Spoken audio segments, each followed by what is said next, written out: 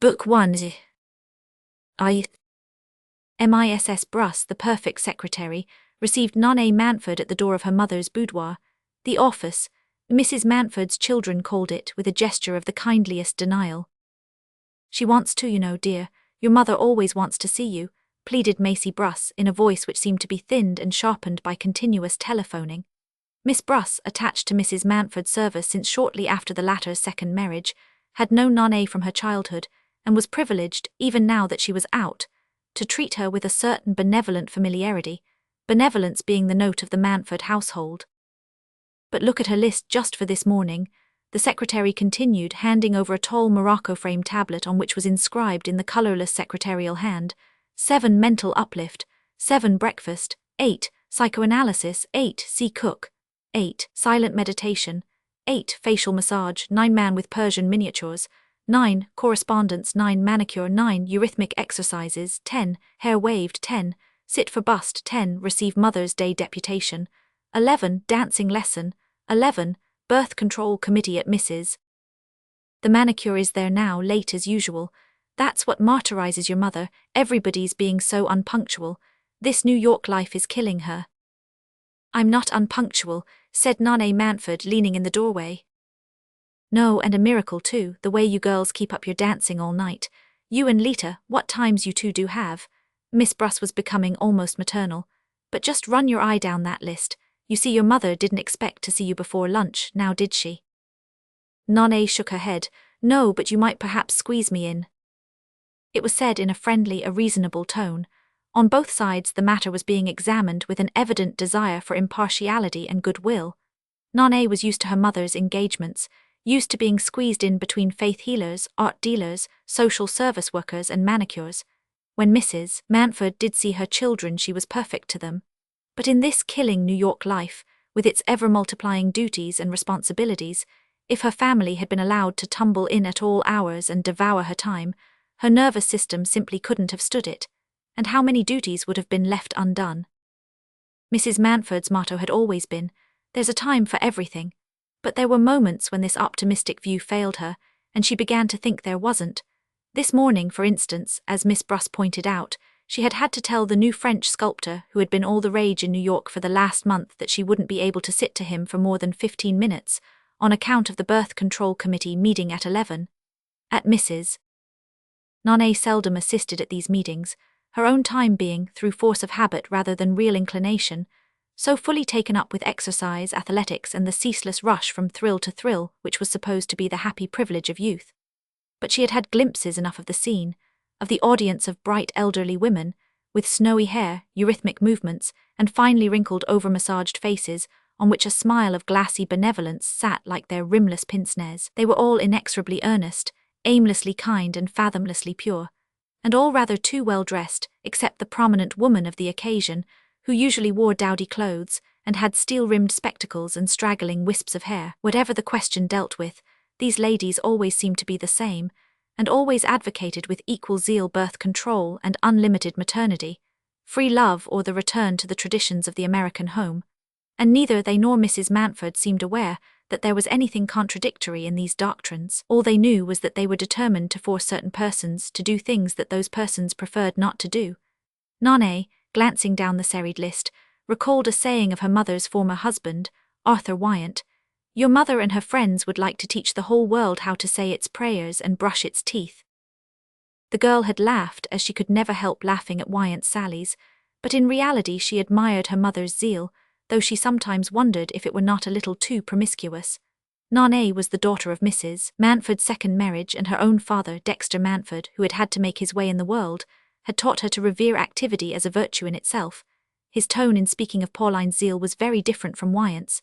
He had been brought up to think there was a virtue in work per se, even if it served no more useful purpose than the revolving of a squirrel in a wheel. "Perhaps your mother tries to cover too much ground, but it's very fine of her, you know, she never spares herself." Nor us, Nonne sometimes felt tempted to add, but Mountford's admiration was contagious. Yes, Nonne did admire her mother's altruistic energy, but she knew well enough that neither she nor her brother's wife Lita would ever follow such an example. She no more than Lita. They belonged to another generation, to the bewildered, disenchanted young people who had grown up since the Great War, whose energies were more spasmodic and less definitely directed, and who, above all, wanted a more personal outlet for them. Bother earthquakes in Bolivia, Lita had once whispered to Nane when Mrs. Manford had convoked the bright elderly women to deal with a seismic disaster at the other end of the world, the repetition of which these ladies somehow felt could be avoided if they sent out a commission immediately to teach the Bolivians to do something they didn't want to do, not to believe in earthquakes, for instance. The young people certainly felt no corresponding desire to set the houses of others in order. Why shouldn't the Bolivians have earthquakes if they chose to live in Bolivia? And why must Pauline Manford lie awake over it in New York and have to learn a new set of Mahatma exercises to dispel the resulting wrinkles? I suppose if we feel like that it's really because we're too lazy to care, Nane reflected, with her incorrigible honesty. She turned from Miss Bruss with a slight shrug. "Oh, well," she murmured. "You know, pet," Miss Bruss volunteered, "things always get worse as the season goes on, and the last fortnight in February is the worst of all, especially with Easter coming as early as it does this year. I never could see why they picked out such an awkward date for Easter. Perhaps those Florida hotel people did it. Why, your poor mother wasn't even able to see your father this morning before he went downtown, though she thinks it's all wrong to let him go off to his office like that, without finding time for a quiet little chat first. Just a cheery word to put him in the right mood for the day. Oh, by the way, my dear, I wonder if you happen to have heard him say if he's dining at home tonight. Because you know he never does remember to leave word about his plans, and if he hasn't, I'd better telephone to the office to remind him that it's the night of the big dinner for the Marchesa." "Well, I don't think father's dining at home," said the girl indifferently. Not, oh my gracious," clucked Miss Bruss, dashing across the room to the telephone on her own private desk. The engagement list had slipped from her hands, and Nane Manford, picking it up, ran her glance over it. She read, 4 p.m. CA, 4 p.m. musical Torfried Lob. 4 p.m. CA. Nane had been almost sure it was Mrs. Manford's day for going to see her divorced husband, Arthur Wyant, the effaced mysterious person always designated on Mrs. Manford's lists as A, and hence known to her children as Exhibit A. It was rather a bore, for Nane had meant to go and see him herself at about that hour, and she always timed her visits so that they should not clash with Mrs. Manford's, not because the latter disapproved of Nane's friendship with Arthur Wyant. She thought it beautiful of the girl to show him so much kindness, but because Wyant and Nane were agreed that on these occasions the presence of the former Mrs. Wyant spoilt their fun. But there was nothing to do about it. Mrs. Manford's plans were unchangeable. Even illness and death barely caused a ripple in them. One might as well have tried to bring down one of the pyramids by poking it with a parasol as attempt to disarrange the close mosaic of Mrs. Manford's engagement list. Mrs. Manford herself couldn't have done it, not with the best will in the world, and Mrs. Manford's will, as her children and all her household knew, was the best in the world. Nane Manford moved away with a final shrug. She had wanted to speak to her mother about something rather important, something she had caught a startled glimpse of the evening before in the queer little half-formed mind of her sister-in-law Lita, the wife of her half-brother Jim Wyant, the Lita with whom, as Miss Bruss remarked, she, Nane, danced away the nights. There was nobody on earth as dear to Nane as that same Jim, her elder by 6 or 7 years, and who had been brother, comrade, guardian, almost father to her. Her own father, Dexter Manford, who was so clever, capable and kind, being almost always too busy at the office, or too firmly requisitioned by Mrs. Manford when he was at home, to be able to spare much time for his daughter. Jim, bless him, always had time. No doubt that was what his mother meant when she called him lazy as his father, she had once added, with one of her rare flashes of impatience. Nothing so conduced to impatience in Mrs. Manford as the thought of anybody's having the least fraction of unapportioned time and not immediately planning to do something with it. If only they could have given it to her. And Jim, who loved and admired her, as all her family did, was always conscientiously trying to fill his days, or to conceal from her their occasional vacuity. But he had a way of not being in a hurry, and this had been all to the good for little Nane, who could always count on him to ride or walk with her, to slip off with her to a concert or a movie, or, more pleasantly still, just to be there, idling in the big untenanted library of Cedar Ledge, the place in the country, or in his untidy study on the 3rd floor of the town house, and ready to answer questions, help her to look up hard words in dictionaries, mend her golf sticks, or get a thorn out of her Celium's paw. Jim was wonderful with his hands. He could repair clocks, start up mechanical toys, make fascinating models of houses or gardens, apply a tourniquet, scramble eggs, mimic his mother's visitors, preferably the earnest ones who held forth about causes or messages in her gilded drawing rooms, and make delicious coloured maps of imaginary continents, concerning which Nonnet wrote interminable stories. And of all these gifts he had, alas, made no particular use as yet, except to enchant his little half-sister. It had been just the same, Nonnet knew, with his father. Poor useless Exhibit A. Mrs. Mantford said it was their old New York blood. She spoke of them with mingled contempt and pride, as if they were the last of the Capetians, exhausted by 1,000 years of sovereignty. Her own red corpuscles were tinged with a more plebeian dye.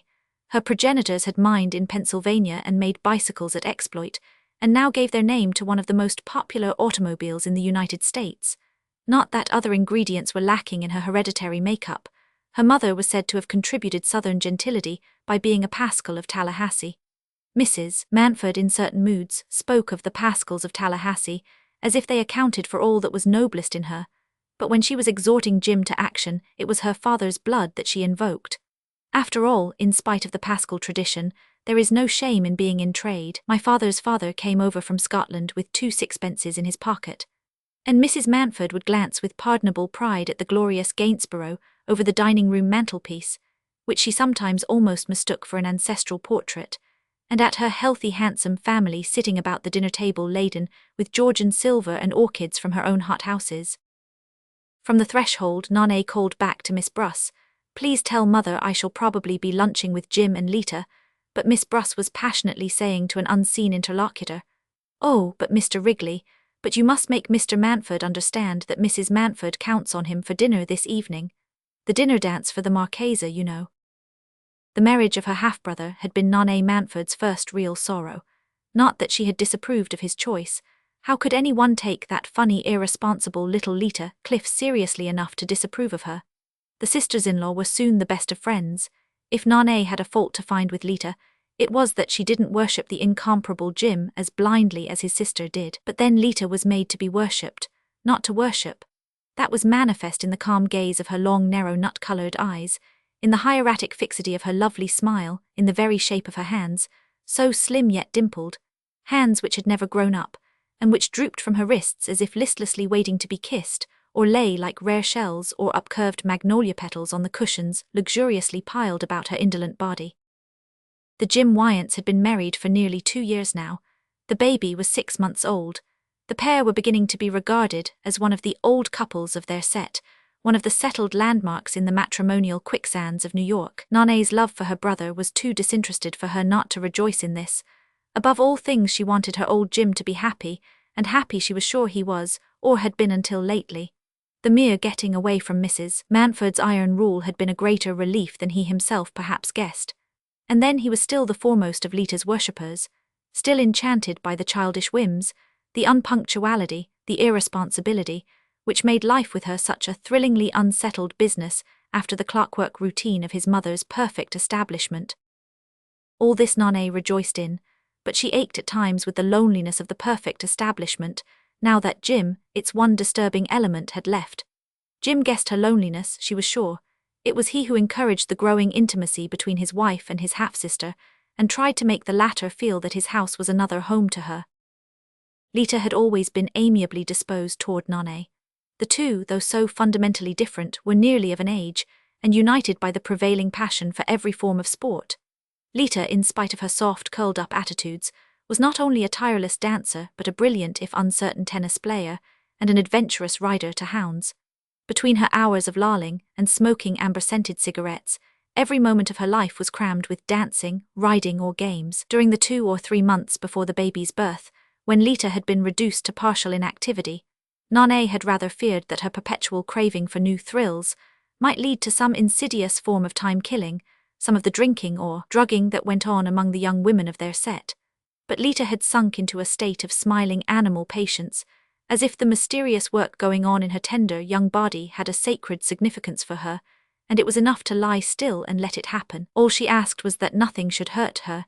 She had the blind dread of physical pain common also to most of the young women of her set, but all that was so easily managed nowadays. Mrs. Mantford, who took charge of the business, Lita being an orphan of course knew the most perfect Twilight Sleep establishment in the country, installed Lita in its most luxurious suite, and filled her rooms with spring flowers, hothouse fruits, new novels and all the latest picture papers, and Lita drifted into motherhood as lightly and unperceivingly, as if the wax doll which suddenly appeared in the cradle at her bedside had been brought there in one of the big bunches of hothouse roses that she found every morning on her pillow. Of course there ought to be no pain, nothing but beauty. It ought to be one of the loveliest, most poetic things in the world to have a baby, Mrs. Mountford declared, in that bright, efficient voice which made loveliness and poetry sound like the attributes of an advanced industrialism, and babies something to be turned out in series like Ford's. And Jim's joy in his son had been unbounded, and Lita really hadn't minded in the least. Roman II.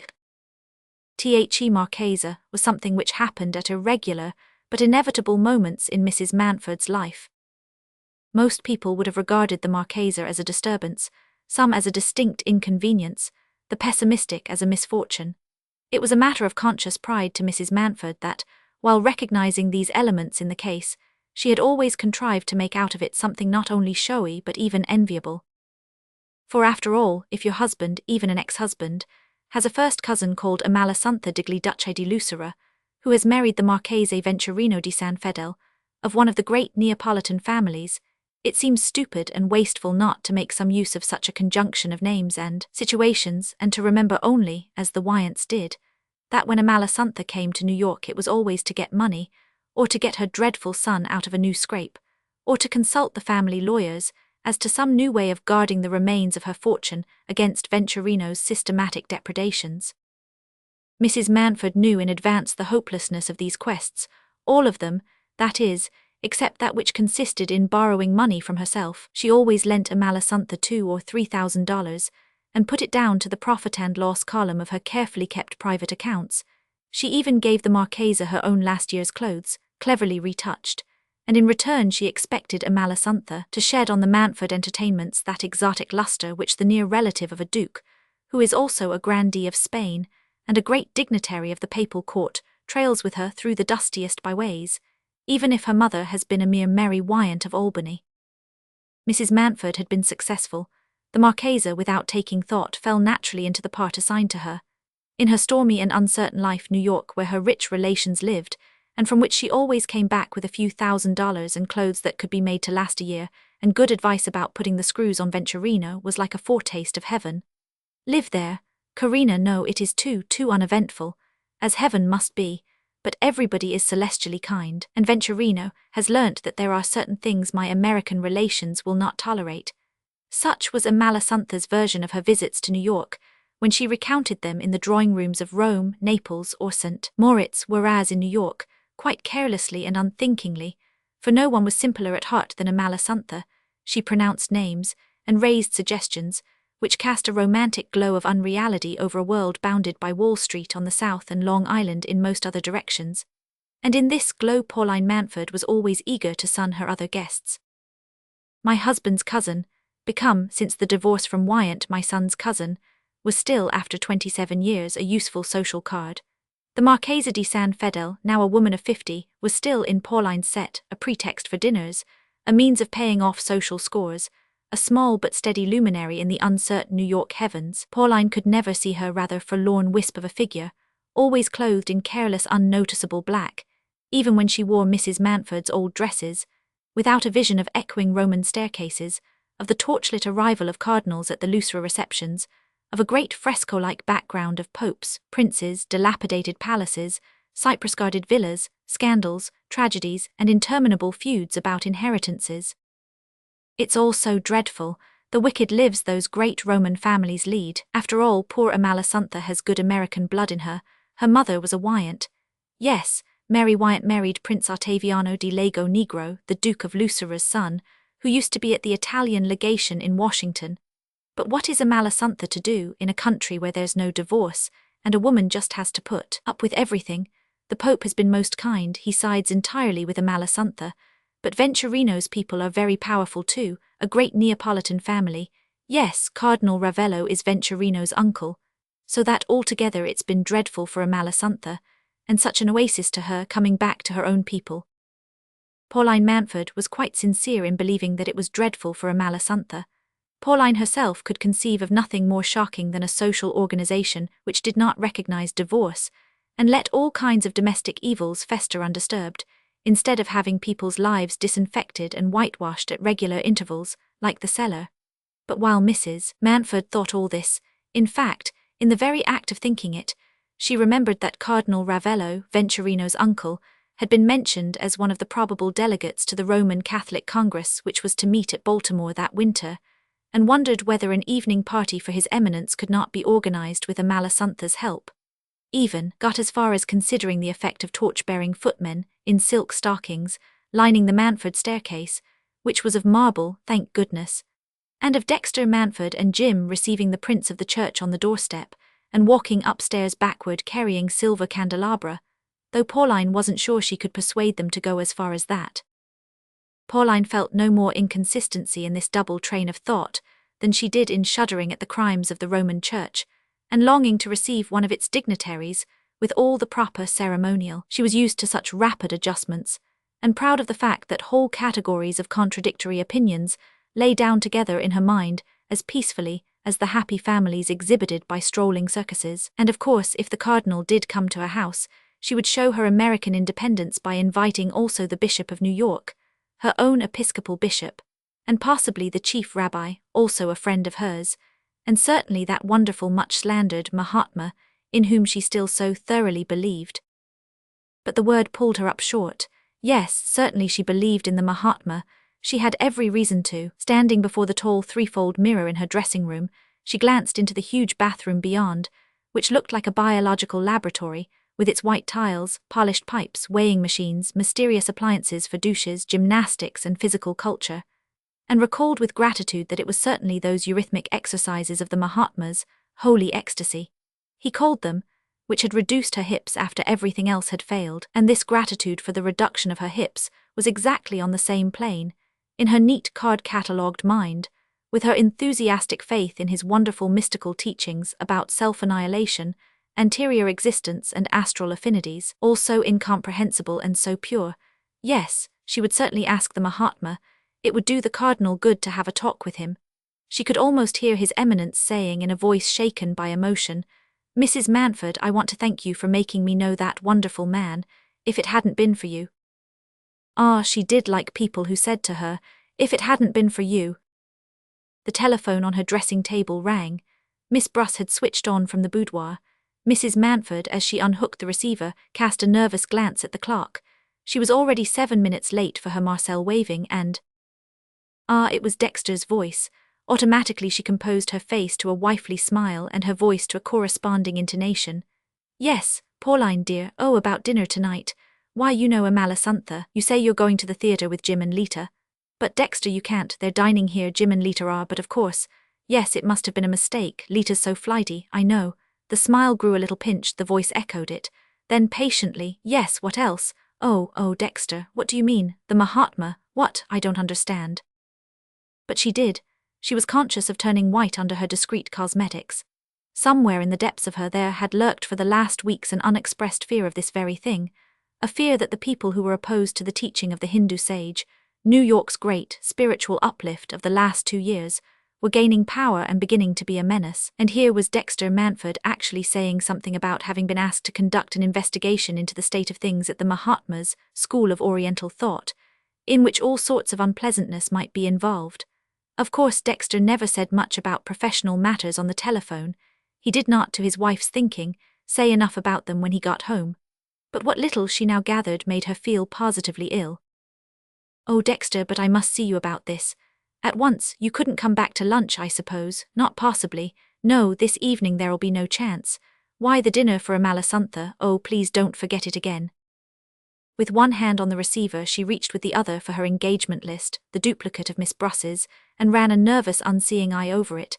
A scandal, another scandal, it mustn't be. She loathed scandals, and besides she did believe in the Mahatma. He had vision. From the moment when she had picked up that word in a magazine article she had felt she had a complete answer about him. "But I must see you before this evening, Dexter. Wait, I'm looking over my engagements." She came to 4 p.m. ca 4, musical Torfried Lob. No, she couldn't give up Torfried Lob. She was one of the 50 or 60 ladies who had discovered him the previous winter, and she knew he counted on her presence at his recital. Well then, for once A must be sacrificed. Listen, Dexter, if I were to come to the office at 4, yes, sharp, is that right? And don't do anything till I see you, promise. She hung up with a sigh of relief. She would try to readjust things so as to see A the next day, though readjusting her list in the height of the season was as exhausting as a major operation. In her momentary irritation, she was almost inclined to feel as if it were Arthur's fault for figuring on that day's list, and thus unsettling all her arrangements. Poor Arthur, from the first he had been one of her failures. She had a little cemetery of them, a very small one, planted over with quick-growing things so that you might have walked all through her life and not noticed there were any graves in it. To the inexperienced Pauline of 30 years ago, fresh from the factory smoke of exploit, Arthur Wyant had symbolized the tempting contrast between a city absorbed in making money and a society bent on enjoying it. Such a brilliant figure, and nothing to show for it. She didn't know exactly what she had expected, her own ideal of manly achievement being at that time solely based on the power of getting rich faster than your neighbors, which Arthur would certainly never do. His father-in-law at Exploit had seen at a glance that it was no use taking him into the motor business, and had remarked philosophically to Pauline, "Better just regard him as a piece of jewelry, I guess we can afford it." But jewelry must at least be brilliant, and Arthur had somehow faded. At one time she had hoped he might play a part in state politics, with Washington and its enticing diplomatic society at the end of the vista, but he shrugged that away as contemptuously as what he called trade. At Cedarledge he farmed a little, fussed over the accounts, and muddled away her money till she replaced him by a trained superintendent. And in town he spent hours playing bridge at his club, took an intermittent interest in racing, and went and sat every afternoon with his mother, old Mrs. Wyant, in the dreary house near Stuyvesant Square which had never been done over, and was still lit by Castle lamps. An obstacle and a disappointment, that was what he had always been. Still, she would have borne with his inadequacy, his resultless planning, dreaming and dawdling, even his growing tendency to drink, as the wives of her generation were taught to bear with such failings, had it not been for the discovery that he was also immoral, immorality no high-minded woman could condone. And when, on her return from a rest cure in California, she found that he had drifted into a furtive love affair with the dependent cousin who lived with his mother, every law of self-respect known to Pauline decreed his repudiation. Old Mrs. Wyant, horror-struck, banished the cousin and pleaded for her son. Pauline was adamant. She addressed herself to the rising divorce lawyer, Dexter Manford, and in his capable hands the affair was settled rapidly, discreetly, without scandal, wrangling or recrimination. Wyant withdrew to his mother's house, and Pauline went to Europe, a free woman. In the early days of the new century, divorce had not become a social institution in New York, and the blow to Wyant's pride was deeper than Pauline had foreseen. He lived in complete retirement at his mother's, saw his boy at the dates prescribed by the court, and sank into a sort of premature old age which contrasted painfully, even to Pauline herself, with her own recovered youth and elasticity. The contrast caused her a retrospective pang, and gradually, after her second marriage and old Mrs. Wyant's death, she came to regard poor Arthur not as a grievance but as a responsibility. She prided herself on never neglecting her responsibilities, and therefore felt a not unnatural vexation with Arthur for having figured among her engagements that day, and thus obliged her to postpone him. Moving back to the dressing table, she caught her reflection in the tall triple glass. Again those fine wrinkles about lids and lips, those vertical lines between the eyes. She would not permit it, no, not for a moment. She commanded herself, "Now, Pauline, stop worrying. You know perfectly well there's no such thing as worry. It's only dyspepsia or want of exercise, and everything's really all right," in the insincere tone of a mother soothing a bruised baby. She looked again, and fancied the wrinkles were really fainter, the vertical lines less deep. Once more she saw before her an erect athletic woman, with all her hair and all her teeth, and just a hint of rouge, because people did it, brightening a still fresh complexion. Saw her small symmetrical features, the black brows drawn with a light stroke over handsome, directly gazing grey eyes, the abundant whitening hair which still responded so crisply to the waver's wand, the firmly planted feet with arched insteps rising to slim ankles. How absurd, how unlike herself, to be upset by that foolish news. She would look in on Dexter and settle the Mahatma business in 5 minutes. If there was to be a scandal, she wasn't going to have Dexter mixed up in it, above all not against the Mahatma. She could never forget that it was the Mahatma who had first told her she was psychic. the maid opened an inner door an inch or two to say rebukingly, "Madam, the hairdresser, and Miss Bruss asked me to remind you." "Yes, yes, yes," Mrs. Mantford responded hastily, repeating below her breath as she flung herself into her kimono and settled down before her toilet table. "Now I forbid you to let yourself feel hurried. You know there's no such thing as hurry." But her eye again turned anxiously to the little clock among her scent bottles, and she wondered if she might not save time by dictating to Macy Bruss while she was being waved and manicured. She envied women who had no sense of responsibility, like Jim's little Lita. As for herself, the only world she knew rested on her shoulders. Roman 3. 1:15, when Nonne arrived at her half-brother's house, she was told that Mrs. Wyant was not yet down. "And Mr. Wyant not yet up, I suppose. From his office, I mean," she added, as the young butler looked his surprise. Pauline Mantford had been very generous at the time of her son's marriage. She was relieved at his settling down, and at his seeming to understand that marriage connoted the choice of a profession, and the adoption of what people called regular habits. Not that Jim's irregularities had ever been such as the phrase habitually suggests. They had chiefly consisted in his not being able to make up his mind what to do with his life, so like his poor father that. In his always forgetting what time it was, or what engagements his mother had made for him, in his wanting a chemical laboratory fitted up for him at Cedarledge, and then, when it was all done, using it first as a kennel for breeding fox terriers, and then as a quiet place to practice the violin.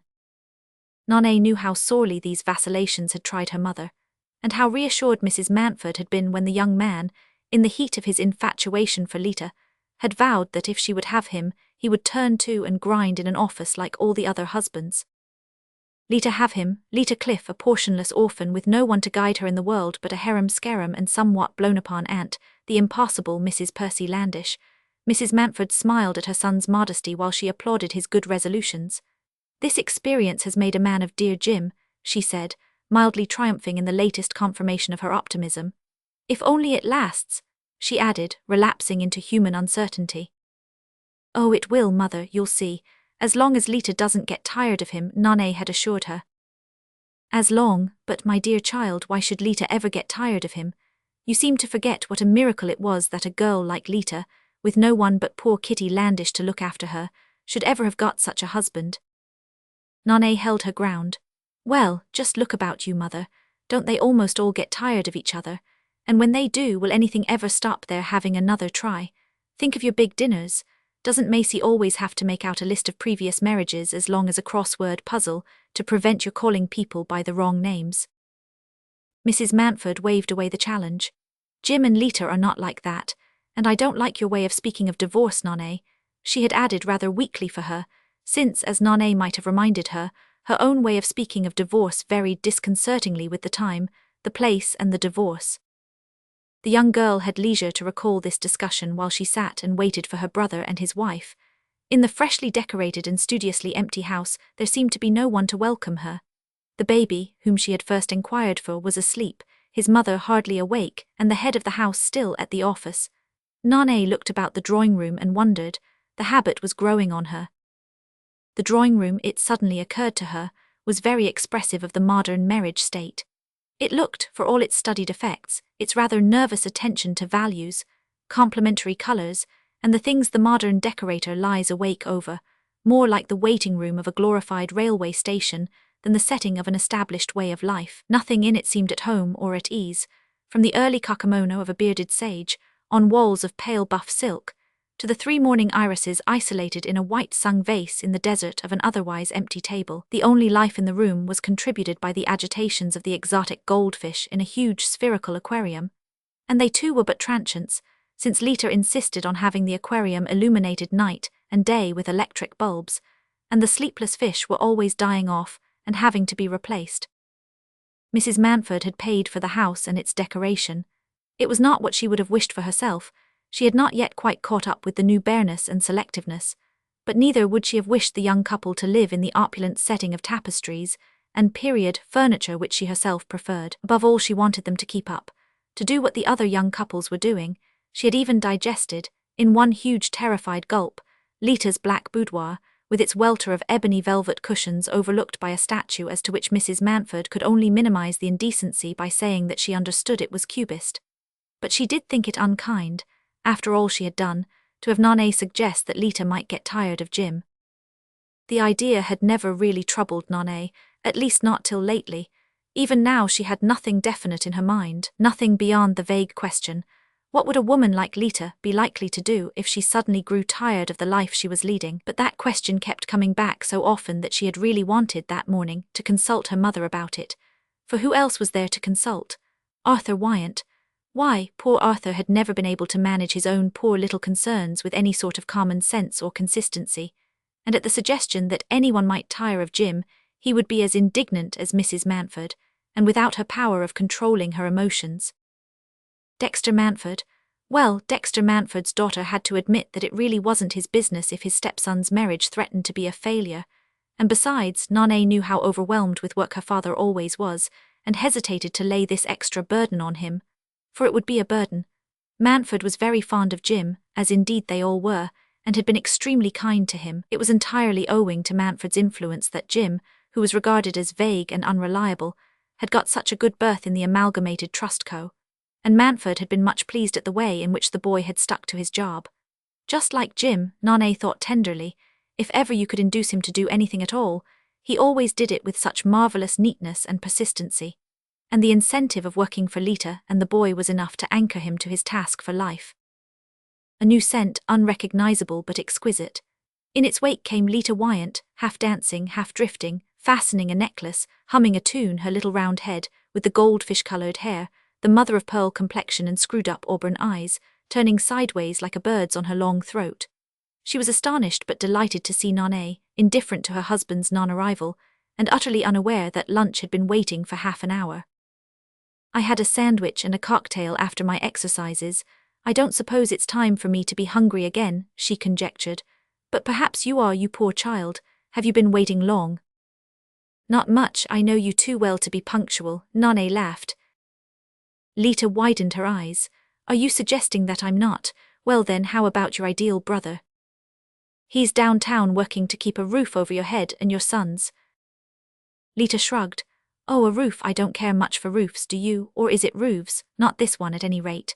She caught Nane by the shoulders, held her at arm's length, and with tilted head and persuasively narrowed eyes demanded, This room is awful, isn't it? Now acknowledge that it is, and Jim won't give me the money to do it over. Do it over? But Lita, you did it exactly as you pleased 2 years ago. 2 years ago? Do you mean to say you like anything that you liked 2 years ago? Yes, you, Nane retorted, adding rather helplessly, and besides, everybody admires the room so much. She stopped, feeling that she was talking exactly like her mother. Lita's little hands dropped in a gesture of despair.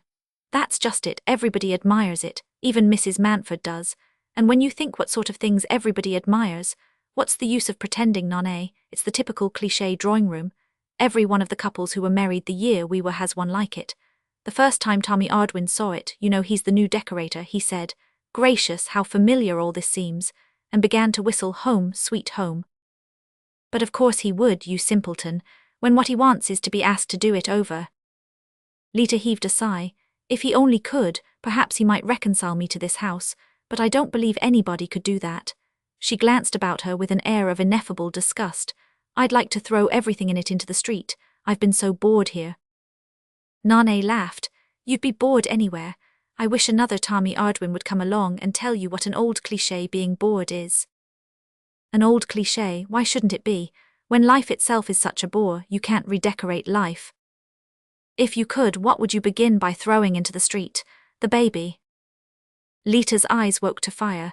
Don't be an idiot, you know I adore my baby. Well then, Jim.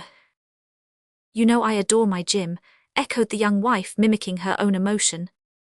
Hullo, that sounds ominous. Jim Wyant came in, clearing the air with his fresh, good-humoured presence. I fear my bride when she says she adores me, he said, taking Nane into a brotherly embrace.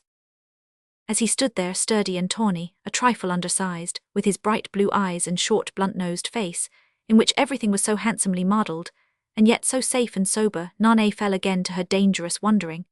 Something had gone out of his face, all the wild uncertain things, the violin, model-making, inventing, dreaming, vacillating, everything she had best loved except the twinkle in his sobered eyes.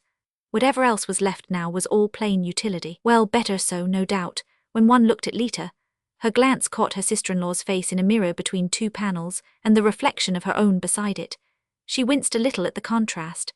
At her best she had none of that milky translucence, or of the long lines which made Lita seem in perpetual motion, as a tremor of air lives in certain trees. Though Nane was as tall and nearly as slim, she seemed to herself to be built, while Lita was spun of spray and sunlight.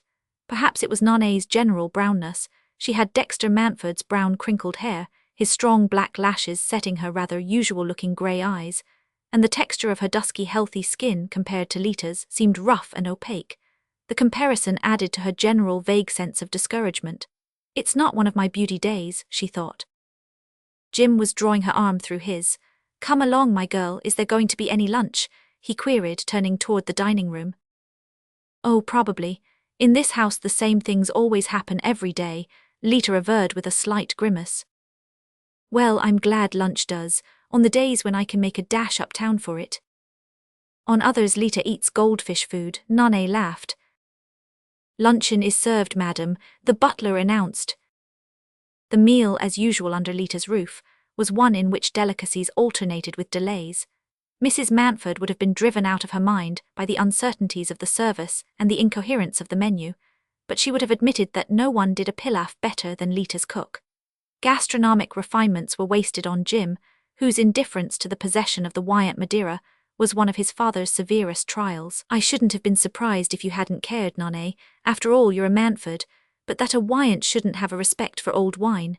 Arthur Wyant often lamented to her. As for Lita, she either nibbled languidly at new health foods, or made ravenous inroads into the most indigestible dish presented to her. Today she leaned back, dumb and indifferent, while Jim devoured what was put before him as if unaware that it was anything but canned beef, and Nane watched the two under guarded lids. The telephone tinkled and the butler announced, Mr. Manford, madam. Nane Manford looked up. For me. No, Mrs. Wyant. Lita was on her feet, suddenly animated. Oh, all right, don't wait for me, she flung over her shoulder as she made for the door.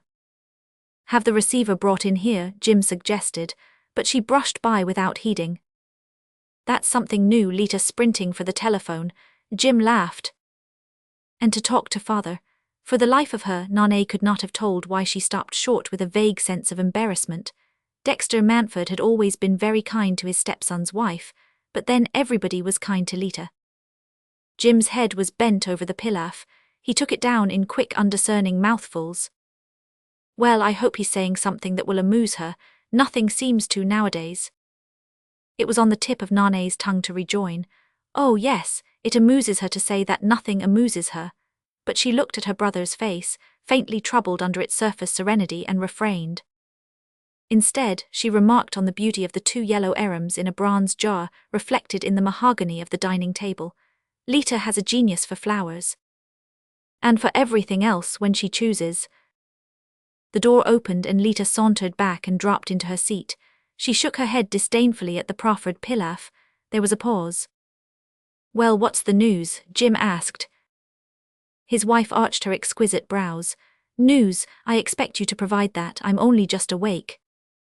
I mean, but he broke off and signed to the butler to remove his plate. There was another pause, then Lita's little head turned on its long interrogative neck toward Nane. It seems we're banqueting tonight at the Palazzo Manford. Did you know? Did I know? Why, Lita? I've heard of nothing else for weeks. It's the annual feast for the Marchesa. I was never told, said Lita calmly. I'm afraid I'm engaged. Jim lifted his head with a jerk. You were told a fortnight ago. Oh, a fortnight, that's too long to remember anything. It's like Nane's telling me that I ought to admire my drawing room because I admired it 2 years ago. Her husband reddened to the roots of his tawny hair. Don't you admire it? He asked with a sort of juvenile dismay.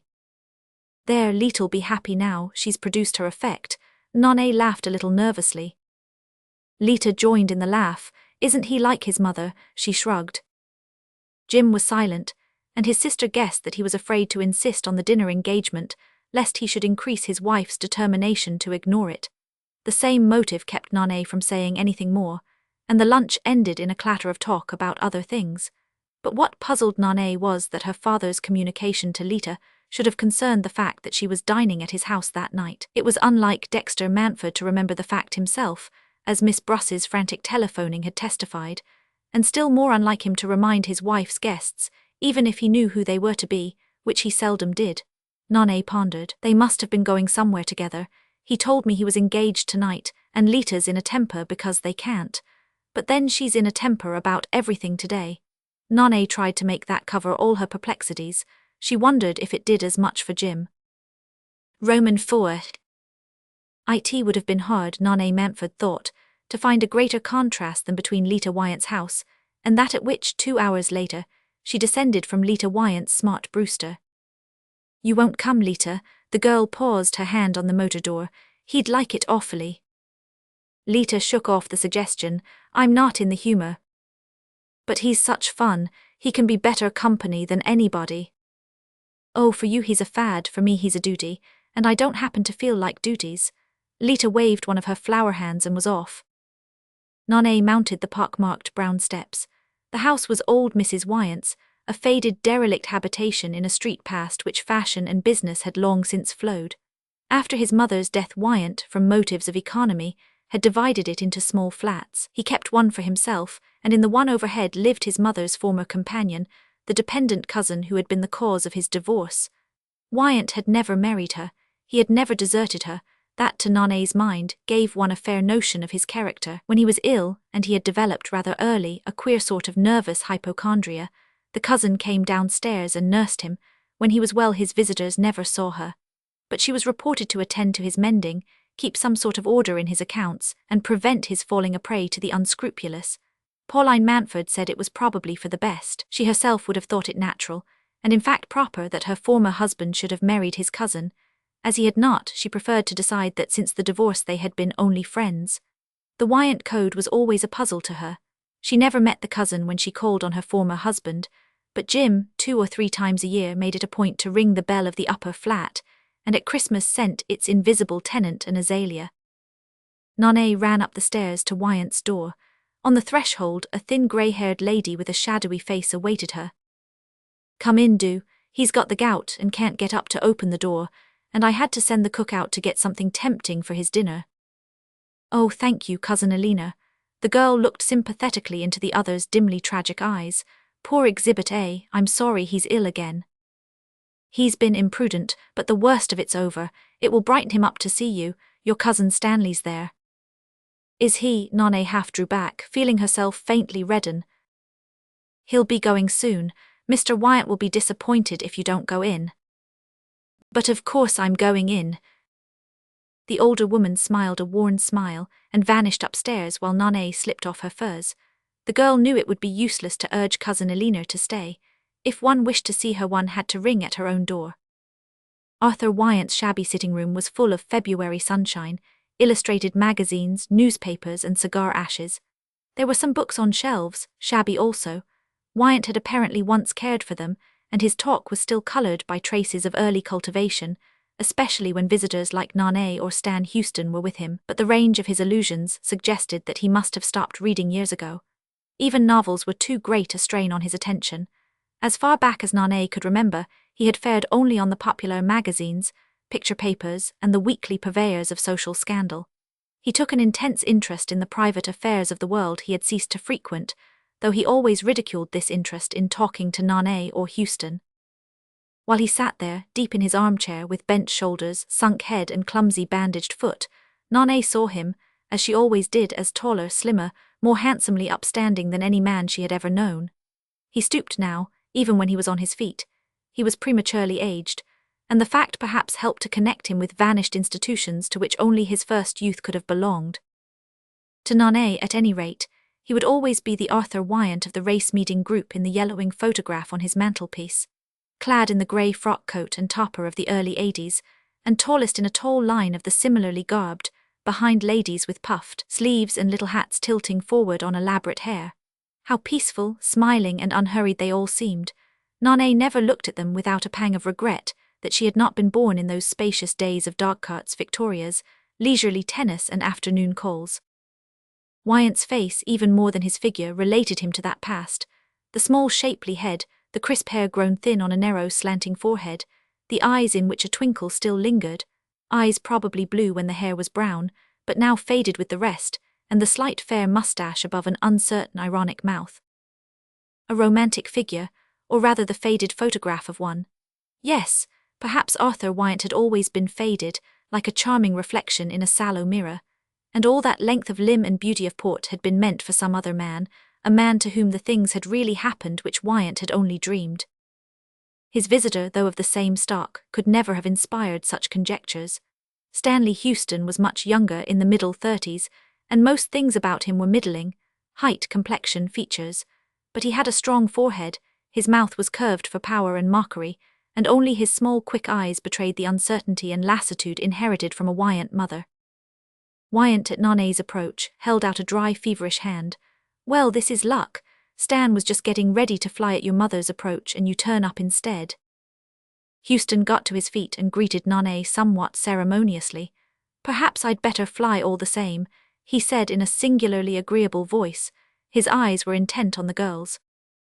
She made a slight gesture, not so much to detain or dismiss as to signify her complete indifference. "Isn't Mother coming presently?" she said, addressing the question to Wyatt. "No, I moved on till tomorrow. There must have been some big upheaval to make her change her plans at the last minute. Sit down and tell us all about it." "I don't know of any upheaval. There's only the dinner dance for a Malasuntha this evening." "Oh, but that sort of thing is in your mother's stride. You underrate her capacity.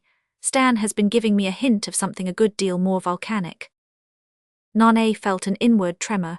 Was she going to hear Lita's name? She turned her glance on Houston with a certain hostility. "Oh, Stan's hints." "You see what Nana thinks of my views on cities and men." Houston shrugged. He had remained on his feet as though about to take leave, but once again the girl felt his eager eyes beseeching her. "Are you waiting to walk home with me? You needn't, I'm going to stay for hours," she said, smiling across him at Wyatt as she settled down into one of the chintz armchairs. "Aren't you a little hard on him?" Wyatt suggested when the door had closed on their visitor. "It's not exactly a crime to want to walk home with you." Nana made an impatient gesture. "Stan bores me." "Ah, well, I suppose he's not enough of a novelty, or not up to date enough. Your dates.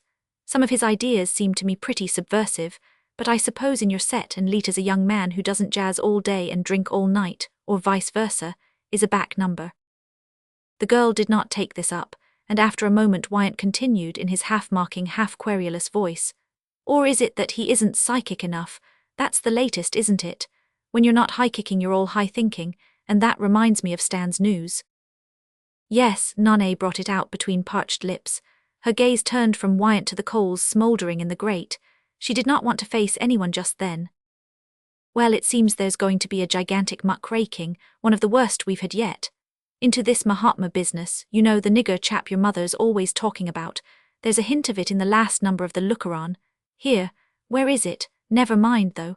What it says isn't a patch on the real facts, Stan tells me. It seems the goings-on in that school of Oriental thought, what does he call the place, Dawnside, have reached such a point that the Grant Lindens, whose girl has been making a retreat there, or whatever they call it, are out to have a thorough probing. They say the police don't want to move because so many people we know are mixed up in it, but Linden's back is up, and he swears he won't rest till he gets the case before the grand jury." As Wyatt talked, the weight lifted from Nana's breast. Much she cared for the Mahatma or for the Grant Lindens, stuffy old-fashioned people, she didn't wonder B. Linden had broken away from such parents, though she was a silly fool, no doubt. Besides, the Mahatma certainly had reduced Mrs. Manford's hips, and made her less nervous too. For Mrs. Manford sometimes was nervous, in spite of her breathless pursuit of repose, not of course in the same querulous uncontrolled way as poor Arthur Wyatt, who had never been taught poise, or mental uplift, or being in tune with the infinite, but rather as one agitated by the incessant effort to be calm, and in that respect the Mahatma's rhythmic exercises had without doubt been helpful. No, Nana didn't care a fig for scandals about the school of Oriental thought, and the relief of finding that the subject she had dreaded to hear broached had probably never even come to Wyatt's ears gave her a reaction of light-heartedness. There were moments when Nana felt oppressed by responsibilities and anxieties not of her age, apprehensions that she could not shake off, and yet had not enough experience of life to know how to meet. One or two of her girl friends, in the brief intervals between whirls and thrills, had confessed to the same vague disquietude. It was as if, in the beaming determination of the middle-aged, one and all of them, to ignore sorrow and evil, think them away as superannuated bogies, survivals of some obsolete European superstition unworthy of enlightened Americans, to whom plumbing and dentistry had given higher standards, and bifocal glasses a clearer view of the universe, as if the demons the elder generation ignored, balked of their natural prey, had cast their hungry shadow over the young. After all, somebody in every family had to remember now, and then that such things as wickedness, suffering and death had not yet been banished from the earth. And with all those bright-complexioned, white-haired mothers mailed in massage and optimism, and behaving as if they had never heard of anything but the good and the beautiful, perhaps their children had to serve as vicarious sacrifices. There were hours when Nonne Mountford, bewildered little Iphigenia, uneasily argued in this way.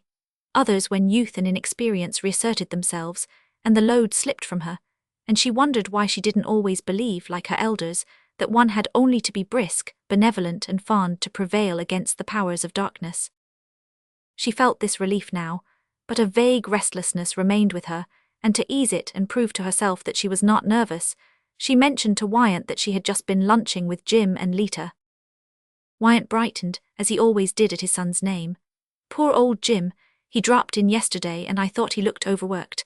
I sometimes wonder if that father of yours hasn't put more hustle into him than a Wyant can assimilate. Wyant spoke good-humouredly. His first bitterness against the man who had supplanted him, a sentiment regarded by Pauline as barbarous and medieval, had gradually been swallowed up in gratitude for Dexter Mountford's kindness to Jim. The oddly assorted trio, Wyant, Pauline and her new husband, had been drawn into a kind of inarticulate understanding by their mutual tenderness for the progeny of the two marriages, and Mountford loved Jim almost as much as Wyant loved Nonne.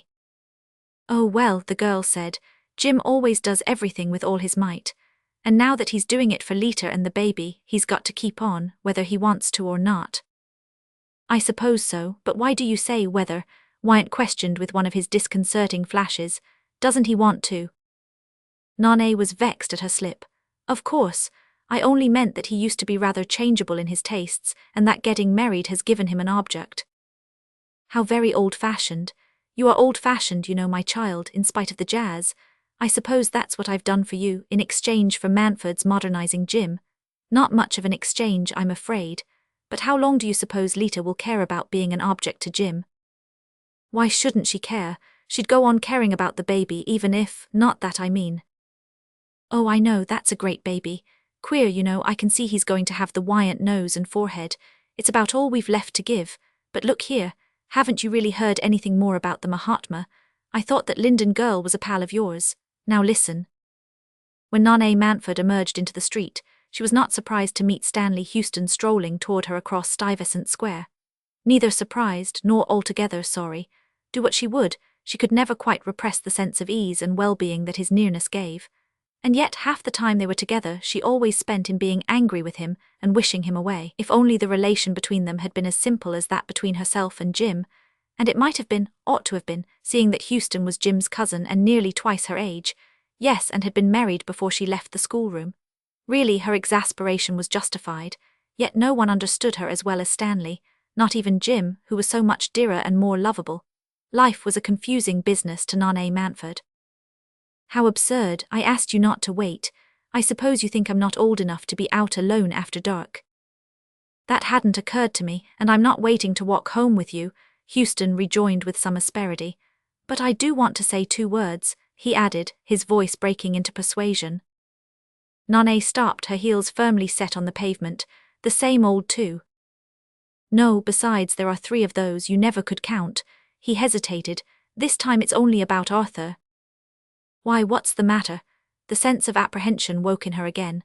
What if Wyant really had begun to suspect that there was something, an imponderable something, wrong between Jim and Lita, and had been too shrewd to let Nonne detect his suspicion? "Haven't you noticed, he looks like the devil. He's been drinking again. Elena spoke to me." Oh dear, there it was. All the responsibilities and worries always closed in on Nonne, but this one after all was relatively bearable. "What can I do, Stan? I can't imagine why you come to me." He smiled a little in his queer derisive way. "Doesn't everybody? The fact is, I didn't want to bother Jim." She was silent, she understood, but she resented his knowing that she understood. Jim has got to be bothered. He's got to look after his father. Yes, but look here, Nane, won't you see? See what? Why, that if Jim is worried about his father now, Jim's a queer chap. He's tried his hand at 50 things and never stuck to one, and if he gets a shock now on top of everything else. Nane felt her lips grow hard. All her pride and tenderness for her brother stiffened into ice about her heart. I don't know what you mean. Jim's grown up, he's got to face things. Yes, I know, I've been told the same thing about myself, but there are things one doesn't ever have a chance to face in this slippery, sliding modern world, because they don't come out into the open. They just lurk and peep and mouth. My case exactly. What on earth is there about Aggie that a fellow can face? Nane stopped short with a jerk. We don't happen to be talking about you and Aggie, she said. Oh well, I was merely using myself as an example, but there are plenty of others to choose from. Her voice broke into anger. I don't imagine you're comparing your married life to Jim's. Lord no, God forbid, he burst into a dry laugh, when I think of Aggie's life and Lita's. Never mind about Lita's life. What do you know about it anyhow? Oh Stan, why are we quarrelling again? She felt the tears in her throat. What you wanted was only to tell me about poor Arthur, and I'd guessed that myself. I know something ought to be done. But what? How on earth can I tell? I'm always being asked by everybody what ought to be done. And sometimes I feel too young to be always the one to judge, to decide. Houston stood watching her in silence. Suddenly he took her hand and drew it through his arm. She did not resist, and thus linked they walked on slowly and without further speech through the cold, deserted streets. As they approached more populous regions, she freed her arm from his and signaled to a taxi. May I come? No, I'm going to meet Lita at the Cubist Cabaret. I promised to be there by 4. Oh, all right. He looked at her irresolutely as the taxi drew up. I wish to God I could always be on hand to help you when you're bothered. She shook her head. Never. Not while Aggie. That means never. Then never. She held out her hand, but he had turned and was already striding off in the opposite direction. She threw the address to the chauffeur and got in. Yes, I suppose it is never, she said to herself. After all, instead of helping her with the Wyant problem, Stan had only brought her another, his own and hers, as long as Aggie Houston, a sort of lay nun, absorbed in high church practices and the exercise of a bleak but efficient philanthropy, continued to set her face against divorce. Nane would not admit that Houston had any right to force it upon her. It's her way of loving him, the girl said to herself for the 100th time. She wants to keep him for herself too, though she doesn't know it, but she does above all want to save him, and she thinks that's the way to do it. I rather admire her for thinking that there is a way to save people. She pushed that problem once more into the back of her mind, and turned her thoughts toward the other and far more pressing one, that of poor Arthur Wyant's growing infirmity. Stanley was probably right in not wanting to speak to Jim about it at that particular moment, though how did Stanley know about Jim's troubles, and what did he know? And she herself, after all, was perhaps the only person to deal with Arthur Wyant. Another interval of anxious consideration made her decide that the best way would be to seek her father's advice. After an hour's dancing she would feel better, more alive and competent, and there would still be time to dash down to Manfred's office, the only place, as she knew by experience, where Manfred was ever likely to have time for her. The door of his private office clicked on a withdrawing client, and Dexter Manfred, giving his vigorous shoulders a shake, rose from his desk and stood irresolute. I must get out to Cedarledge for some golf on Saturday, he thought. He lived among people who regarded golf as a universal panacea, and in a world which believed in panaceas. As he stood there, his glance lit on the looking-glass above the mantel, and he mustered his image impatiently. Queer thing, for a man of his age to gape at himself in a looking-glass like a dago dancing master. He saw a swarthy straight-nosed face, dark crinkling hair with a dash of grey on the temples, dark eyes under brows that were beginning to beetle across a deep vertical cleft, complexion turning from ruddy to sallow, eyes heavy. Would he put his tongue out next? The matter with him was. He dropped back into his desk chair and unhooked the telephone receiver. Mrs. James Wyant, yes, oh out you're sure, and you don't know when she'll be back, who, yes, Mr. Manfred, I had a message for Mrs. Wyant, no matter. He hung up and leaned back, stretching his legs under the table, and staring moodily at the heap of letters and legal papers in the morocco-lined baskets set out before him. I look 10 years older than my age, he thought, yet that last new typewriter, Miss Vallard, or whatever her name was, really behaved as if, was always looking at him when she thought he wasn't looking. Oh, what rot, he exclaimed.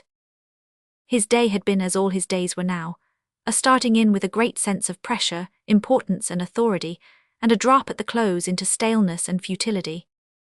The evening before, he had stopped to see his doctor and been told that he was overworking and needed a nerve tonic and a change of scene. Cruise to the West Indies or something of the sort. Couldn't you get away for 3 or 4 weeks? No, well, more golf then anyhow. Getting away from things, the perpetual evasion, moral, mental, physical, which he heard preached and saw practiced everywhere about him, except where money-making was concerned. He, Dexter Mantford, who had been brought up on a Minnesota farm, paid his own way through the state college at Delos, and his subsequent course in the Harvard Law School, and who, ever since, had been working at the top of his pitch with no more sense of strain, no more desire for evasion, shirking, he called it, than a healthy, able-bodied man of 50 had a right to feel. If his task had been mere money-getting, he might have known and acknowledged weariness. But he gloried in his profession, in its labors and difficulties as well as its rewards. It satisfied him intellectually and gave him that calm sense of mastery over himself and others, known only to those who are doing what they were born to do. Of course, at every stage of his career, and never more than now on its slippery pinnacle, he had suffered the 1,000 irritations inseparable from a hard-working life, the trifles which waste one's time, the fools who consume one's patience, the tricky failure of the best-laid plans, the endless labor of rolling human stupidity up the steep hill of understanding. But until lately, these things had been a stimulus. It had amused him to shake off trifles, baffle bores, circumvent failure, and exercise his mental muscles in persuading stupid people to do intelligent things. There was pioneer blood in him. He was used to starting out every morning to hack his way through a fresh growth of prejudices and obstacles, and though he liked his big retaining fees, he liked arguing a case even better. Professionally, he was used to intellectual loneliness and no longer minded it. Outside of his profession, he had a brain above the average, but a general education hardly up to it, and the discrepancy between what he would have been capable of enjoying, had his mind been prepared for it, and what it could actually take in, made him modest and almost shy in what he considered cultivated society. He had long believed his wife to be cultivated, because she had fits of book buying, and there was an expensively bound library in the New York house. In his raw youth, in the old Delos days, he had got together a little library of his own in which Robert Ingersoll's lectures represented science, the sermons of the Reverend Frank Gunsaulus of Chicago, theology, John Burroughs, natural history, and Jard Sparks and Bancroft almost the whole of history. He had gradually discovered the inadequacy of these guides, but without ever having done much to replace them. Now and then, when he was not too tired and had the rare chance of a quiet evening, he picked up a book from Pauline's table, but the works she acquired were so heterogeneous and of such unequal value that he rarely found one worth reading. Mrs. Tollantyre's Voltaire had been a revelation. He discovered, to his surprise, that he had never really known who Voltaire was, or what sort of a world he had lived in, and why his name had survived it. After that, Mantford decided to start in on a course of European history, and got as far as taking the first volume of Macaulay up to bed.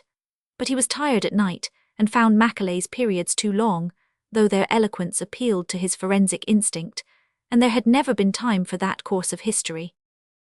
In his early wedded days, before he knew much of his wife's world, he had dreamed of quiet evenings at home, when Pauline would read instructive books aloud while he sat by the fire and turned over his briefs in some quiet inner chamber of his mind. But Pauline had never known anyone who wanted to be read aloud to except children getting over infantile complaints. She regarded the desire almost as a symptom of illness, and decided that Dexter needed rousing, and that she must do more to amuse him. As soon as she was able after Nanet's birth, she girt herself up for this new duty, and from that day Mantford's life out of office hours had been one of almost incessant social activity. At first the endless going out had bewildered, then for a while amused and flattered him, then gradually grown to be a soothing routine, a sort of mild drug-taking after the high pressure of professional hours. But of late it had become simply a bore, a duty to be persisted in because, as he had at last discovered, Pauline could not live without it. After 20 years of marriage, he was only just beginning to exercise his intellectual acumen on his wife. The thought of Pauline made him glance at his clock. She would be coming in a moment. He unhooked the receiver again and named impatiently the same number as before. Out you say, still, the same stupid voice making the same stupid answer. Oh no, no matter, I say it's no matter, he almost shouted, replacing the receiver. Of all idiotic servants. Miss Vallard, the susceptible typewriter, shot a shingled head around the door, said all right with an envious sigh to someone outside, and effaced herself before the brisk entrance of her employer's wife. Manford got to his feet. Well, my dear, he pushed an armchair near the fire, solicitous, still a little awed by her presence, the beautiful Mrs. Wyant who had deigned to marry him. Pauline, throwing back her furs, cast a quick housekeeping glance about her. The scent she used always reminded him of a superior disinfectant, and in another moment, he knew, she would find some pretext for assuring herself, by the application of a gloved fingertip, that there was no dust on desk or mantelpiece. She had very nearly obliged him, when he moved into his new office, to have concave surbases, as in a hospital ward or a hygienic nursery. She had adopted with enthusiasm the idea of the concave tiling fitted to every cove and angle, so that there were no corners anywhere to catch the dust. People's lives ought to be like that, with no corners in them. She wanted to demicrobe life. But in the case of his own office, Manford had resisted, and now he understood the fad had gone to the scrap heap, with how many others. Not too near the fire. Pauline pushed her armchair back and glanced up to see if the ceiling ventilators were working. You do renew the air at regular intervals. I'm sure everything depends on that and thought direction, what the Mahatma calls mental deep breathing. She smiled persuasively. You look tired, Dexter, tired and drawn. Oh, rot, a cigarette. She shook her small, resolute head.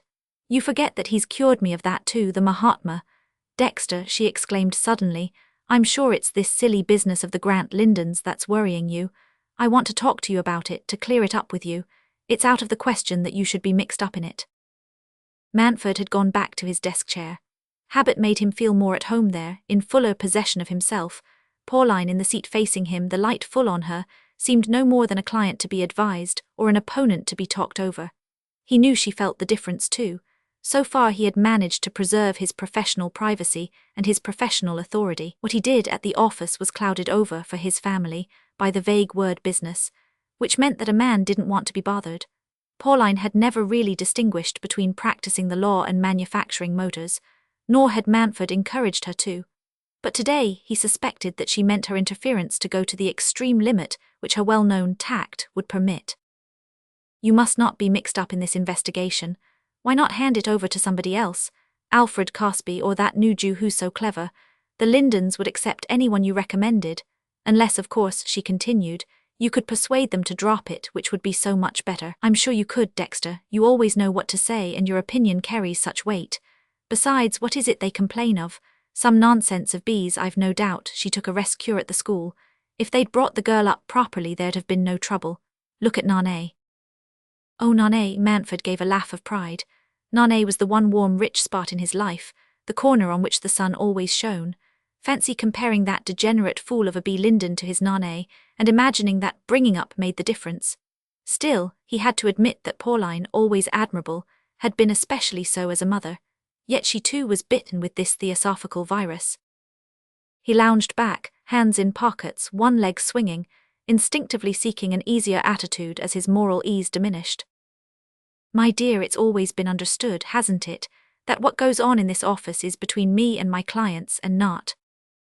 Oh, nonsense, Dexter. She seldom took that tone. He saw that she was losing her self-control. Look here, I make it a rule never to interfere. You've just said so. Well, if I interfere now, it's because I've a right to, because it's a duty. The Lindens are my son's cousins. Fanny Linden was a Wyant. Isn't that reason enough? It was one of the Lindens' reasons. They appealed to me on that very ground.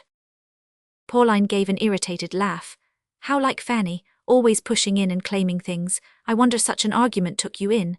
Do consider, Dexter, I won't for a minute admit that there can be anything wrong about the Mahatma, but supposing there were. She drew herself up, her lips tightening. I hope I know how to respect professional secrecy, and I don't ask you to repeat their nasty insinuations.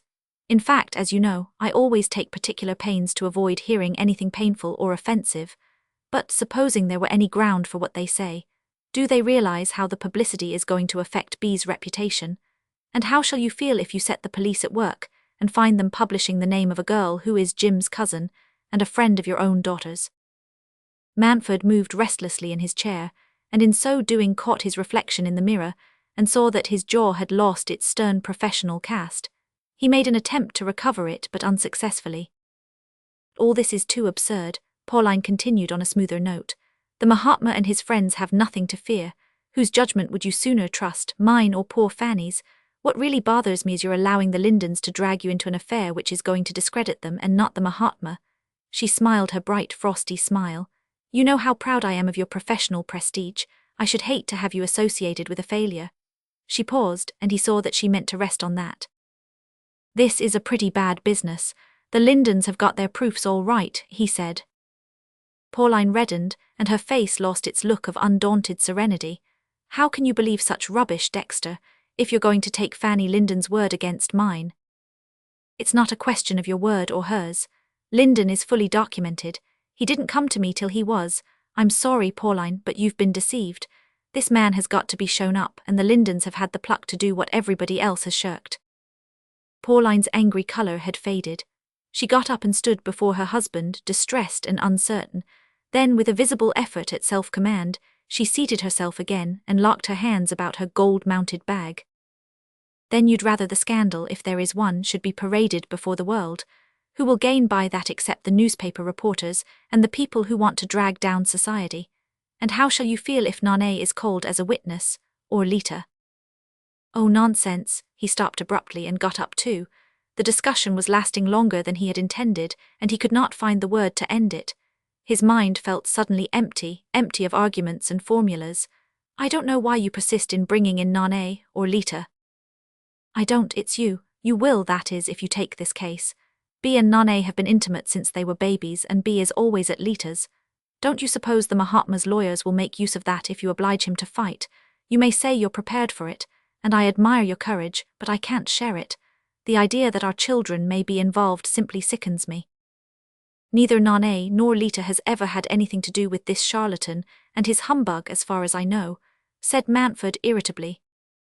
Nane has attended his eurythmic classes at our house and gone to his lectures with me. At one time they interested her intensely. Pauline paused. About Lita I don't know. I know so little about Lita's life before her marriage. It was presumably that of any of Nane's other girl friends. Presumably, Kitty Landish might enlighten us, but of course if it was, he noted her faintly skeptical emphasis, I don't admit that that would preclude Lita's having known the Mahatma or believed in him. And you must remember, Dexter, that I should be the most deeply involved of all. I mean to take a rest cure at Dawnside in March. She gave the little playful laugh with which she had been used in old times to ridicule the naughtiness of her children. Manfred drummed on his blotting pad. Look here, suppose we drop this for the present. She glanced at her wristwatch. If you can spare the time. Spare the time. She answered softly, I'm not going away till you've promised. Manfred could remember the day when that tone, so feminine under its firmness, would have had the power to shake him. Pauline, in her wifely dealings, so seldom invoked the prerogative of her grace, her competence, her persuasiveness, that when she did he had once found it hard to resist. But that day was past. Under his admiration for her brains and his esteem for her character, he had felt of late a stealing boredom. She was too clever, too efficient, too uniformly sagacious and serene. Perhaps his own growing sense of power, professional and social, had secretly undermined his awe of hers, made him feel himself first her equal, then ever so little her superior. He began to detect something obtuse in that unfaltering competence, and as his professional authority grew, he had become more jealous of interference with it. His wife ought at least to have understood that. If her famous tact were going to fail her, what would be left, he asked himself. Look here, Pauline, you know all this is useless. In professional matters no one else can judge for me. I'm busy this afternoon, I'm sure you are too. She settled more deeply into her armchair. Never too busy for you, Dexter.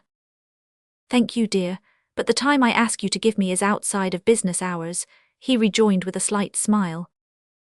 Then I'm dismissed, she smiled back. I understand, you needn't ring. She rose with recovered serenity and laid a light hand on his shoulder. Sorry to have bothered you, I don't often, do I? All I ask is that you should think over. He lifted the hand to his lips. Of course, now that she was going he could say it. I'm forgiven. He smiled, you're forgiven, and from the threshold she called almost gaily, "Don't forget tonight, Amalasuntha." His brow clouded as he returned to his chair, and oddly enough, he was aware of the oddness. It was clouded not by the tiresome scene he had been through but by his wife's reminder. Damn that dinner, he swore to himself. He turned to the telephone, unhooked it for the third time, and called for the same number. That evening, as he slipped the key into his front door, Dexter Manford felt the oppression of all that lay behind it. He never entered his house without a slight consciousness of the importance of the act, never completely took for granted the resounding vestibule, the big hall with its marble staircase, ascending to all the light and warmth and luxury which skill could devise, money buy, and Pauline's ingenuity combine in a harmonious whole. He had not yet forgotten the day when, after one of his first legal successes, he had installed a bathroom in his mother's house at Delos, and all the neighbors had driven in from miles around to see it. But luxury, and above all comfort, had never weighed on him. He was too busy to think much about them, and sure enough of himself and his powers to accept them as his right. It was not the splendor of his house that oppressed him, but the sense of the corporative bonds it imposed. It seemed part of an elaborate social and domestic structure, put together with the baffling ingenuity of certain birds' nests of which he had seen the pictures, his own career, Pauline's multiple activities, the problem of poor Arthur Wyant, nonne Jim, Lita Wyant, the Mahatma, the tiresome Grant Lindens, the perennial and inevitable Amalasuntha, for whom the house was being illuminated tonight. All were strands woven into the very pile of the carpet he trod on his way up the stairs. As he passed the dining room he saw, through half-open doors, the glitter of glass and silver, a shirt-sleeved man placing bowls of roses down the long table, and Macy Bruss, wan but undaunted, dealing out dinner cards to Powder, the English butler. Romans 6.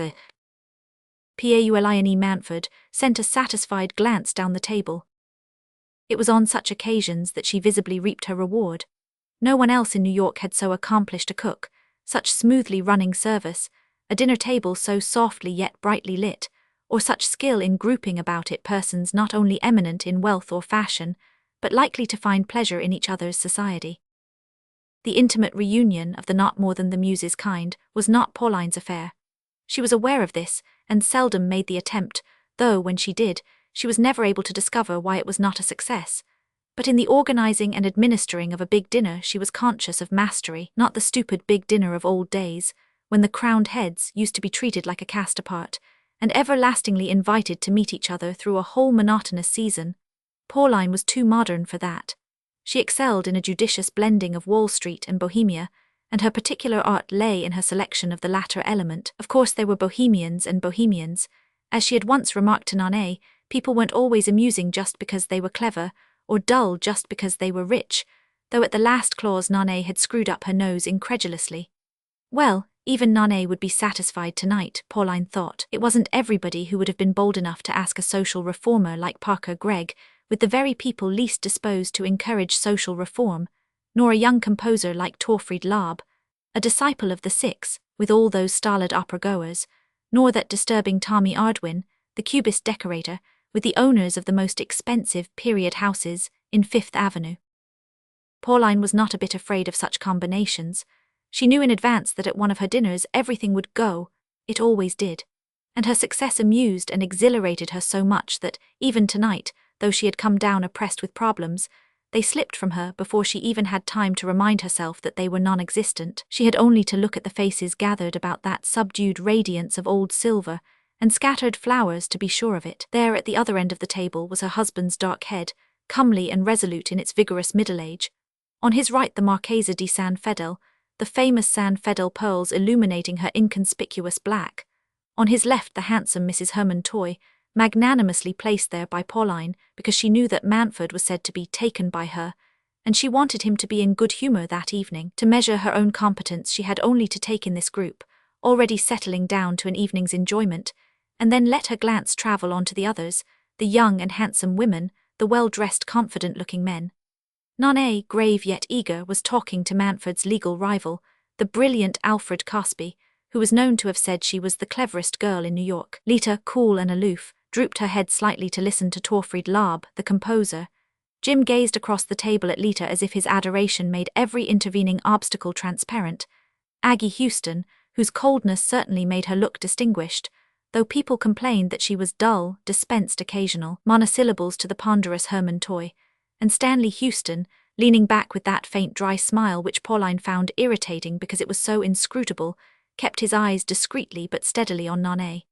Dear good Stan, always like a brother to Nanae. People who knew him well said he wasn't as sardonic as he looked. It was a world after Pauline's heart, a world such as she believed its maker meant it to be. She turned to the bishop on her right, wondering if he shared her satisfaction, and encountered a glance of understanding. So refreshing to be among old friends. This is one of the few houses left. Always such a pleasure to meet the dear Marchesa. I hope she has better reports of her son. Wretched business, I'm afraid. My dear Mrs. Manford, I wonder if you know how blessed you are in your children. That wise little Nanae, who is going to make some man so happy one of these days. Not Cosby, no. Too much difference in age. And your steady Jim and his idol. Yes, I know it doesn't become my cloth to speak indulgently of idolatry, but happy marriages are so rare nowadays. Where else could one find such examples as there are about this table? Your Jim and his Lita, and my good friend Houston with that saint of a wife. The bishop paused, as if, even on so privileged an occasion, he was put to it to prolong the list. Well, you've given them the example. He stopped again, probably remembering that his hostess's matrimonial bliss was built on the ruins of her first husband's. But in divorcing she had invoked a cause which even the church recognizes, and the bishop proceeded serenely. Her children shall rise up and call her blessed. Yes, dear friend, you must let me say it. The words were balm to Pauline. Every syllable carried conviction. All was right with her world and the bishop's. Why did she ever need any other spiritual guidance than that of her own creed? She felt a twinge of regret at having so involved herself with the Mahatma, yet what did Episcopal bishops know of holy ecstasy? And could any number of church services have reduced her hips? After all, there was room for all the creeds in her easy, rosy world. And the thought led her straight to her other preoccupation, the reception for the cardinal. She resolved to secure the bishop's approval at once. After that, of course, the chief rabbi would have to come. And what a lesson in tolerance and goodwill to the discordant world she was trying to reform. Nanae, halfway down the table, viewed its guests from another angle. She had come back depressed rather than fortified from her flying visit to her father. There were days when Manford liked to be surprised at the office, when he and his daughter had their little jokes together over these clandestine visits. But this one had not come off in that spirit. She had found Manford tired and slightly irritable. Nanae, before he had time to tell her of her mother's visit, caught a lingering whiff of Pauline's cool, hygienic scent, and wondered nervously what could have happened to make Mrs. Manford break through her tightly packed engagements and dash down to her husband's office. It was of course to that emergency that she had sacrificed poor Exhibit A, little guessing his relief at the postponement. But what could have obliged her to see Manford so suddenly, when they were to meet at dinner that evening? The girl had asked no questions. She knew that Manford, true to his profession, preferred putting them, and her chief object, of course, had been to get him to help her about Arthur Wyant. That, she perceived, at first added to his irritation. Was he Wyant's keeper? He wanted to know, but he broke off before the next question. Why the devil can't his own son look after him? She had seen that question on his very lips, but they shut down on it, and he rose from his chair with a shrug. Poor devil, if you think I can be of any use. All right then, I'll drop in on him tomorrow. He and Wyant, ever since the divorce, had met whenever Jim's fate was to be discussed. Wyant felt a sort of humiliated gratitude for Manford's generosity to his son. Not the money, you know, Nanae, damn the money, but taking such an interest in him, helping him to find himself, appreciating him, hang it. He understands Jim 100 times better than your mother ever did. On this basis the two men came together now and then in a spirit of tolerant understanding. Nanae recalled her father's face as it had been when she left him, worried, fagged, yet with that twinkle of gaiety his eyes always had when he looked at her. Now smoothed out, smiling, slightly replete, it was hard as stone, like his own death mask, the girl thought, as if he'd done with everything once for all, and the way those two women bore him. Mummy put Gladys Toy next to him as a reward for what? She smiled at her mother's simplicity in imagining that he was having what Pauline called a harmless flirtation with Mrs. Herman Toy. That lady's obvious charms were no more to him, Nanae suspected, than those of the florid Bathsheba in the tapestry behind his chair, but Pauline had evidently had some special reason, over and above her usual diffused benevolence, for wanting to put Manford in a good humour. The Mahatma, probably. Nanae knew how her mother hated a fuss, how vulgar and unchristian she always thought it, and it would certainly be inconvenient to give up the rescue at Dawnside she had planned for March, when Manford was to go off tarpon fishing. Nana's glance in the intervals of talk with her neighbours travelled farther, lit on Jim's good-humoured, wistful face. Jim was always wistful at his mother's banquets, and flitted on to Aggie Houston's precise little mask, where everything was narrow and perpendicular, like the head of a saint squeezed into a cathedral niche. But the girl's eyes did not linger, for as they rested on Aggie they abruptly met the latter's gaze. Aggie had been furtively scrutinizing her, and the discovery gave Nana a faint shock. In another instant Mrs. Houston turned to Parker Gregg, the interesting young social reformer whom Pauline had thoughtfully placed next to her, with the optimistic idea that all persons interested in improving the world must therefore be in the fullest sympathy. Nana, knowing Parker Gregg's views, smiled at that too. Aggie, she was sure, would feel much safer with her other neighbour, Mr. Herman Toy, who thought on all subjects, just what all his fellow capitalists did. Nana caught Stan Houston's smile, and knew he had read her thought, but from him too she turned. The last thing she wanted was that he should guess her real opinion of his wife. Something deep down and dogged in Nana always, when it came to the touch, made her avert her feet from the line of least resistance. Manford lent an absent ear first to one neighbour then the other. Mrs. Toy was saying in her flat uncadenced voice, like tepid water running into a bath, "I don't see how people can live without lifts in their houses, do you? But perhaps it's because I've never had to. Father's house had the first electric lift at Climax. Once in England we went to stay with the Duke of Humber at Humber Castle. One of those huge parties, royalties and everything, golf and polo all day and a ball every night. And will you believe it, we had to walk up and down stairs. I don't know what English people are made of. I suppose they've never been used to what we call comfort. The second day I told Herman I couldn't stand those awful slippery stairs after 2 rounds of golf and dancing till 4 in the morning. It was simply destroying my heart. The doctor has warned me so often. I wanted to leave right away, but Herman said it would offend the Duke. The Duke's such a sweet old man. But anyway, I made Herman promise me a sapphire and emerald plaque from Cartier's before I'd agree to stick it out." The Marchese's little ferret face with sharp, impassioned eyes darted conversationally forward.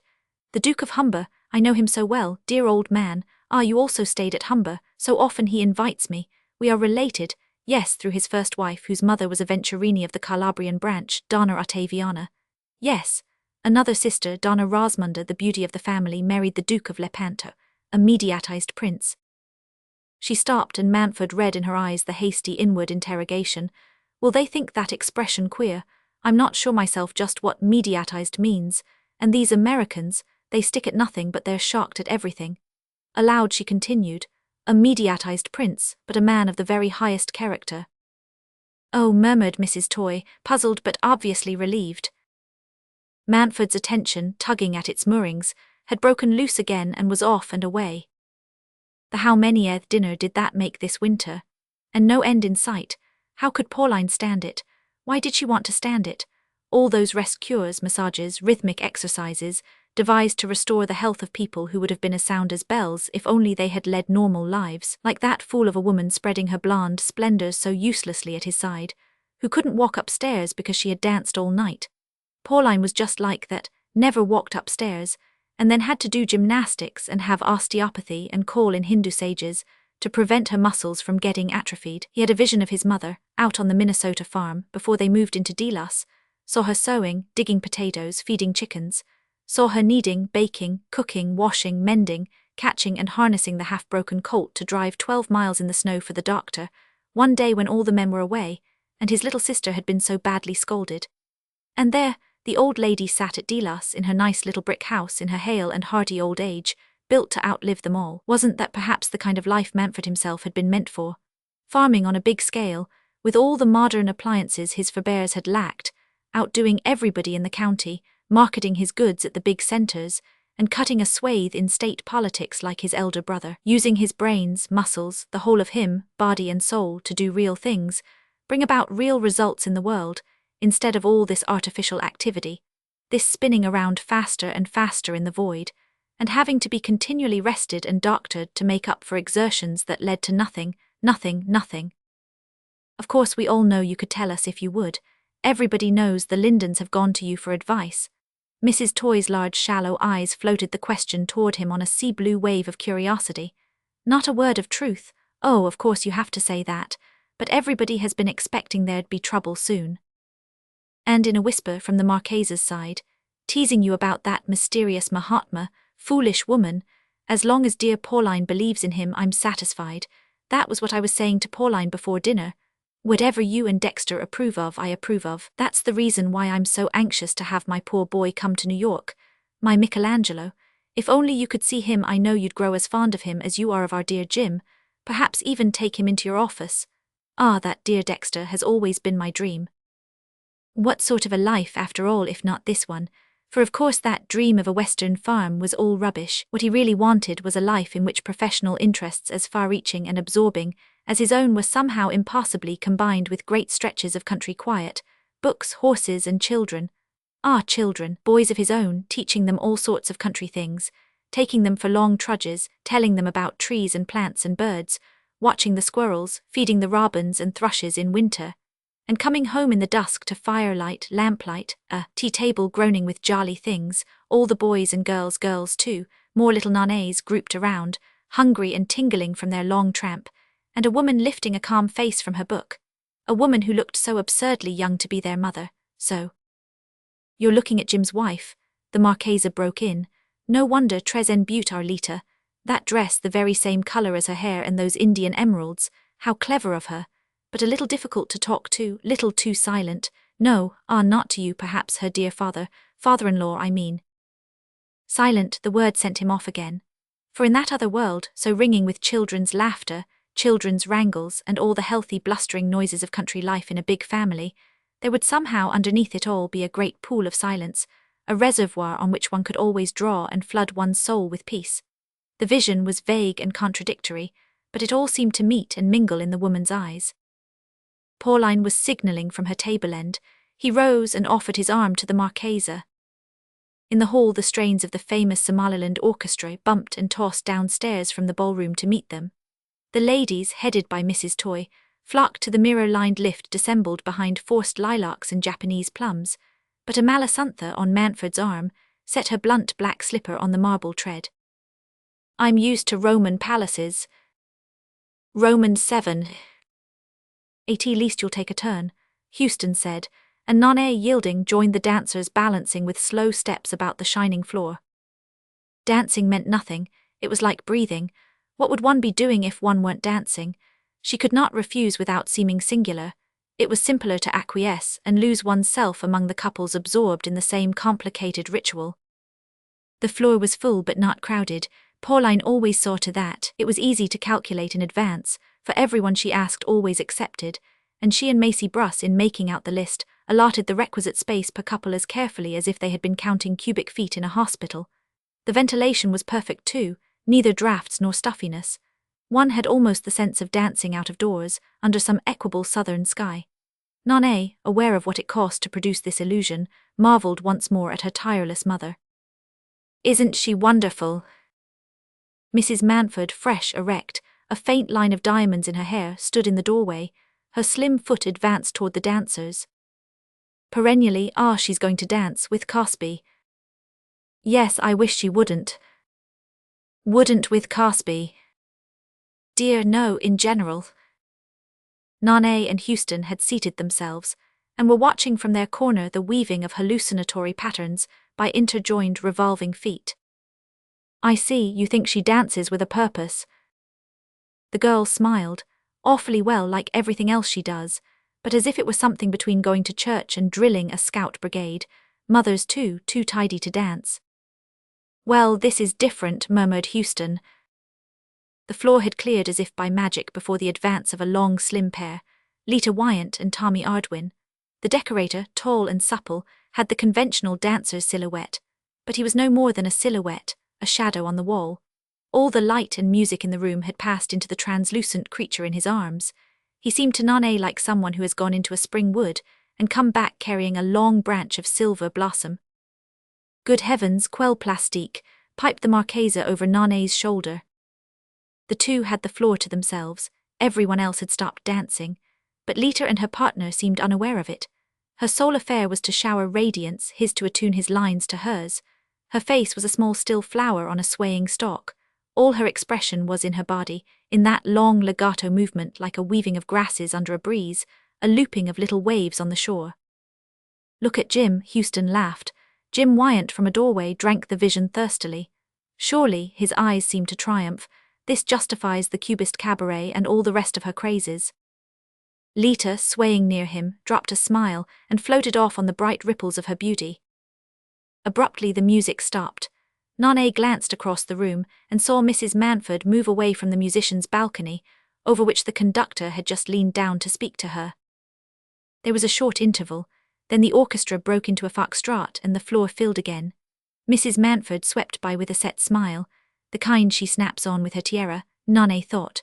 Well, perhaps it was rather bad form of Lita to monopolize the floor at her mother-in-law's ball, but was it the poor girl's fault if she danced so well that all the others stopped to gaze? Ardwin came up to Nane. Oh no, Houston protested under his breath. I wanted. There's Aggie signaling. The girl's arm was already on Ardwin's shoulder. As they circled toward the middle of the room, Nane said, You show off Lita's dancing marvelously. He replied in his high-pitched, confident voice, Oh, it's only a question of giving her head and not butting in. She and I each have our own line of self-expression. It would be stupid to mix them. If only I could get her to dance just once for Serge Clawhammer. He's scouring the globe to find somebody to do the new Herodias. They're going to turn at Hollywood. People are fed up with the odalisque style, and with my help Lita could evolve something different. She's half promised to come round to my place tonight after supper and see Clawhammer. Just 6 or 7 of the enlightened. Wonder if you join us. He's tearing back to Hollywood tomorrow. Is Lita really coming? Well, she said yes and no, and ended on yes. All right, I will. Nane hated Ardwin, his sleekness, suppleness, assurance, the group he ruled, the fashions he set, the doctrines he professed, hated them so passionately and undiscerningly that it seemed to her that at last she had her hand on her clue. That was it, of course. Ardwin and his crew were trying to persuade Lita to go into the movies. That accounted for her restlessness and irritability, her growing distaste for her humdrum life. Nane drew a breath of relief. After all, if it were only that. The dance over, she freed herself and slipped through the throng in quest of Jim. Should she ask him to take her to Ardwin's? No. Simply tell him that she and Lita were off for a final spin at the decorator's studio, where there would be more room and less fuss than at Pauline's. Jim would laugh and approve, provided she and Lita went together. No use saying anything about Clawhammer and his absurd Herodias. Jim, but my dear, Jim went home long ago. I don't blame the poor boy, Mrs. Manford sighed, waylaid by her daughter, because I know he has to be at the office so early, and it must be awfully boring standing about all night and not dancing. But darling, you must really help me to find your father. Supper's ready and I can't imagine. The Marchese's ferret face slipped between them as she trotted by on Mr. Toy's commodious arm. Dear Dexter, I saw him not 5 minutes ago, seeing off that wonderful Lita. Lita gone too. Nane watched the struggle between her mother's disciplined features and twitching nerves. What impossible children I have. A smile triumphed over her discomfiture. I do hope there's nothing wrong with the baby.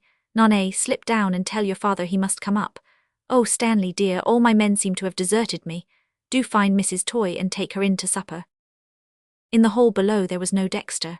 Nane cast about a glance for Powder, the pale, resigned butler, who had followed Mrs. Manford through all her vicissitudes and triumphs, seemingly concerned about nothing but the condition of his plate and the discipline of his footmen. Powder knew everything, and had an answer to everything, but he was engaged at the moment in the vast operation of making terrapin and champagne appear simultaneously on 85 small tables, and was not to be found in the hall. Nane ran her eye along the line of footmen behind the piled-up furs, found one who belonged to the house, and heard that Mr. Manford had left a few minutes earlier. His motor had been waiting for him and was now gone. Mrs. James Wyant was with him, the man thought. He's taken her to Ardwin's, of course, poor father, after an evening of Mrs. Toy and Amalasuntha. Who can wonder? If only mother would see how her big parties bore him. But Nane's mother would never see that.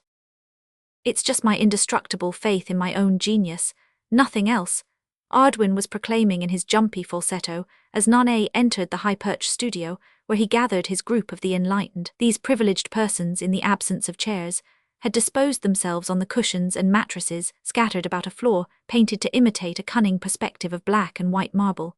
Tall lamps under black domes shed their light on bare shoulders, heads sleek or tousled, and a lavish show of flesh-coloured legs and sandalled feet. Ardwin, unbosoming himself to a devotee, held up a guttering church candle to a canvas which simulated a window open on a geometrical representation of brick walls, fire escapes and backyards.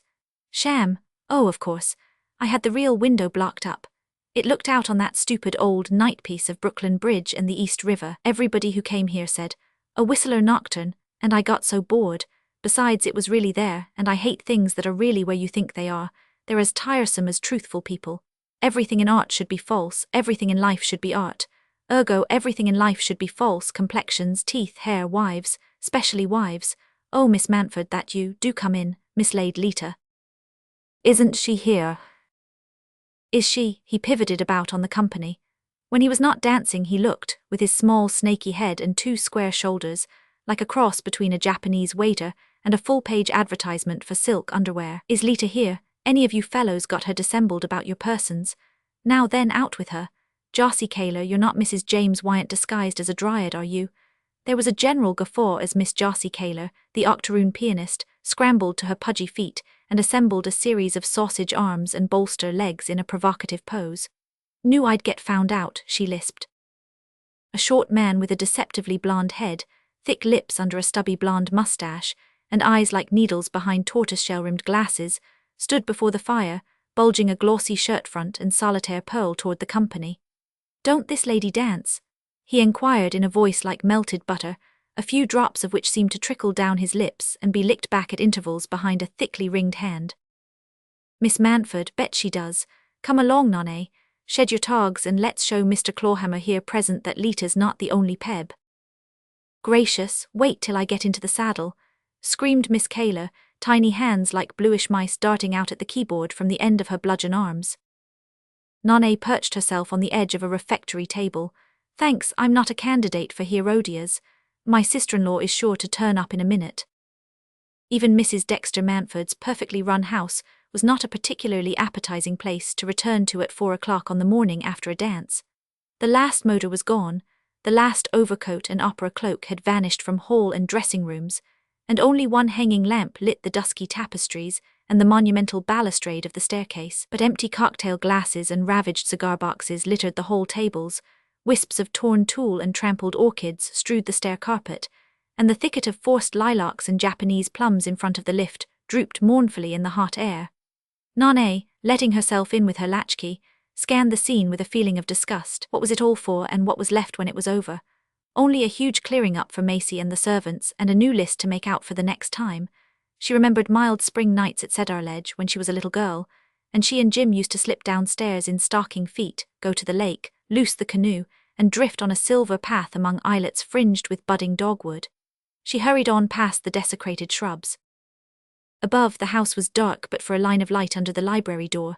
Funny, at that hour, her father must still be up. Very likely he too had just come in.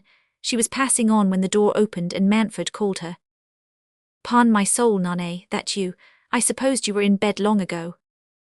One of the green-shaded lamps lit the big writing table. Mantford's armchair was drawn up to it, an empty glass and half-consumed cigarette nearby, the evening paper sprawled on the floor. "Was that you I heard coming in? Do you know what time it is?" "Yes, worse luck. I've been scouring the town after Lita." "Lita?" "Waiting for her for hours at Tommy Ardwin's. Such a crew. He told me she was going there to dance for Clawhammer, the Hollywood man, and I didn't want her to go alone." Mantford's face darkened. He lit another cigarette and turned to his daughter impatiently. "What the devil made you believe such a yarn, Clawhammer?" Nonne stood facing him. Their eyes met, and he turned away with a shrug to reach for a match. "I believed it because, just afterward, the servants told me that Lita had left, and as they said you'd gone with her, I supposed you'd taken her to Ardwin's, not knowing that I meant to join her there." "Ah, I see." He lit the cigarette and puffed at it for a moment or two, deliberately. "You're quite right to think she needs looking after," he began again in a changed tone. "Somebody's got to take on the job, since her husband seems to have washed his hands of it.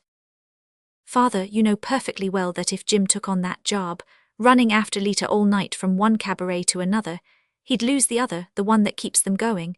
Nobody could carry on both." "Hullo, Spitfire, hands off our brother." Rather, she leaned against the table, her eyes still on him. And when Ardwin told me about this clawhammer film, didn't Lita mention it to you? He appeared to consider. She did say Ardwin was bothering her about something of the kind, so when I found Jim had gone I took her home myself. Ah, you took her home? Manford, settling himself back in his armchair, met the surprise in her voice unconcernedly. Why, of course. Did you really see me letting her make a show of herself? Sorry you think that's my way of looking after her. Nanae, perched on the arm of his chair, enclosed him in a happy hug. You goose, you, she sighed, but the epithet was not for her father. She poured herself a glass of cherry brandy, dropped a kiss on his thinning hair, and ran up to her room humming Miss Josie Kaler's jazz tune. Perhaps after all it wasn't such a rotten world. Roman 8.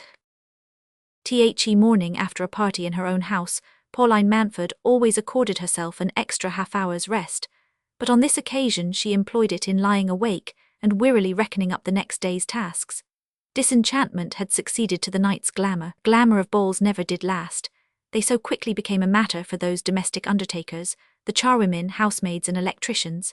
And in this case the taste of pleasure had soured early. When the doors were thrown open on the beflowered supper tables, not one of the hostess's family was left to marshal the guests to their places. Her husband, her daughter and son, her son's wife, all had deserted her. It needed, in that chill morning vigil, all Pauline's self-control to banish the memory. Not that she wanted any of them to feel under any obligation. She was all for personal freedom, self-expression, or whatever they called it nowadays. But still, a ball was a ball, a host was a host. It was too bad of Dexter, really, and of Jim too. On Lita, of course, no one could count. That was part of the pose people found so fascinating. But Jim and Nanae to forsake her. What a ridiculous position it had put her in. But no, she mustn't think of that now, or those nasty little wrinkles would creep back about her eyes. The masseuse had warned her. Gracious, at what time was the masseuse due? She stretched out her hand, turned on the light by the bed, for the windows were still closely darkened, and reached for what Macy Bruss called the night list, an upright porcelain tablet on which the secretary recorded, for nocturnal study, the principal fixtures of the coming day. Today they were so numerous that Miss Bruss's tight script had hardly contrived to squeeze them in. Foremost, of course, poor Exhibit A, moved on from yesterday, then a mysterious appointment with a Malasantha just before lunch, something urgent she had hinted. Today of all days, a Malasantha was so tactless at times.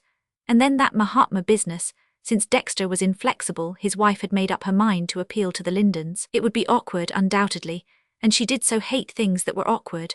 Any form of untidiness, moral or material, was unpleasant to her, but something must be done, and at once. She herself hardly knew why she felt so apprehensive, so determined that the matter should have no sequel, except that if anything did go wrong, it would upset all her plans for a rest cure, for new exercises, for all sorts of promised ways of prolonging youth, activity and slenderness, and would oblige her to find a new messiah who would tell her she was psychic. But the most pressing item on her list was her address that very afternoon to the National Mother's Day Association, or no, wasn't it the Birth Control League? Nonsense. That was her speech at the banquet next week. A big affair at the St. Regis for a group of international birth controllers. Wakeful as she felt, she must be half asleep to have muddled up her engagements like that. She extinguished the lamp and sank hopefully to her pillow. Perhaps now sleep would really come. But her bed lamp seemed to have a double switch, and putting it out in the room only turned it on in her head. Well, she would try reciting scraps of her Mother's Day address. She seldom spoke in public, but when she did she took the affair seriously, and tried to be at once winning and impressive. She and Macy had gone carefully over the typed copy, and she was sure it was all right, but she liked getting the more effective passages by heart. It brought her nearer to her audience to lean forward and speak intimately, without having to revert every few minutes to the text. Was there ever a hearth or a heart, a mother's heart, that wasn't big enough for all the babies God wants it to hold? Of course there are days when the mother is so fagged out that she thinks she'd give the world if there were nothing at all to do in the nursery, and she could just sit still with folded hands. But the only time when there's nothing at all for a mother to do in the nursery is when there's a little coffin there. It's all quiet enough then, as some of us here know. Pause and a few tears in the audience. Not that we want the modern mother to wear herself out, no indeed. The babies themselves haven't any use for worn-out mothers, and the first thing to be considered is what the babies want, isn't it? Pause, smiles in the audience. What on earth was a Malasantha coming to bother her about? More money, of course, but she really couldn't pay all that wretched Michelangelo's debts. There would soon be debts nearer home if Lita went on dressing so extravagantly and perpetually having her jewelry reset. It cost almost as much nowadays to reset jewels as to buy new ones, and those emeralds. At that hour of the morning things did tend to look ash-coloured, and she felt that her optimism had never been so sorely strained since the year when she had to read Proust, learn a new dance step, master Oriental philosophy, and decide whether she should really barb her hair or only do it to look so. She had come victoriously through those ordeals, but what if worse lay ahead? Amalasuntha, in one of Mrs. Mountford's least successfully made-over dresses, came in looking shabby and humble, always a bad sign, and of course it was Michelangelo's debts. Racing, baccarat and a woman, a Russian princess, oh my dear, authentic quite. Wouldn't Pauline like to see her picture from the Prattler? She and Michelangelo had been snapped together in bathing tights at the Lido. No, Pauline wouldn't. She turned from the proffered effigy with a disgust evidently surprising to the Marchesa, whose own prejudices were different, and who could grasp other people's only piecemeal, one at a time, like a lesson in mnemonics. Oh, my boy doesn't do things by halves, the Marchesa averred, still feeling that the occasion was one for boasting. Pauline leaned back wearily. I'm as sorry for you as I can be, Amalasuntha, but Michelangelo is not a baby, and if he can't be made to understand that a poor man who wants to spend money must first earn it. Oh, but he does, darling. Venturino and I have always dinned it into him, and last year he tried his best to marry that one-eyed Miss Oxbaum from Oregon, he really did. I said earn, Pauline interposed. We don't consider that marrying for money is earning it. Oh mercy, don't you, not sometimes, breathed the Marchesa. What I mean by earning is going into an office, is… Ah, just so, it was what I said to Dexter last night. It is what Venturino and I most long for, that Dexter should take Michelangelo into his office. That would solve every difficulty. And once Michelangelo is here I'm sure he will succeed. No one is more clever, you know. Only in Rome young men are in greater danger. There are more temptations.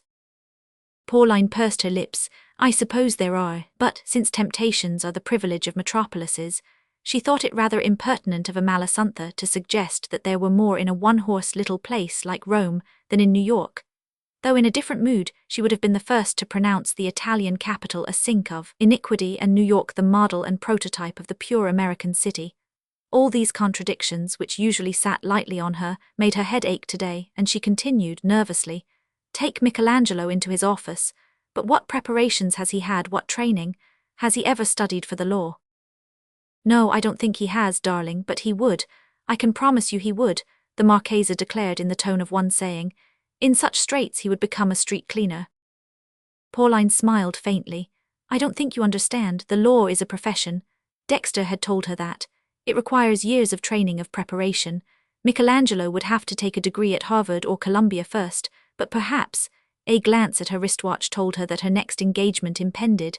Perhaps Dexter could suggest some other kind of employment. I don't know, of course. I can't promise. But meanwhile, she turned to her writing table and a check passed between them, too small to make a perceptible impression on Michelangelo's deficit, but large enough for Amalasuntha to murmur, How you do spoil me, darling. Well, for the boy's sake I accept in all simplicity. And about the reception for the Cardinal, I'm sure a cable to Venturino will arrange it. Would that kind Macy send it off and sign my name? It was well after 3 o'clock when Pauline came down the Lindens' doorstep and said to her chauffeur, To Mr. Wyant's, and she had still to crowd in her eurythmic exercises, put off from the morning, and be ready at 4:30, bathed, waved and apparelled for the Mother's Day meeting, which was to take place in her own ballroom with a giant tea to follow. Certainly no amount of mental deep breathing, and all the other exercises in serenity, could combat the nervous apprehension produced by this breathless New York life. Today she really felt it to be too much for her. She leaned back and closed her lids with a sigh, but she was jerked back to consciousness by the traffic control signal, which had immobilized the motor just when every moment was so precious. The result of everyone's being in such a hurry to get everywhere was that nobody could get anywhere. She looked across the triple row of motors in line with hers, and saw in each, as if in a vista of mirrors, an expensively dressed woman like herself, leaning forward in the same attitude of repressed impatience, the same nervous frown of hurry on her brow. Oh, if only she could remember to relax. But how could one, with everything going wrong as it was today? The visit to Fanny Linden had been an utter failure. Pauline had apparently overestimated her influence on the Lindens, and that discovery in itself was rather mortifying, to be told that the Mahatma business was a family affair, and thus be given to understand that she was no longer of the family. Pauline, in her own mind, had never completely ceased to be a Wyant. She thought herself still entitled to such shadowy prerogatives as the name afforded, and was surprised that the Wyants should not think so too. After all, she kept a Malasuntha for them, no slight charge. But Mrs. Linden had merely said it was all too painful, and had ended, surprisingly, "Dexter himself has specially asked us not to say anything." The implication was, if you want to find out, go to him, when of course Fanny knew well enough that lawyers' and doctors' wives are the last people to get at their clients' secrets. Pauline rose to her feet, offended, and not averse from showing it. "Well, my dear, I can only say that if it's so awful that you can't tell me, I rather wonder at your wanting to tell Tom, Dick and Harry. Have you thought of that?" "Oh yes," she had, Mrs. Linden wailed, "but Grant says it's a duty, and so does Dexter." Pauline permitted herself a faint smile. "Dexter naturally takes the lawyer's view, that's his duty." Mrs. Linden's mind was not alert for innuendos. "Yes, he says we ought to," she merely repeated. A sudden lassitude overcame Pauline. "At least send Grant to me first, let me talk to him." But to herself she said, "My only hope now is to get at them through Arthur," and she looked anxiously out of the motor, watching for the signal to shift. Everything at Arthur Wyant's was swept and garnished for her approach. One felt that Cousin Elena, whisking the stray cigarette ends into the fire, and giving the sofa cushions a last shake, had slipped out of the back door as Mrs. Manford entered by the front. Wyant greeted her with his usual, rather overdone cordiality. He had never quite acquired the note on which discarded husbands should welcome condescending wives.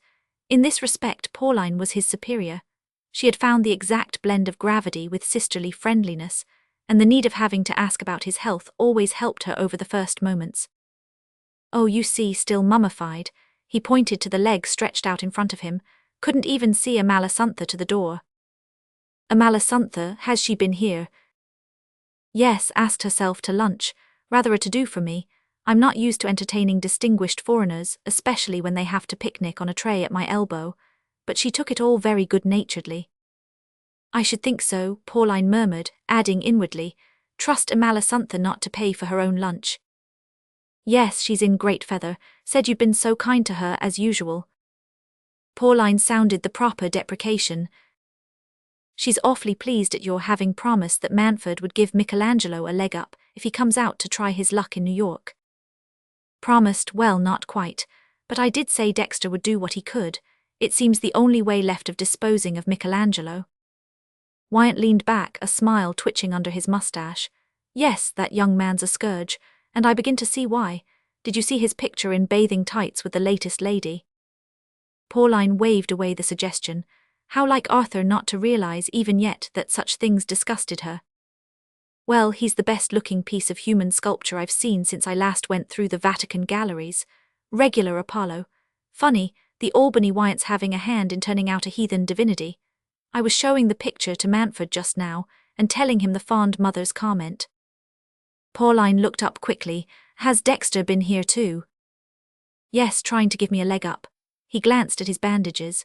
"Rather more difficult that. I must get it down first to the floor, but Manford's awfully kind too, it's catching. He wants me to go off with Jim down to that island of his and get a fortnight's real sunshine. Says he can get Jim off by a little wire pulling sometime just before Easter, he thinks. It's tempting." Pauline smiled. She was always pleased when the two men spoke of each other in that tone, and certainly it was kind of Dexter to offer the hospitality of his southern island to poor Arthur. She thought how easy life would be if only everyone were kind and simple. "But about Michelangelo, I was going to tell you what is worrying a Malasuntha. Of course what she means by Michelangelo's going into business in America is marrying an heiress." "Oh, of course, and I dare say he will." "Exactly, she's got her eye on one already. You haven't guessed, none. Pauline's sense of humour was not unfailing, but this relaxed her taut nerves and she laughed. "Poor Michelangelo." "I thought it wouldn't worry you, but what is worrying a Malasuntha is that he won't be let." "Be let?" "By Lita. Her theory is that Lita will fall madly in love with Michelangelo as soon as she lays eyes on him, and that when they've had one dance together she'll be lost. And Amalasuntha, for that reason, though she daren't tell you so, thinks it might really be cheaper in the end to pay Michelangelo's debts than to import him. As she says, it's for the family to decide, now she's warned them. Their laughter mingled. It was the first time, perhaps, since they had been young together. As a rule, their encounters were untinged with levity. But Pauline dismissed the laugh hurriedly for the Grant Lindens. At the name, Wyant's eyes lit up. It was as if she had placed an appetizing morsel before a listless convalescent. But you're the very person to tell me all about it, or no, you can't, of course, if Manford's going to take it up. But no matter, after all, it's public property by this time. Seen this morning's looker-on with pictures. Here, where, in the stack of illustrated papers always at his elbow, he could never find the one he wanted, and now began to toss over prattlers, listeners and others with helpless hand. How that little symptom of inefficiency took her back to the old days, when his perpetual disorder and his persistent belief that he could always put his hand on everything used to be such a strain on her nerves. Pictures, she gasped. Rather, the nigger himself in turban and ritual togs, and a lot of mixed nudes doing legwork round a patio. The place looks like a Palm Beach hotel. Fanny Linden's in a stew because she's recognized B in the picture. She says she's going to have the man in jail if they spend their last penny on it. Hullo, here it is after all. Pauline shrank back. Would people never stop trying to show her disgusting photographs? She articulated, "You haven't seen Fanny Linden too?" "Haven't I? She spent the morning here. She told Amalasuntha everything." Pauline, with a great effort, controlled her rising anger. How idiotic! Now it will be spread to all the winds. She saw Fanny and Amalasuntha gloatingly exchanging the images of their progeny's dishonor. It was too indecent, and the old New Yorker was as shameless as the demoralized foreigner. "I didn't know Fanny had been here before me. I've just left her. I've been trying to persuade her to stop, to hush up the whole business before it's too late. I suppose you gave her the same advice." Wyant's face clouded. He looked perplexedly at his former wife, and she saw he had lost all sense of the impropriety and folly of the affair in his famished enjoyment of its spicy details. "I don't know, I understood it was too late, and that Manford was urging them to do it." Pauline made a slight movement of impatience. "Dexter, of course, when he sees a case, I suppose lawyers are all alike. At any rate, I can't make him understand." She broke off, suddenly aware that the roles were reversed, and that for the first time she was disparaging her second husband to her first. "Besides," she hurried on, "it's no affair of Dexter's if the Lindens choose to dishonor their child publicly. They're not his relations, B is not his cousin's daughter. But you and I, how can we help feeling differently? B and Nane and Jim were all brought up together. You must help me to stop this scandal. You must send for Grant Linden at once. He's sure to listen to you. You've always had a great influence on Grant." She found herself, in her extremity, using the very arguments she had addressed to Manford, and she saw at once that in this case they were more effective. Wyant drew himself up stiffly with a faint smile of satisfaction. Involuntarily he ran a thin, gouty hand through his hair and tried for a glimpse of himself in the mirror. "Think so, really? Of course when Grant was a boy he used to consider me a great fellow, but now, who remembers me in my dingy corner?" Pauline rose with her clear, wintry smile. "A good many of us, it seems. You tell me I'm the third lady to call on you today. You know well enough, Arthur," she brushed the name in lightly on the extreme tip of her smile, "that the opinion of people like you still counts in New York, even in these times. Imagine what your mother would have felt at the idea of Fanny and be figuring in all the daily headlines, with reporters and photographers in a queue on the doorstep. I'm glad she hasn't lived to see it." She knew that Wyant's facile irony always melted before an emotional appeal, especially if made in his mother's name. He blinked unsteadily and flung away the looker-on. "You're dead right, they're a pack of fools, there are no standards left. I'll do what I can, I'll telephone to Grant to look in on his way home this evening. I say, Pauline, what's the truth of it all anyhow? If I'm to give him a talking to I ought to know." His eyes again lit up with curiosity. "Truth of it, there isn't any, it's the silliest mare's nest. Why, I'm going to Dawnside for a rest cure next month while Dexter's tarpon fishing. The Mahatma is worlds above all this tattle. It's for the Lindens I'm anxious, not him." The paper thrown aside by Wyant had dropped to the floor, face upward at a full-page picture. The picture. Pauline, on her way out, mechanically yielded to her instinct for universal tidying, and bent to pick it up, bent and looked. Her eyes were still keen. Passing over the noxious caption Dawnside Co-eds, they immediately singled out B. Linden from the capering round. then travelled on amazed to another denuded nymph, whose face, whose movements, incredible. For a second Pauline refused to accept what her eyes reported. Sick and unnerved, she folded the picture away and laid the magazine on a table. "Oh, don't bother about picking up that paper. Sorry, there's no one to show you out," she heard Wyant calling. She went downstairs, blind, unbelieving, hardly knowing how she got into her motor. Barely time to get home, change and be in the chair, her address before her, when the mothers arrived in their multitude. Roman night. Well, perhaps Dexter would understand now the need of hushing up the Grant Lindens. The picture might be a libel, of course. Such things, Pauline knew, could be patched up out of quite unrelated photographs. The dancing circle might have been skillfully fitted into the Dawnside patio, and goodness knew what shameless creatures have supplied the bodies of the dancers. Dexter had often told her that it was a common blackmailing trick. Even if the photograph were genuine, Pauline could understand and make allowances. She had never seen anything of the kind herself at Dawnside, heaven forbid. But whenever she had gone there for a lecture or a new course of exercises, she had suspected that the bare whitewashed room with its throned Buddha, which received her and other like-minded ladies of her age, all active, earnest and eager for self-improvement, had not let them very far into the mystery. Beyond, perhaps, were other rites, other settings. Why not? Wasn't everybody talking about the return to nature, and ridiculing the American prudery in which the minds and bodies of her generation had been swaddled? The Mahatma was one of the leaders of the new movement. The return to purity, he called it. He was always celebrating the nobility of the human body, and praising the ease of the loose oriental dress compared with the constricting Western garb. But Pauline had supposed the draperies he advocated to be longer and less transparent. Above all, she had not expected familiar faces above those insufficient scarves. But here she was at her own door.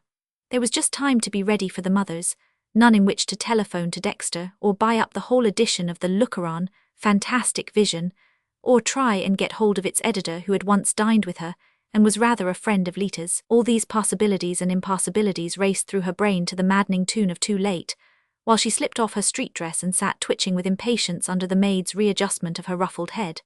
The gown prepared for the meeting, rich, matronly, and just the least bit old-fashioned, very different from the one designed for the Birth Control Committee, lay spread out beside the copy of her speech, and Macy Bruss, who had been hovering within call, dashed back breathless from a peep over the stairs. "They're arriving."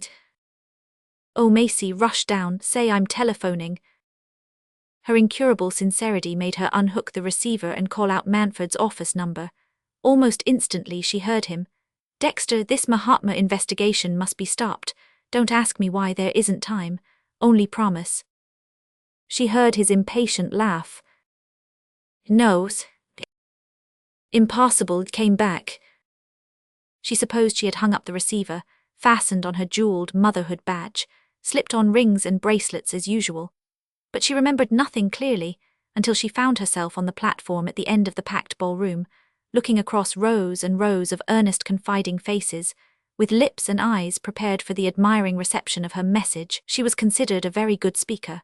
She knew how to reach the type of woman represented by this imposing assemblage, delegates from small towns all over the country, united by a common faith in the infinite extent of human benevolence and the incalculable resources of American hygiene. Something of the moral simplicity of her own bringing up brought her close to these women, who had flocked to the great perfidious city serenely unaware of its being anything more or other than the gigantic setting of a mother's meeting.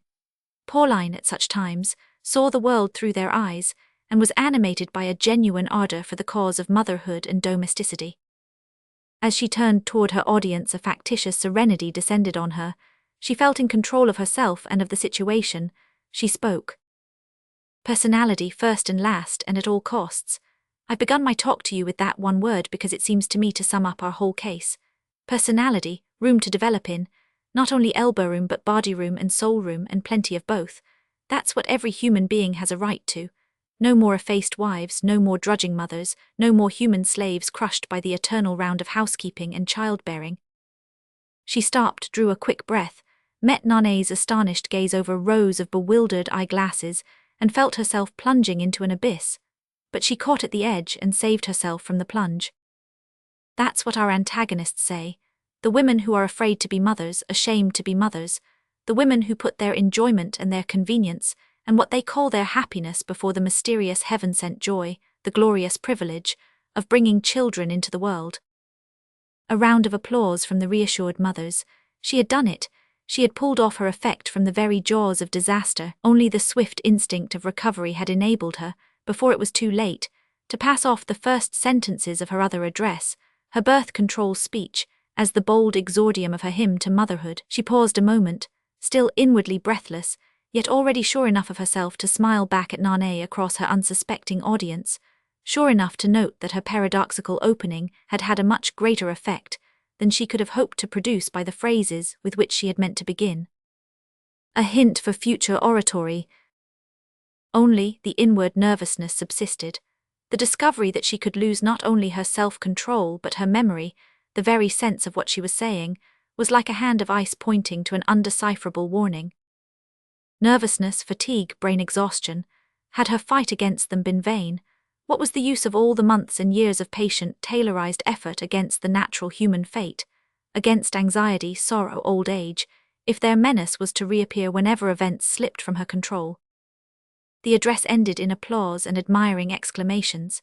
She had won her way straight to those trustful hearts, still full of personal memories of a rude, laborious life, or in which its stout tradition lingered on in spite of motors, money, and the final word in plumbing. Pauline, after the dispersal of the mothers, had gone up to her room still dazed by the narrowness of her escape. Thank heaven she had a free hour. She threw herself on her lounge and turned her gaze inward upon herself, an exercise for which she seldom had the leisure. Now that she knew she was safe, and had done nothing to discredit herself or the cause, she could penetrate an inch or two farther into the motive power of her activities, and what she saw there frightened her. To be chairman of the Mother's Day Association, and a speaker at the birth control banquet. It did not need her daughter's derisive chuckle to give her the measure of her inconsequence. Yet to reconcile these contradictions had seemed as simple as to invite the chief rabbi and the Bishop of New York to meet Amalasuntha's cardinal. Did not the Mahatma teach that, to the initiated, all discords were resolved into a higher harmony? When her hurried attention had been turned for a moment on the seeming inconsistency of encouraging natality and teaching how to restrict it, she had felt it was sufficient answer to say that the two categories of people appealed to were entirely different, and could not be reached in the same way. In ethics, as in advertising, the main thing was to get at your public. Hitherto this argument had satisfied her. Feeling there was much to be said on both sides, she had thrown herself with equal zeal into the propagation of both doctrines, but now, surveying her attempt with a chastened eye, she doubted its expediency. Macy Bruss, appearing with notes and telephone messages, seemed to reflect this doubt in her small buttoned-up face. "Oh, Macy, is there anything important? I'm dead tired." It was an admission she did not often make. "Nothing much. 3 or 4 papers have phoned for copies of your address. It was a great success." A faint glow of satisfaction wavered through Pauline's perplexities. She did not pretend to eloquence. She knew her children smiled at her syntax. Yet she had reached the hearts of her audience, and who could deny that that was success? "Oh, Macy, I don't think it's good enough to appear in print." The secretary smiled, made a shorthand memorandum, and went on. "The Marchesa telephoned that her son is sailing on Wednesday, and I've sent off her cable about the cardinal. Answer paid." "Sailing on Wednesday? But it can't be the day after tomorrow." Pauline raised herself on an anxious elbow. She had warned her husband and he wouldn't listen. "Telephone downstairs, please, Macy, find out if Mr. Mantford has come in." But she knew well enough what the answer would be. Nowadays, whenever there was anything serious to be talked over, Dexter found some excuse for avoiding her. She lay back, her lids dropped over her tired eyes, and waited for the answer. "Mr. Mantford isn't in yet." Something had come over Dexter lately. No closing of her eyes would shut that out. She supposed it was overwork, the usual reason. Rich men's doctors always said they were overworked when they became cross and trying at home. Dinner at the Toys at 8. Miss Bruss continued her recital, and Pauline drew in her lips on a faintly bitter smile. At the Toys, he wouldn't forget that, whenever there was a woman who attracted him. Why, Lita even. She'd seen him in a flutter once when he was going to the cinema with Lita, and thought she had forgotten to call for him. He had stamped up and down, watch in hand. Well, she supposed it was one of the symptoms of middle age, a passing phase. She could afford to be generous after 20 years of his devotion, and she meant to be. Men didn't grow old as gracefully as women. She knew enough not to nag him about his little flirtations, and was really rather grateful to that silly Gladys toy for making a fuss over him.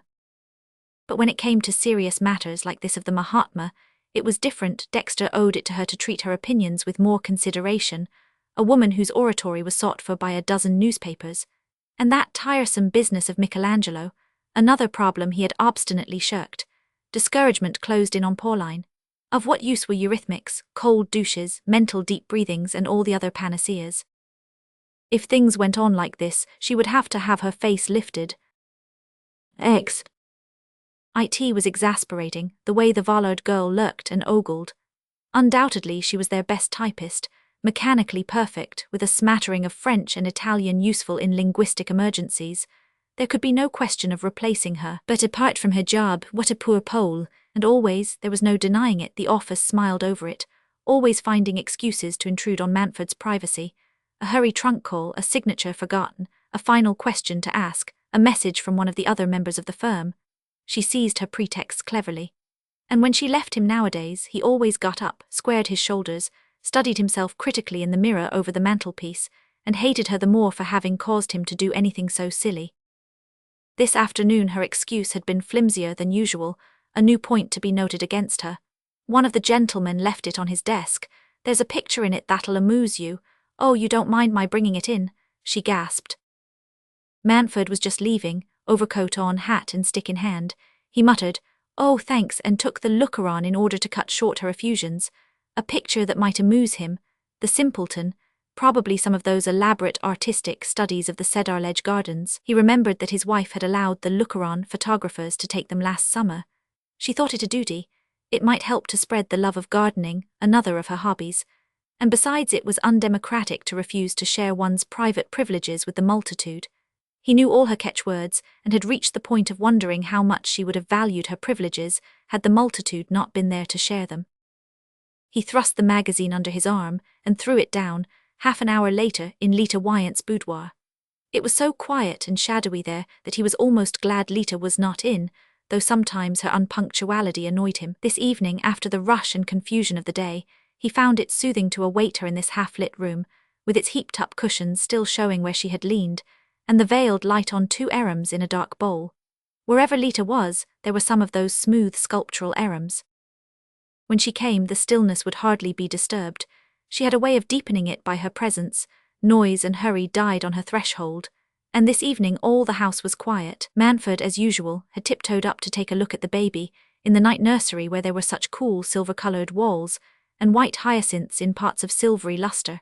The baby slept, a round pink Hercules with defiant rosy curls, his pink hands clenched on the coverlet. Even the nurse by the lamp sat quiet and silver-coloured as a brooding pigeon. A house without fixed hours, engagements, obligations, where none of the clocks went and nobody was late, because there was no particular time for anything to happen. Absurd, of course, maddeningly unpractical, but how restful after a crowded day. And what a miracle to have achieved, in the tight pattern of New York's tasks and pleasures, in the very place which seemed doomed to collapse and vanish if ever its clocks should stop. These late visits had begun by Manford's dropping in on the way home for a look at the baby. He liked babies in their cribs, and especially this fat rascal of Jim's. Next to Nane, there was no one he cared for as much as Jim, and seeing Jim happily married, doing well at his bank, and with that funny little chap upstairs, stirred in the older man all his old regrets that he had no son. Jim seldom got back early enough to assist at these visits, and Lita too, at first, was generally out. But in the last few months Manford had more often found her, or at least, having fallen into the habit of lingering over a cigarette in her boudoir, had managed to get a glimpse of her before going on to that other house where all the clocks struck simultaneously, and the week's engagements in Macy Bruss's hand jumped out at him as he entered his study. This evening he felt more than usually tired, of his day, his work, his life, himself, oh, especially himself, so tired that, the deep armchair aiding, he slipped into a half-doze in which the quietness crept up round him like a tide. He woke with a start, imagining that Lita had entered and feeling the elderly man's discomfiture when beauty finds him napping. But the room was empty. A movement of his own had merely knocked Miss Vollard's magazine to the floor. He remembered having brought it in to show Lita the photographs of Cedarledge which he supposed it to contain. Would there be time? He consulted his watch, an anachronism in that house, lit another cigarette and leaned back contentedly. He knew that as soon as he got home Pauline, who had telephoned again that afternoon about the Mahatma, would contrive to corner him and reopen the tiresome question, together with another, which threatened to be almost equally tiresome, about paying that rotten Michelangelo's debts. If we don't, we shall have him here on our hands. Amalasuntha is convinced you'll take him into the firm. You'd better come home in time to talk things over. Always talking over, interfering, adjusting, he had enough of that in his profession. Pity Pauline wasn't a lawyer, she might have worked off her steam in office hours. He would sit quietly where he was, taking care to reach his house only just in time to dress and join her in the motor. They were dining out, he couldn't remember where. For a moment his wife's figure stood out before him in brilliant stony relief, like a photograph seen through a stereopticon. Then it vanished in the mist of his well-being, the indolence engendered by waiting there alone and undisturbed for Lita. Queer creature, Lita. His lips twitched into a reminiscent smile. One day she had come up noiselessly behind him and surprised him by a light kiss on his hair. He had thought it was Nane. Since then he had sometimes feigned to doze while he waited, but she had never kissed him again. What sort of a life did she really lead, he wondered? And what did she make of Jim now the novelty was over? He could think of no two people who seemed less made for each other, but you never could tell with a woman. Jim was young and adoring, and there was that red-headed boy. Luckily Lita liked Nane, and the two were a good deal together. Nane was as safe as a bank, and as jolly as a cricket. Everything was sure to be right when she was there, but there were all the other hours, intervals that Mountford had no way of accounting for, and Pauline always said the girl had had a queer bringing up, as indeed any girl must have had at the hands of Mrs. Percy Landish. Pauline had objected to the marriage on that ground, though the modern mother's respect for the independence of her children had reduced her objection to mere shadowy hints of which Jim, in his transports, took no heed. Mountford also disliked the girl at first and deplored Jim's choice. He thought Lita positively ugly, with her high cheekbones, her too small head, her glaring clothes and conceited lackadaisical airs. Then, as time passed and the marriage appeared after all to be turning out well, he tried to interest himself in her for Jim's sake, to see in her what Jim apparently did. But the change had not come till the boy's birth. Then, as she lay in her pillows, a new shadowiness under her golden lashes, one petal of a hand hollowed under the little red head at her side, the vision struck to his heart. The enchantment did not last. He never recaptured it. There were days when what he called her beauty airs exasperated him, others when he was chilled by her triviality. But she never bored him, never ceased to excite in him a sort of irritated interest. He told himself that it was because one could never be sure what she was up to, speculating on what went on behind that smooth round forehead, and those elusive eyes became his most absorbing occupation. At first he used to be glad when Nane turned up, and when Jim came in from his bank, fagged but happy, and the three young people sat talking nonsense and letting Mountford smoke and listen.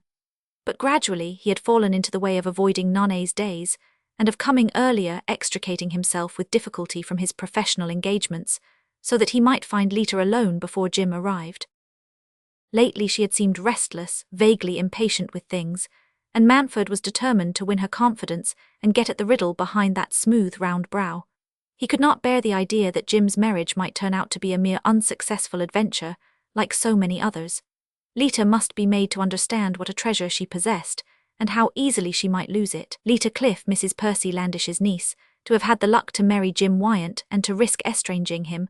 What fools women were! If she could be got away from the pack of frauds and flatterers who surrounded her, Mountford felt sure he could bring her to her senses. Sometimes, in her quiet moods, she seemed to depend on his judgment, to defer rather touchingly to what he said. The thing would be to coax her from jazz and nightclubs, and the pseudo-artistic rabble of house decorators, cinema stars and theatrical riffraff who had invaded her life, to get her back to country joys, golf and tennis and boating, all the healthy outdoor activities. She liked them well enough when there were no others available. She had owned to Mountford that she was sick of the rush and needed a rest, had half promised to come to Cedar Ledge with the boy for Easter. Jim would be taking his father down to the island off the Georgia coast, and Jim's being away might be a good thing. These modern young women soon tired of what they were used to. Lita would appreciate her husband all the more after a separation. Well, only a few weeks more, and perhaps it would come true. She had never seen the Cedar Ledge dogwood in bud, the woods trembling into green. Mountford, smiling at the vision, stooped to pick up the looker-on and refresh his memory. But it wasn't the right number, there were no gardens in it. Why had Miss Vallard given it to him? As he fluttered the pages they dropped open at, Oriental sage in native garb, oh damn the Mahatma, dawnside co-eds, oh damn. He stood up to thrust the paper under one of the heavily shaded lamps. At home, where Pauline and reason ruled, the lighting was disposed in such a way that one could always read without moving from one's chair. But in this ridiculous house, where no one ever opened a book, the lamps were so perversely placed, and so deeply shrouded, that one had to hold one's paper under the shade to make out anything. He scrutinized the picture, shrugged away his disgusted recognition of B. Linden, looked again and straightened his eyeglasses on his nose to be doubly sure, the lawyer's instinct of accuracy prevailing over a furious inward tremor. He walked to the door and then turned back and stood irresolute. To study the picture he had lifted the border of the lampshade, and the light struck crudely on the statue above Lita's divan, the statue of which Pauline, to her children's amusement, always said a little apprehensively that she supposed it must be cubist. Manfred had hardly noticed the figure before, except to wonder why the young people admired ugliness. Half lost in the shadows of the niche, it seemed a mere bundle of lumpy limbs. Now in the glare, you carrion you, he clenched his fist at it. That's what they want, that's their brutish idol. The words came stammering from him in a blur of rage. It was on Jim's account. The shock, the degradation. The paper slipped to the floor and he dropped into his seat again. Slowly his mind worked its way back through the disgust and confusion. Pauline had been right. What could one expect from a girl brought up in that landish house? Very likely no one had ever thought of asking where she was, where she had been. Mrs. Landish, absorbed in her own silly affairs, would be the last person to know. Well, what of that? The modern girl was always free, was expected to know how to use her freedom. Nana's independence had been as scrupulously respected as Jim's. She had had her full share of the perpetual modern agitations. Yet Nana was firm as a rock. A man's heart could build on her. If a woman was naturally straight, jazz and nightclubs couldn't make her crooked. True, in Nana's case there had been Pauline's influence.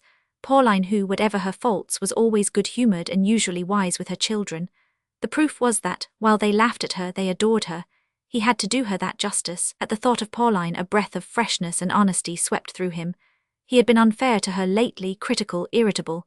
He had been absorbing a slow poison, the poison emanating from this dusky, self-conscious room, with all its pernicious implications. His first impression of Lita, when he had thought her ugly and pretentious, rushed back on him, dissipating the enchantment. "Oh, I'm glad you waited." She was there before him, her little heart-shaped face deep in its furs like a bird on the nest. "I wanted to see you today, I willed you to wait." She stood there, her head slightly on one side, distilling her gaze through half-parted lids like some rare golden liquid. Manfred stared back. Her entrance had tangled up the words in his throat. He stood before her choked with denunciation and invective, and then it occurred to him how much easier it was just to say nothing and to go. Of course he meant to go. It was no business of his. Jim Wyatt was not his son. Thank God he could wash his hands of the whole affair. He mumbled, "Dining out, can't wait." "Oh, but you must." Her hand was on his arm, as light as a petal. "I want you." He could just see the twinkle of small round teeth as her upper lip lifted. Can't. He tried to disengage his voice as if that too were tangled up in her. He moved away toward the door. The looker-on lay on the floor between them. So much the better, she would find it when he was gone. She would understand then why he hadn't waited. And no fear of Jim's getting hold of the paper, trust her to make it disappear. "Why, what's that?" She bent her supple height to pick it up and moved to the lamp, her face alight. "You darling, did you bring me this? What luck! I've been all over the place hunting for a copy. The whole edition's sold out. I had the original photograph somewhere but couldn't put my hand on it." She had reached the fatal page. She was spreading it open. Her smile caressed it. Her mouth looked like a pink pod bursting on a row of pearly seeds. She turned to Manfred almost tenderly. "After you prevented my going to Ardwin's, I had to swear to send this to Clawhammer, to show that I really can dance.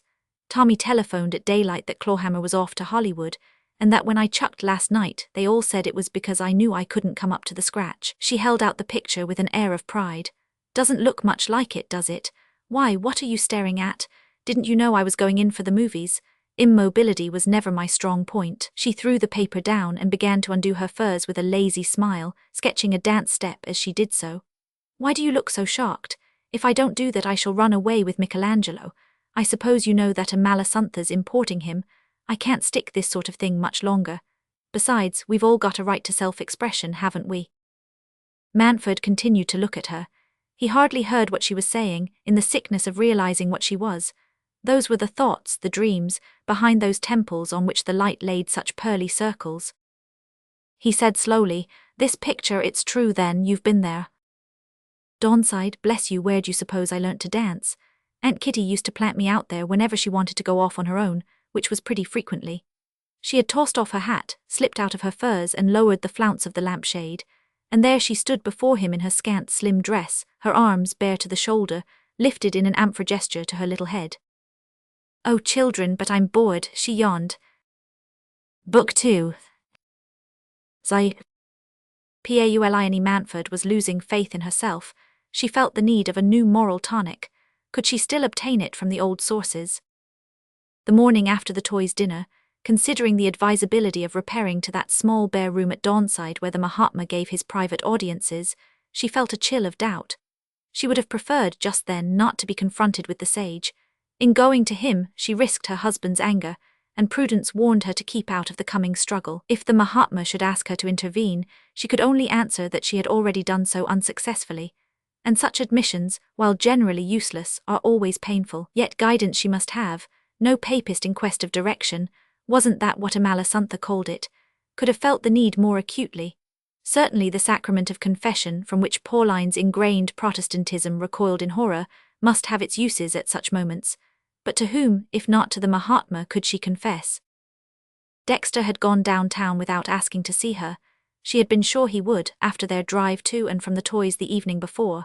When he was in one of his moods of clenched silence, they were becoming more frequent, she had remarked. She knew the uselessness of interfering. Echoes of the Freudian doctrine, perhaps rather confusedly apprehended, had strengthened her faith in the salutariness of talking things over, and she longed to urge this remedy again on Dexter.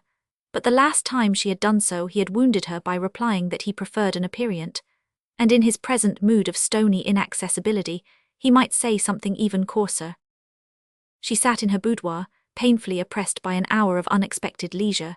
The facial massage artist had the grip and had notified her only at the last moment. To be sure, she had skipped her silent meditation that morning, but she did not feel in the mood for it now. And besides, an hour is too long for meditation, an hour is too long for anything. Now that she had won to herself, for the first time in years, she didn't in the least know what to do with it. That was something which no one had ever thought of teaching her, and the sense of being surrounded by a sudden void, into which she could reach out on all sides without touching an engagement or an obligation, produced in her a sort of mental dizziness. She had taken plenty of rest cures, of course, all one's friends did. But during a rest cure one was always busy resting, every minute was crammed with passive activities.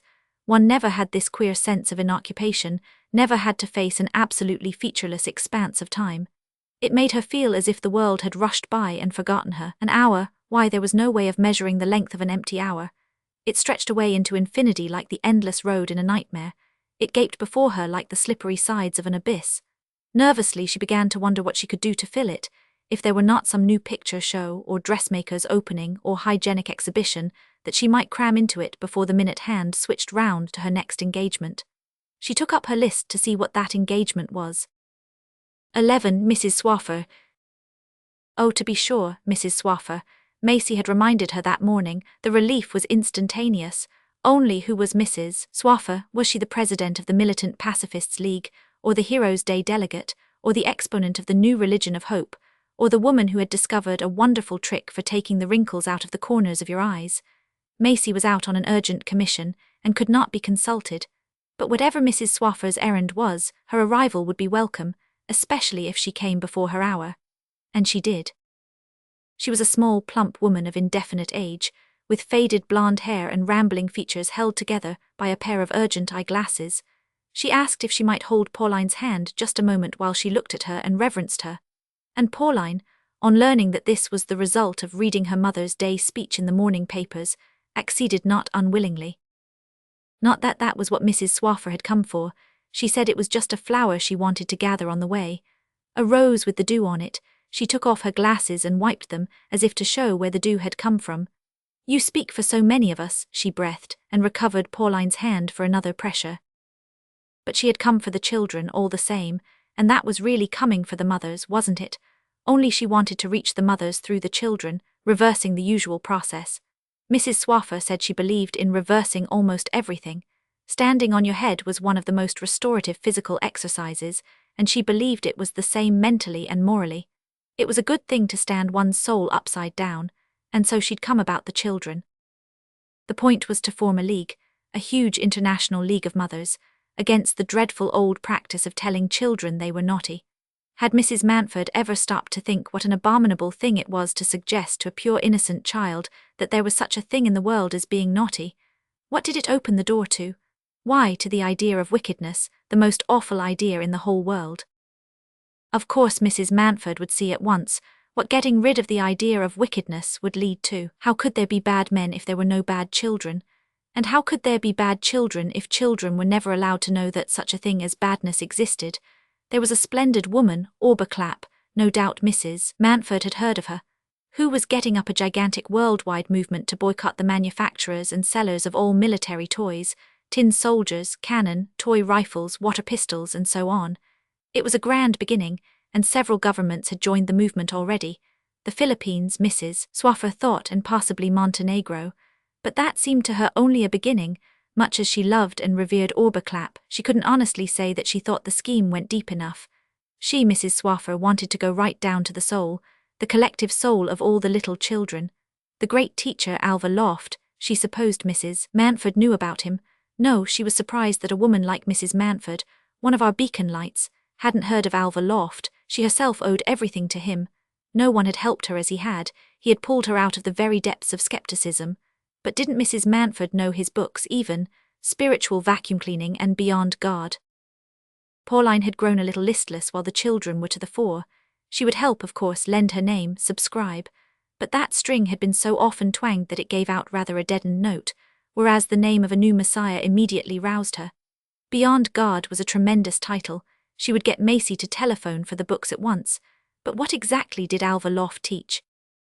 Mrs. Swaffer's eyeglasses flashed with inspiration.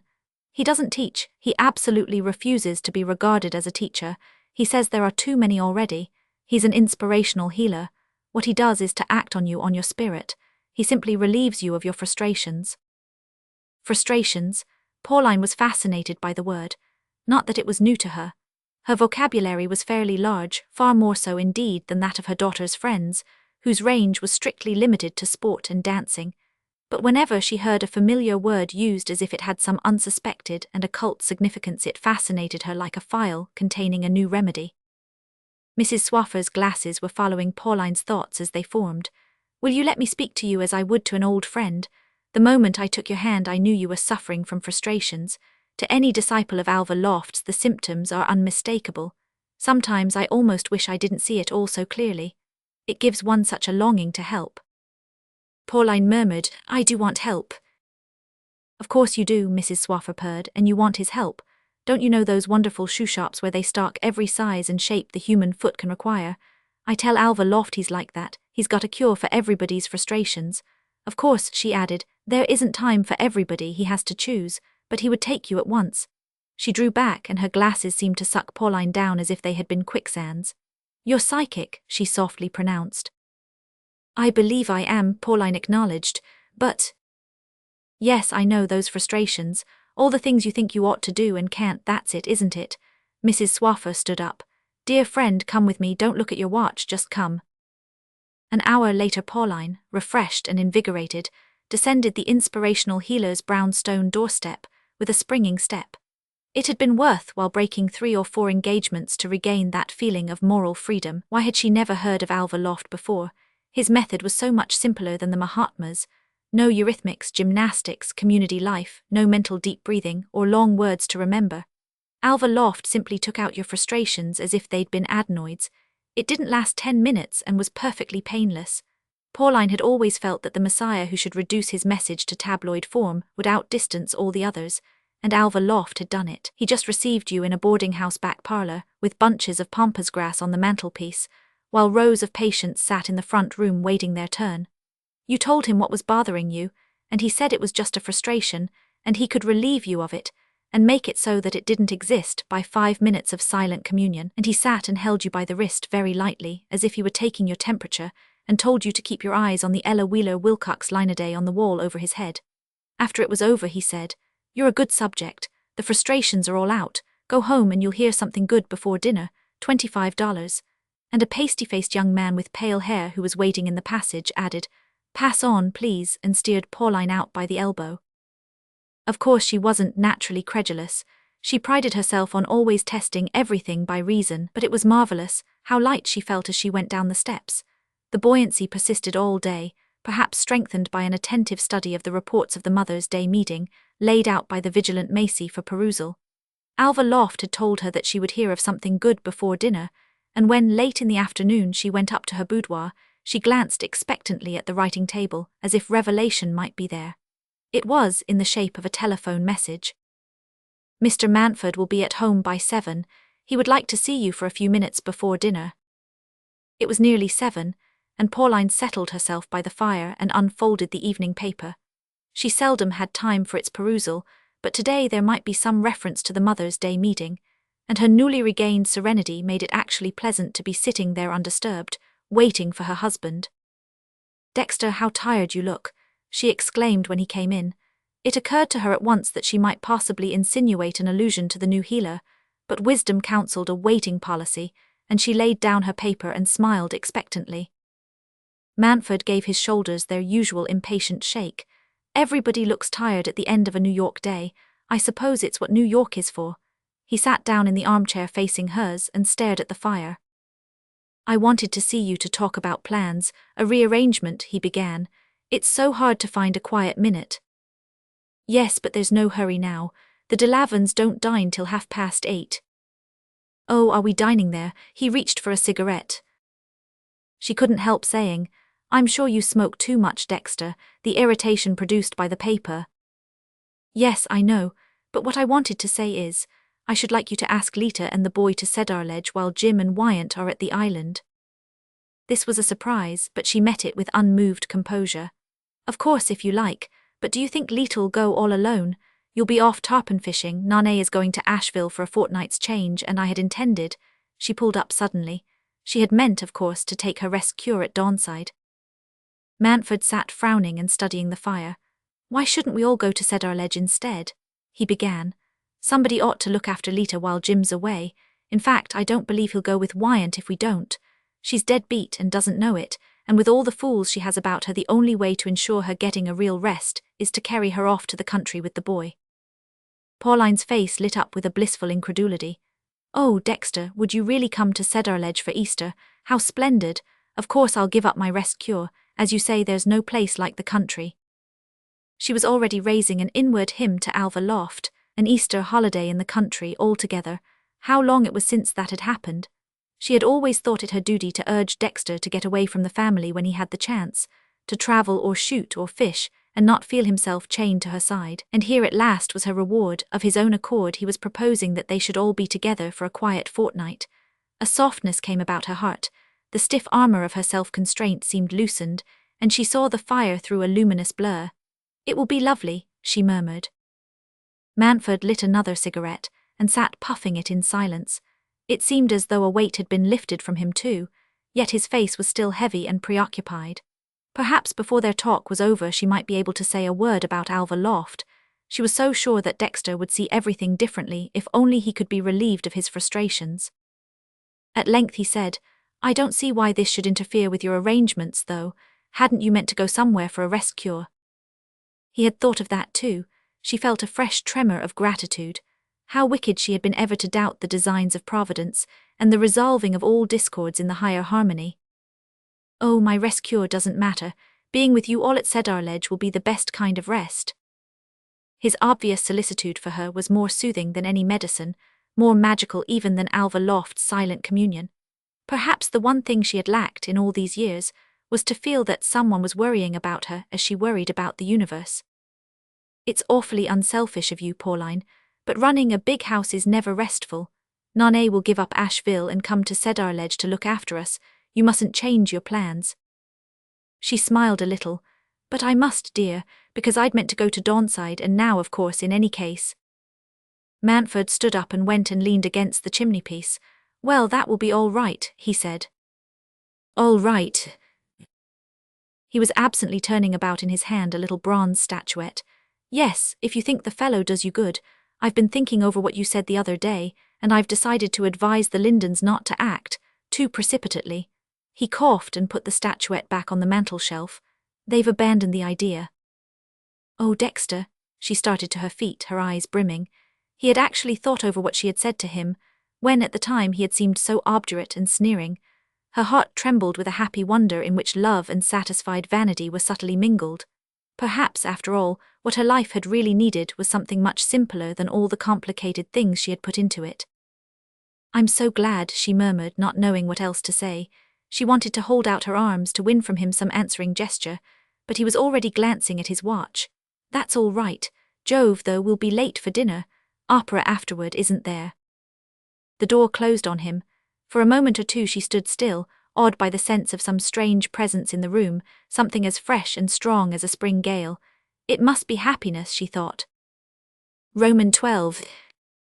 Why, yes, this morning I think you can see her.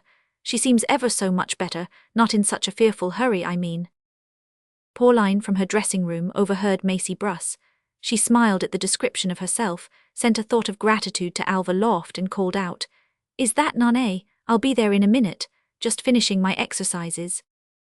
She appeared, fresh and tingling, draped in a restful dove-coloured wrapper, and offered Nane a smooth cheek. Miss Bruss had vanished, and mother and daughter had to themselves the sunny room, full of flowers and the scent of a wood fire. "How wonderful you look, mother, all made over. Have you been trying some new exercises?" Pauline smiled and pulled up the soft eiderdown coverlet at the foot of her lounge. She sank comfortably back among her cushions. "No, dear, it's just understanding a little better, I think." Understanding. Yes, that things always come out right if one just keeps on being brave and trustful. Oh, she fancied she caught a note of disappointment in Nane's voice. Poor Nane, her mother had long been aware that she had no enthusiasm, no transports of faith. She took after her father. How tired and sallow she looked in the morning light, perched on the arm of a chair, her long legs dangling. "You really ought to try to believe that yourself, darling," said Pauline brightly. Nane gave one of her father's shrugs. "Perhaps I will when I have more time." "But one can always make time, dear." "Just as I do," the smile suggested. "You look thoroughly fagged out, Nane. I do wish you'd go to the wonderful new man I've just—" "All right, mother. Only this morning I haven't come to talk about myself, it's Lita." "Lita?" "I've been wanting to speak to you about her for a long time. Haven't you noticed anything?" Pauline still wore her alert and sympathizing smile. "Tell me what, dear, let's talk it all over." Nane's brows were drawn in a troubled frown. "I'm afraid Jim's not happy," she said. "Jim, but darling, he's been so dreadfully overworked. That's the trouble. Your father spoke to me about it the other day. He's sending Jim and Arthur down to the island next month for a good long rest." "Yes, it's awfully nice of father, but it's not that, it's Lita," Nane doggedly repeated. A faint shadow brushed Pauline's cloudless horizon, but she resolutely turned her eyes from it. "Tell me what you think is wrong." "Why, that she's bored stiff, says she's going to chuck the whole thing. She says the life she's leading prevents her expressing her personality." "Good gracious, she dares." Pauline sat bolt upright, the torn garment of her serenity fluttering away like a wisp of vapor. Was there never to be any peace for her, she wondered? She had a movement of passionate rebellion, then a terror lest it should imperil Alva Loft's mental surgery. After a physical operation, the patient's repose was always carefully guarded, but no one thought of sparing her, though she had just been subjected to so radical an extirpation. She looked almost irritably at Nane. "Don't you think you sometimes imagine things, my pet? Of course, the more we yield to suggestions of pain and distress, the more." "Yes, I know, but this isn't a suggestion, it's a fact. Lita says she's got to express her personality or she'll do something dreadful, and if she does it will break Jim's heart." Pauline leaned back, vaguely fortified by so definite a menace. It was laughable to think of Lita Cliffs threatening to do something dreadful to a Wyant. "Don't you think she's just overexcited, perhaps? She leads such a crazy sort of life, all you children do. And she hasn't been very strong since the baby's birth. I believe she needs a good rest as much as Jim does. And you know your father has been so wise about that. He's going to persuade her to go to Cedar Ledge for 2 or 3 weeks while Jim's in Georgia." Nane remained unimpressed. "Lita won't go to Cedar Ledge alone, you know she won't." She won't have to, dear. Your father has thought of that too. He finds time to think of everything. Who's going then? We all are, at least your father hopes you will, and he's giving up his tarpon fishing on purpose to join us. Father is. Nane stood up, her gaze suddenly fixed on her mother. Your father's wonderful, Pauline triumphed. Yes, I know, the girl's voice flagged again, but all this is weeks away, and meanwhile I'm afraid. Little girls mustn't be afraid. If you are, send Lita to me. I'm sure it's just a case of frustration. Frustration? Yes, the new psychological thing. I'll take her with me to see Alva Loft. He's the great inspirational healer. I've only had 3 treatments and it's miraculous. It doesn't take 10 minutes and all one's burdens are lifted. Pauline threw back her head with a sigh which seemed to luxuriate in the remembrance of her own release. I wish I could take you all to him, she said. Well, perhaps you'd better begin with Lita. Nane was half smiling too, but it was what her mother secretly called her disintegrating smile. I wish the poor child were more constructive, but I suppose she's inherited her father's legal mind, Pauline thought. Nane stood before her irresolutely. You know, mother, if things do go wrong, Jim will never get over it. There you are again, jumping at the conclusion that things will go wrong. As for Lita, to me it's a clear case of frustration. She says she wants to express her personality. Well, everyone has the right to do that. I should think it wrong of me to interfere. That wouldn't be the way to make Jim happy. What Lita needs is to have her frustrations removed. That will open her eyes to her happiness and make her see what a perfect home she has. I wonder where my engagement list is. Macy. Oh, here. She ran her eyes rapidly over the tablet. I'll see Lita tomorrow. I'll make a point of it. We'll have a friendly, simple talk, perfectly frank and affectionate. Let me see, at what time should I be likely to find her? And no, of course not, darling. I wouldn't think of saying a word to Jim. But your father, surely I may speak to your father. Nane hesitated. I think father knows about it as much as he need, she answered, her hand on the door. Ah, your father always knows everything, Pauline placidly acquiesced. The prospect of the talk with her daughter-in-law barely ruffled her newfound peace. It was a pity Lita was restless, but nowadays all the young people were restless. Perhaps it would be as well to say a word to Kitty Landish. Flighty and inconsequent as she was, it might open her eyes to find that she was likely to have her niece back on her hands. Mrs. Percy Landish's hands were always full to overflowing with her own difficulties. A succession of ingenious theories of life, and the relentless pursuit of originality, had landed her in a state of chronic embarrassment, pecuniary, social and sentimental. The announcement that Lita was tired of Jim and threatened to leave him would fall like a bombshell on that precarious roof which figured in the New York directory as somewhere in the East Hundreds, but was recorded in the social register as No. 1 Viking Court. Mrs. Landish's last fad had been to establish herself on the banks of the East River, which she and a group of friends had adorned with a cluster of reinforced cement bungalows, first christened El Patio, but altered to Viking Court after Mrs. Landish had read in an illustrated weekly that the Vikings, who had discovered America ages before Columbus, had not, as previously supposed, effected their first landing at Vineyard Haven, but at a spot not far from the site of her dwelling. Cement at an early stage is malleable, and the Alhambra motifs had hastily given way to others from the prows of Nordic ships, from silver torques and runic inscriptions, the latter easily contrived out of Arabic sour rats from the Quran. Before these new ornaments were dry, Mrs. Landish and her friends were camping on the historic spot, and after 4 years of occupancy they were camping still, in Mrs. Manford's sense of the word. A hurried telephone call had assured Pauline that she could see Mrs. Landish directly after lunch, and at 2 o'clock her motor drove up to Viking Court, which opened on a dilapidated riverfront and was cynically overlooked by tall tenement houses with an underpinning of delicatessen stores. Mrs. Landish was nowhere to be found. She had had to go out to lunch, a melancholy maidservant said, because the cook had just given notice, but she would doubtless soon be back. With gingerly steps Pauline entered the living room, so cold as visitors were unfailingly reminded because Mrs. Landish ate, painted, modelled in clay, sculptured in wood and received her friends there. The Vikings, she added, had lived in that way, but today all traces of these varied activities had disappeared, and the room was austerely empty. Mrs. Landish's last hobby was for what she called purism, and her chief desire to make everything in her surroundings conform to the habits and industries of a mythical past. Ever since she had created Viking Court, she had been trying to obtain rushes for the floor. But as the eastern states of America, did not produce the particular variety of rush which the Vikings were said to have used, she had at last decided to have rugs woven on handlooms in Abyssinia, someone having assured her that an inscription referring to trade relations between the Vikings and the kingdom of Prester John had been discovered in the ruins of Petra. The difficulty of having these rugs made according to designs of the period caused the cement floor of Mrs. Landish's living room to remain permanently bare, and most of the furniture having now been removed, the room had all the appearance of a garage, the more so as Mrs. Landish's latest protégé, a young cabaret artist who performed on a motor siren, had been suffered to stable his cycle in one corner.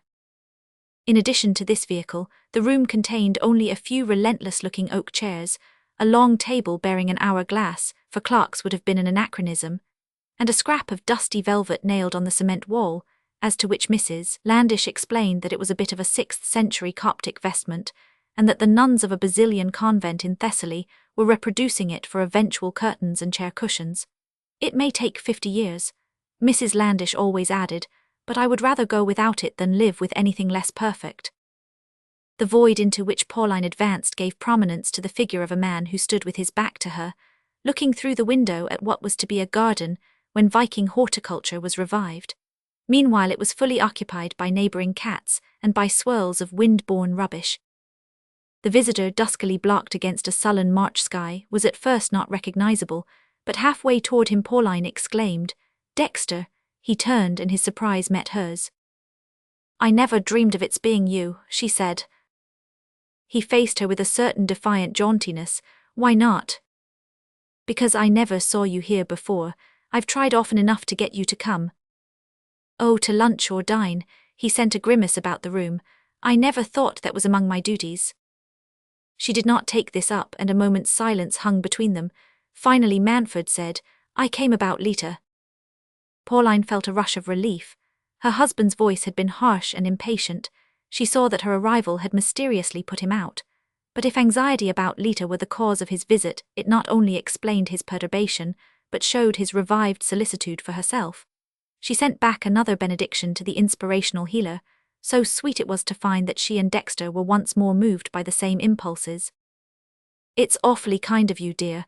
How funny that we should meet on the same errand." He stared. "Why have you come about Lita?" "Well, yes, she's been getting rather out of hand, hasn't she?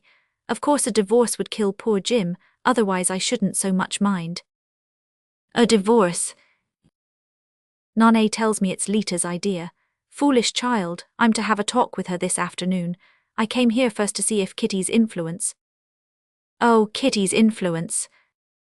"Yes, I know." She broke off and glanced quickly at Manfred. "But if you don't believe in her influence, why did you come here yourself?" The question seemed to take her husband by surprise, and he met it by a somewhat rigid smile. How old he looked in the hard slaty light. The crisp hair was almost as thin on his temples as higher up. If only he would try that wonderful new radioscalp. And he used to be so handsome, his wife said to herself, with the rush of vitality she always felt when she noted the marks of fatigue or age in her contemporaries.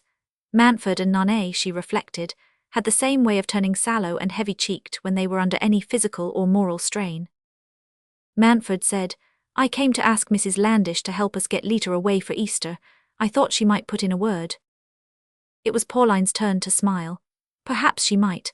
What I came for was to say that if Lita doesn't quiet down and behave reasonably, she may find herself thrown on her aunt's hands again. I think that will produce an effect on Kitty. I shall make it perfectly clear that they are not to count on me financially if Lita leaves Jim." She glanced brightly at Manfred, instinctively awaiting his approval. But the expected response did not come. His face grew blurred and uncertain, and for a moment he said nothing. Then he muttered, "It's all very unfortunate, a stupid muddle." Pauline caught the change in his tone.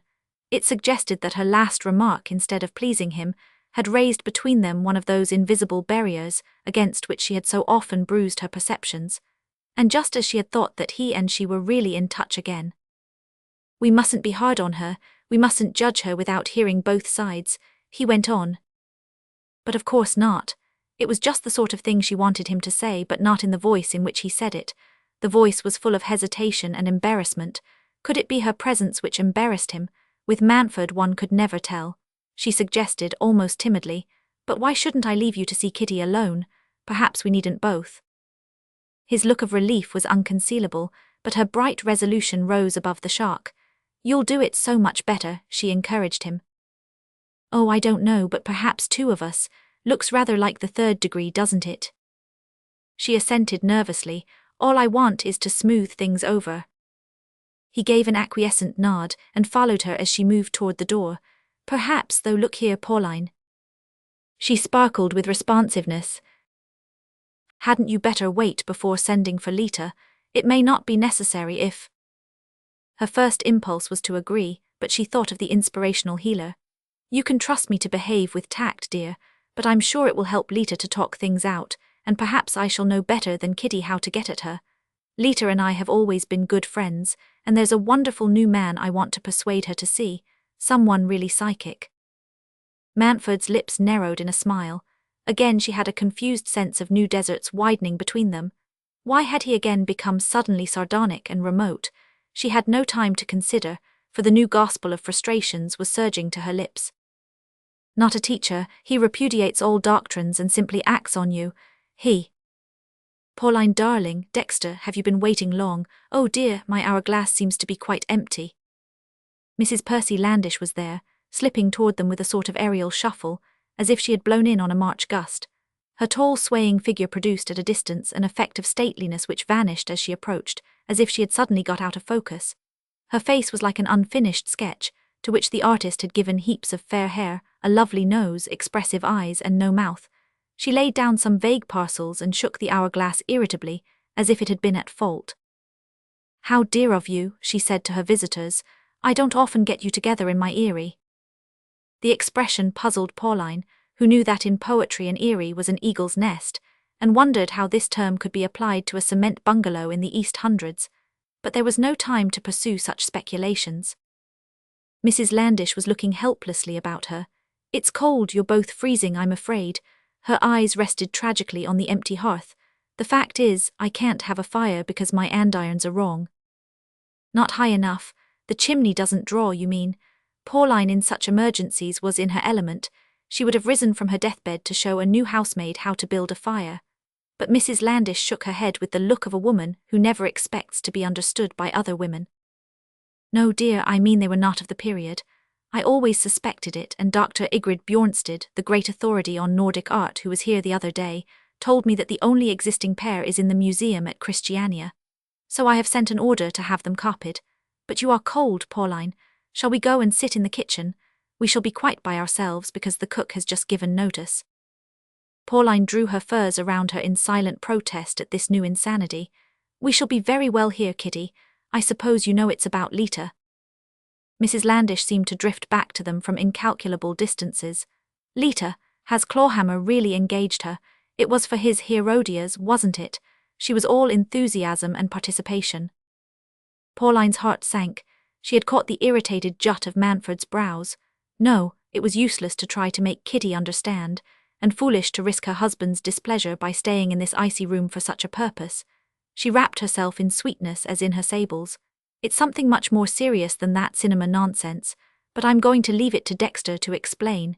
He will do it ever so much better than I could. Yes, Kitty dear, I remember there's a step missing in the vestibule. Please don't bother to see me out. You know Dexter's minutes are precious.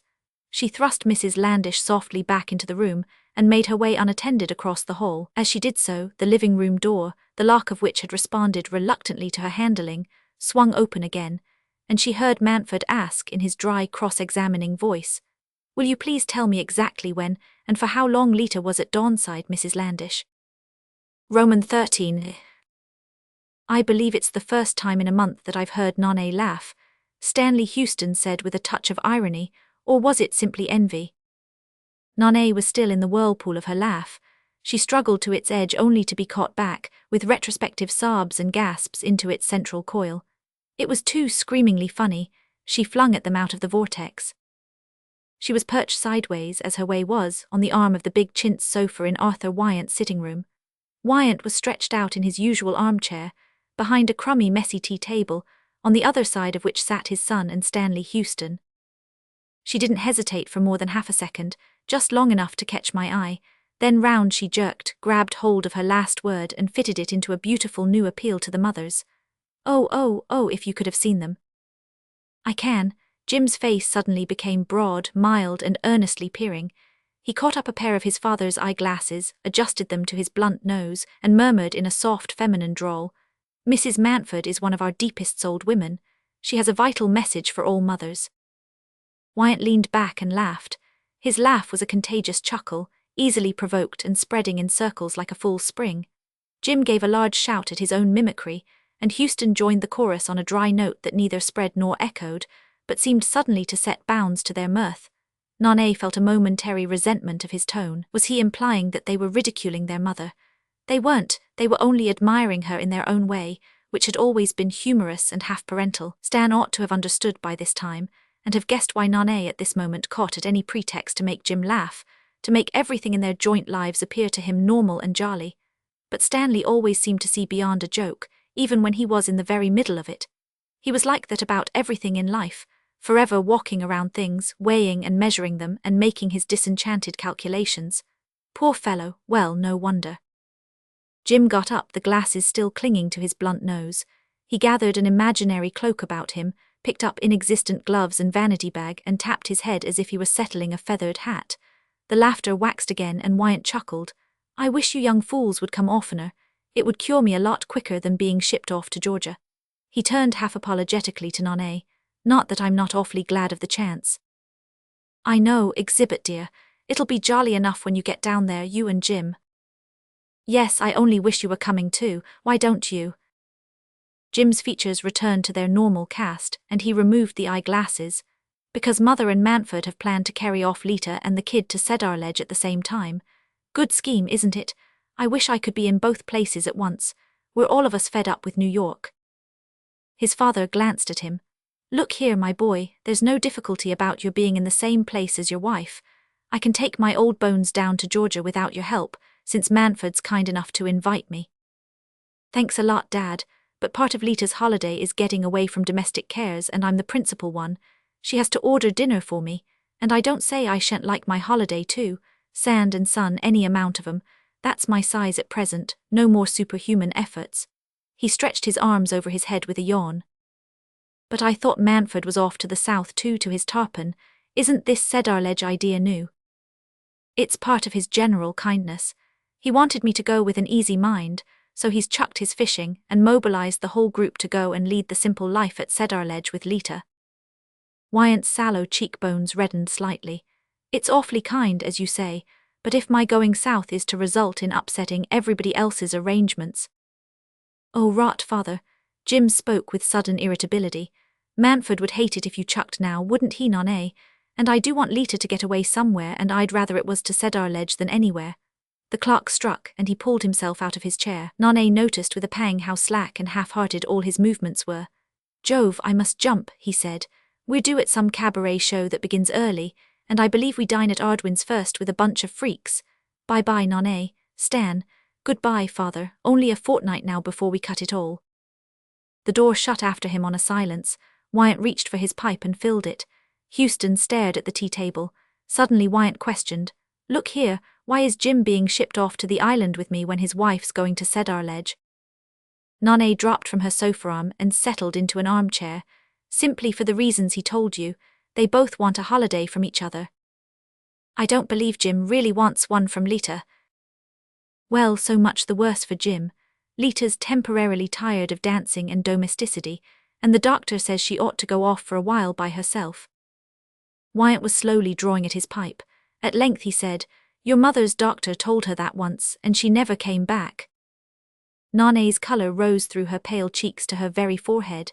The motions of her blood were not impetuous, and she now felt herself blushing for having blushed. It was unlike Wyatt to say that, unlike his tradition of reticence and decency, which had always joined with Pauline's breezy optimism in relegating to silence and non-existence whatever it was painful or even awkward to discuss. For years the Dual family had lived on the assumption that they were all the best friends in the world, and the vocabulary of that convention had become their natural idiom. Stanley Houston seemed to catch the constraint in the air. He got up as if to go. "I suppose we're dining somewhere too." He pronounced the "we" without conviction, for everyone knew that he and his wife seldom went out together. Wyatt raised a detaining hand. Don't go, Stan. Nane and I have no secrets. If we had, you should share them. Why do you look so savage, Nane? I suppose I've said something stupid. Fact is, I'm old-fashioned, and this idea of people who have chosen to live together having perpetually to get away from each other. When I remember my father and mother for 60-odd years, New York in winter, Hudson in summer, staple topics, snow for 6 months, mosquitoes the other. I suppose that's the reason your generation have got the fidgets. Nane laughed. It's a good enough reason, and anyhow there's nothing to be done about it. Wyatt frowned. Nothing to be done about it in Lita's case. I hope you don't mean that. My son, God, if ever a man has slaved for a woman, made himself a fool for her. Houston's dry voice cut the diatribe. Well, sir, you wouldn't deprive him of man's peculiar privilege, the right to make a fool of himself. Wyatt sank back, grumbling among his cushions. I don't understand you, any of you, he said, as if secretly relieved by the admission. Well, Exhibit dear, strictly speaking you don't have to. We're old enough to run the show for ourselves, and all you've got to do is to look on from the front row and admire us, said Nane, bending to him with a caress. In the street, she found herself walking silently at Houston's side.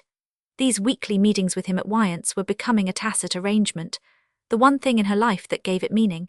She thought with a smile of her mother's affirmation that everything always came out right if only one kept on being brave and trustful, and wondered where, under that formula, her relation to Stanley Houston could be fitted in. It was anything but brave, letting herself drift into these continual meetings, and refusing to accept their consequences, yet every nerve in her told her that these moments were the best thing in life, the one thing she couldn't do without.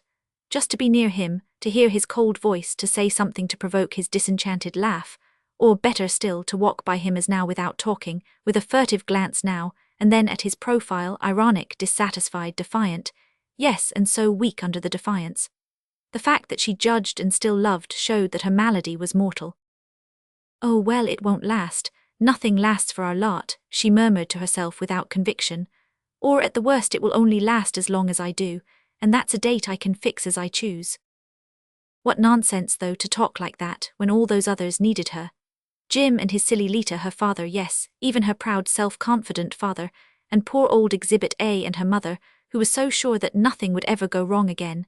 Now she had found a new healer, yes, they all needed help though they didn't know it, and fate seemed to have put her Nane at the very point where all their lives intersected, as a first aid station is put at the dangerous turn of a racecourse, or a pointsman at the shunting point of a big junction. Look here, Nane, my dinner engagement was a fable. Would the heavens fall if you and I went and dined somewhere by ourselves just as we are? Oh, Stan, her heart gave a leap of joy. In these free days when the young came and went as they chose, who would have believed that these two had never yet given themselves a stolen evening?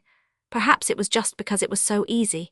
Only difficult things tempted Nane, and the difficult thing was always to say no.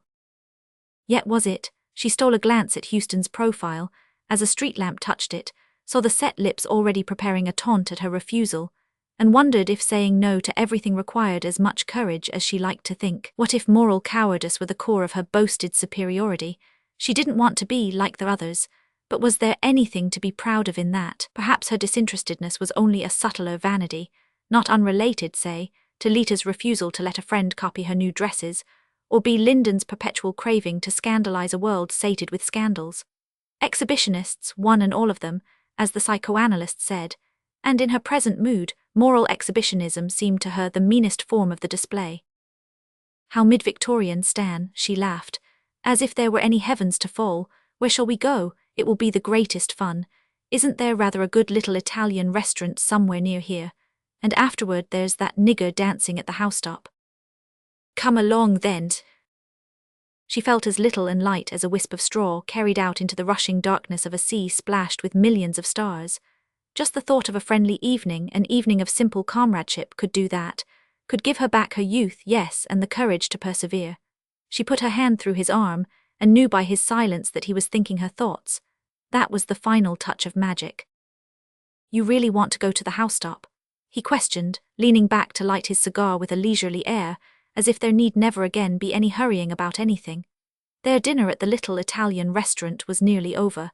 They had conscientiously explored the paste, the fruit de mer, the frittera and the cheese and tomato mixtures, and were ending up with a foaming sabione. The room was low-ceilinged, hot, and crowded with jolly, noisy people, mostly Italians, over whom, at unnoticed intervals, an olive-tinted musician with blue-white eyeballs showered trills and twangings. His music did not interrupt the conversation, but merely obliged the diners to shout a little louder, a pretext of which they joyfully availed themselves. Nonne at first had found the noise a delicious shelter for her talk with Houston, but now it was beginning to stifle her. "Let's get some fresh air first," she said. "All right, we'll walk for a while." They pushed back their chairs, wormed a way through the packed tables, got into their wraps and stepped out of the swinging doors into long streamers of watery lamplight. The douche of a cold rain received them. "Oh dear, the housetop then," Nonne grumbled. How sweet the rain would have been under the budding trees of Cedar Ledge, but here in these degraded streets. Houston caught a passing taxi, a turn first just round the park. "No, the housetop." He leaned back and lit a cigarette. "You know I'm going to get myself divorced, it's all settled," he announced. "Settled with Aggie?" "No, not yet, but with the lady I'm going off with. My word of honor, I am, next week." Nonne gave an incredulous laugh. "So this is goodbye?" "Very nearly." "Poor Stan." Nonne listened. "Look here." She took his hand. "Stan hang next week." "Nonne." She shook her head but let her hand lie in his. "No questions, no plans, just being together," she pleaded. He held her in silence and their lips met. "Then why not?" "No, the housetop," she cried, pulling herself out of his arms. "Why, you're crying." "I'm not, it's the rain, it's..." "Nonne." "Stan, you know it's no earthly use. Life's so rotten." "Not like this." This what?" She struggled out of another enfolding, put her head out of the window and cried, "The housetop." They found a corner at the back of the crowded floor. Nonne blinked a little in the dazzle of light garlands, the fumes of smoke, the clash of noise and colors, but there he and she sat, close together, hidden in their irresistible happiness. And though his lips had their moody twist, she knew the same softness was in his veins as in hers, isolating them from the crowd as completely as if they had still been in the darkness of the taxi. That was the way she must take her life, she supposed, piecemeal, a tiny scrap of sweetness at a time, and never more than a scrap, never once. Well, it would be worse still if there were no moments like this, short and cruel as they seemed when they came. The housetop was packed. The low balcony crammed with fashionable people overhung them like a wreath of ripe fruits, peachy and white and golden, made of painted faces, bare arms, jewels, brocades and fantastic furs. It was the music hall of the moment. The curtain shot up and the little auditorium was plunged in shadow. Nonne could leave her hand in Houston's. On the stage, a New Orleans cotton market, black dancers tossed and capered. They were like ripe fruits too, black figs flung about in hot sunshine, falling to earth with crimson bursts of laughter splitting open on white teeth, and bounding up again into golden clouds of cotton dust. It was all warm and jolly and inconsequent. The audience forgot to smoke and chatter. Little murmurs of enjoyment rippled over it. The curtain descended, the light garlands blossomed out, and once more floor and balcony were all sound and movement. "Why, there's Lita up there in the balcony," Nonne exclaimed, "just above the stage. Don't you see, with Ardwin and Jack Staley and B. Linden and that awful Kaler woman?" She had drawn her hand away at the sight of the box full. "I don't see Jim with them after all. Oh, how I hate that crowd." All the ugly and disquieting realities she had put from her swept back with a rush. If only she could have had her one evening away from them. "I didn't think we should find them here. I thought Lita had been last week." "Well, don't that crowd always keep on going to the same shows over and over again? There's nothing they hate as much as novelty, they're so fed up with it. And besides, what on earth do you care? They won't bother us." She wavered a moment and then said, "You see, Lita always bothers me." "Why, anything new?" "She says she's tired of everything, Jim included, and is going to chuck it and go in for the cinema." "Oh, that," he manifested no surprise. "Well, isn't it where she belongs?" "Perhaps, but Jim..." "Poor Jim, we've all got to swallow our dose one day or another." "Yes, but I can't bear it, not for Jim. Look here, Stan, I'm going up there to join them," she suddenly declared. "Oh, nonsense, Nonne, they don't want you. And besides, I hate that crowd as much as you do. I don't want you mixed up with it, that cad Staley and the Kaler woman. She gave a dry laugh, afraid they'll compromise me. Oh rot, but what's the use of their even knowing you're here? They'll hate your butting in, Lita, worst of all. Stan, I'm going up to them. Oh damn it, you always. She had got up and was pushing away the little table in front of them, but suddenly she stopped and sat down again. For a moment or two she did not speak, nor look at Houston. She had seen the massive outline of a familiar figure rising from a seat near the front and planting itself there for a slow gaze about the audience. Hallo, your father. I didn't know he patronized this kind of show, Houston said. Nonne groped for a careless voice and found it. Father, so it is. Oh, he's really very frivolous, my influence, I'm afraid. The voice sounded sharp and rattling in her own ears. How funny, though, you don't happen to see Mother and Amalasuntha anywhere. That would make the family party complete. She could not take her eyes from her father.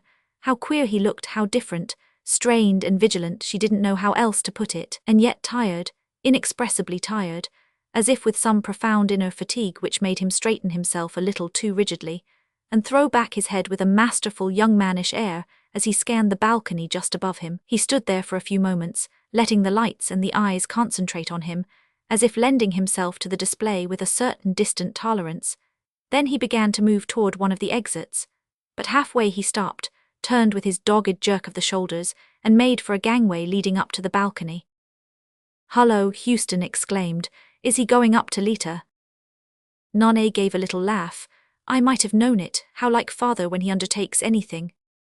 Undertakes what? Why, looking after Lita. He probably found out at the last minute that Jim couldn't come and made up his mind to replace him. Isn't it splendid how he's helping us? I know he loathes this sort of place, and the people she's with, but he told me we oughtn't to lose our influence on her, we ought to keep tight hold of her. I see. Nonne had risen again and was beginning to move toward the passageway. Houston followed her, and she smiled back at him over her shoulder. She felt as if she must cram every cranny in their talk with more words. The silence which had enclosed them as in a crystal globe had been splintered to atoms, and had left them stammering and exposed. Well, I needn't go up to Lita after all, she really doesn't require 2 dragons. Thank goodness father has replaced me and I don't have to be with that crew. Just this evening, she whispered, slipping her arm through Houston's. I should have hated to have it end in that way. By this time they were out in the street. On the wet pavement he detained her. Nonne, how is it going to end? Why, by your driving me home, I hope. It's too wet to walk, worse luck. He gave a resigned shrug, called a taxi, wavered a moment and jumped in after her. I don't know why I come, he grumbled.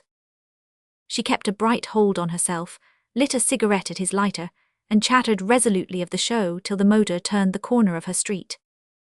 Well, my child, it's really goodbye now. I'm off next week with the other lady, Houston said as they stopped before the Manford door. He paid the taxi and helped her out, and she stood in the rain in front of him. I don't come back till Aggie divorces me, you understand, he continued. She won't. She'll have to. It's hideous doing it in that way. Not as hideous as the kind of life I'm leading. She made no answer, and he followed her silently up the doorstep while she fumbled for her latchkey. She was trembling now with weariness and disappointment, and a feverish thirst for the one more kiss she was resolved he should not take. Other people get their freedom. I don't see why I shouldn't have mine, he insisted. Not in that way, Stan, you mustn't, it's too horrible. That way, you know there's no other. She turned the latchkey and the ponderous vestibule door swung inward. If you do, don't imagine I'll ever marry you, she cried out as she crossed the threshold, and he flung back furiously. Wait till I ask you, and plunged away into the rain. Roman 14. Pauline Manford left Mrs. Landish's door with the uncomfortable sense of having swallowed a new frustration. In this crowded life of hers, they were as difficult to avoid as germs, and there was not always time to have them extirpated. Manford had evidently found out about Lita's Dawnside frequentations, found it out, no doubt, as Pauline had, by seeing her photograph in that loathsome dancing group in the looker-on. Well, perhaps it was best that he should know. It would certainly confirm his resolve to stop any action against the Mahatma. Only, if he had induced the Lindens to drop the investigation, Why was he still preoccupied by it? Why had he gone to Mrs. Landish to make that particular inquiry about Lita? Pauline would have liked to shake off the memory of his voice and of the barely disguised impatience with which he had waited for her to go before putting his question. Confronted by this new riddle, when there were already so many others in her path, she felt a reasonless exasperation against the broken doorknob which had let her into the secret. If only Kitty Landish, instead of dreaming about Mesopotamian embroideries, would send for a locksmith and keep her house in repair. All day Pauline was oppressed by the nervous apprehension that Manfred might have changed his mind about dropping the investigation. If there had been time, she would have gone to Alva Loft for relief. She had managed so far to squeeze in a daily séance, and had come to depend on it as addicts do on their morphia. The very brevity of the treatment, and the blunt negative face and indifferent monosyllables of the healer, were subtly stimulating after the verbiage and flummery of his predecessors. Such stern economy of means impressed Pauline in much the same way as a new labor-saving device. She liked everything the better for being a shortcut to something else, and even spiritual communion for resembling an improved form of stenography. As Mrs. Swaffer said, Alva Loft was really the busy man's Christ. But that afternoon, there was literally not time for a treatment. Manfred's decision to spend the Easter holidays at Cedarledge necessitated one of those campaigns of intensive preparation in which his wife and Macy Bruss excelled. Leading the simple life at Cedarledge involved dispatching there a part of the New York domestic staff, at least 10 days in advance, testing and lighting 3 complicated heating systems, going over all the bells and electric wiring, and making sure that the elaborate sanitary arrangements were in irreproachable order. Nor was this all. Pauline, who prided herself on the perfect organization of every detail of both her establishments, had lately been studying the estimate for a new and singularly complete system of burglar alarm at Cedarledge, and also going over the bills for the picturesque engine house and up-to-date fire engine with which she had just endowed the village, patriarchally clustered below the Cedarledge hill. All these matters called for deep thought and swift decision, and the fact gave her a sudden stimulus. No rest cure in the world was as refreshing to her as a hurried demand on her practical activity. She thrilled to it like a warhorse to a trumpet, and compelled the fagged Macy to thrill in unison. In this case their energy was redoubled by the hope that, if Manfred found everything to his liking at Cedarledge, he might take a fancy to spending more time there. Pauline's passionate interest in plumbing and electric wiring was suffused with a romantic glow at the thought that they might lure her husband back to domestic intimacy. The heating of the new swimming pool must be finished too, and the workmen all out of the way. You'll have to go there next week, Macy, and impress on everybody that there must not be a workman visible anywhere when we arrive. Breathless, exultant, Pauline hurried home for a late cup of tea in her boudoir, and settled down, pencil in hand, with plans and estimates, as eagerly as her husband in the early days of his legal career used to study the documents of a new case. Macy, responding as she always did to the least touch of the spur, yet lifted a perplexed brow to murmur, "All right, but I don't see how I can very well leave before the birth control dinner. You know you haven't yet rewritten the opening passage that you used by mistake at the—" Pauline's colour rose.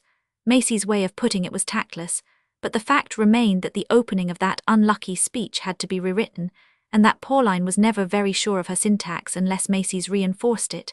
She had always meant to be cultivated. She still thought she was when she looked at her bookshelves, but when she had to compose a speech, though words never failed her, the mysterious relations between them sometimes did. Wealth and extensive social activities were obviously incompatible with a complete mastery of grammar, and secretaries were made for such emergencies. Yes, Macy, fagged as she looked, could certainly not be spared till the speech was remodelled. The telephone, ringing from downstairs, announced that the Marchesa was on her way up to the boudoir. Pauline's pencil fell from her hand. On her way up, it was really too inconsiderate. A Malasuntha must be made to understand. But there was the undaunted lady. "The footman swore you were out, dear, but I knew from his manner that I should find you. With powder now I never can tell, and I simply had to rush in long enough to give you a good hug." The Marchesa glanced at Macy, and the secretary effaced herself after another glance, this time from her employer, which plainly warned her, "Wait in the next room, I won't let her stay." To her visitor Pauline murmured somewhat coldly, "I left word that I was out because I'm desperately busy over the new plumbing and burglar alarm systems at Cedarledge. Dexter wants to go there for Easter, and of course everything must be in order before we arrive." The Marchesa's eyes widened. Ah, this marvelous American plumbing. I believe you all treat yourselves to a new set of bathrooms every year. There's only one bath at San Fedel, and my dear parents-in-law had it covered with a wooden lid so that it could be used to do the boots on. It's really rather convenient, and out of family feeling Venturino has always reserved it for that purpose. But that's not what I came to talk about. What I want is to find words for my gratitude. Pauline leaned back, gazing wearily at Amalasuntha's small, sharp face, which seemed to glitter with a new and mysterious varnish of prosperity. For what? You've thanked me already more than my little present deserved. The Marchesa gave her a look of puzzled retrospection. Oh, that lovely cheque the other day. Of course my thanks include that too, but I'm entirely overwhelmed by your new munificence. My new munificence, Pauline echoed between narrowed lips. Could this be an adroit way of prefacing a fresh appeal? With the huge Cedarledge estimates at her elbow, she stiffened herself for refusal. Amalasuntha must really be taught moderation. Well, Dexter's munificence then, his royal promise. I left him only an hour ago, the Marchesa cried with rising exultation. You mean he's found a job for Michelangelo? I'm very glad, said Pauline, still without enthusiasm. No, something ever so much better than that. At least, the Marchesa hastily corrected herself, something more immediately helpful. His debts, dear, my silly boy's debts. Dexter has promised, has authorized me to cable that he need not sail as everything will be paid. It's far more than I could have hoped. The happy mother possessed herself of Mrs. Manford's unresponsive hand. Pauline freed the hand abruptly. She felt the need of assimilating and interpreting this news as rapidly as possible, without betraying undue astonishment, and yet without engaging her responsibility. But the effort was beyond her, and she could only sit and stare. Dexter had promised to pay Michelangelo's debts, but with whose money, and why? I'm sure Dexter wants to do all he can to help you about Michelangelo, we both do. But Pauline's brain was whirling. She found it impossible to go on. She knew by heart the extent of Michelangelo's debts. Amalasuntha took care that everyone did. She seemed to feel a sort of fatuous pride in their enormity, and was always dinning it into her cousin's ears. Dexter, if he had really made such a promise, must have made it in his wife's name, and to do so without consulting her was so unlike him that the idea deepened her bewilderment. Are you sure? I'm sorry, Amalasuntha, but this comes as a surprise. Dexter and I were to talk the matter over, to see what could be done. Darling, it's so like you to belittle your own generosity, you always do, and so does Dexter. But in this case, well, the cable's gone, so why deny it? Triumphed the Marchesa.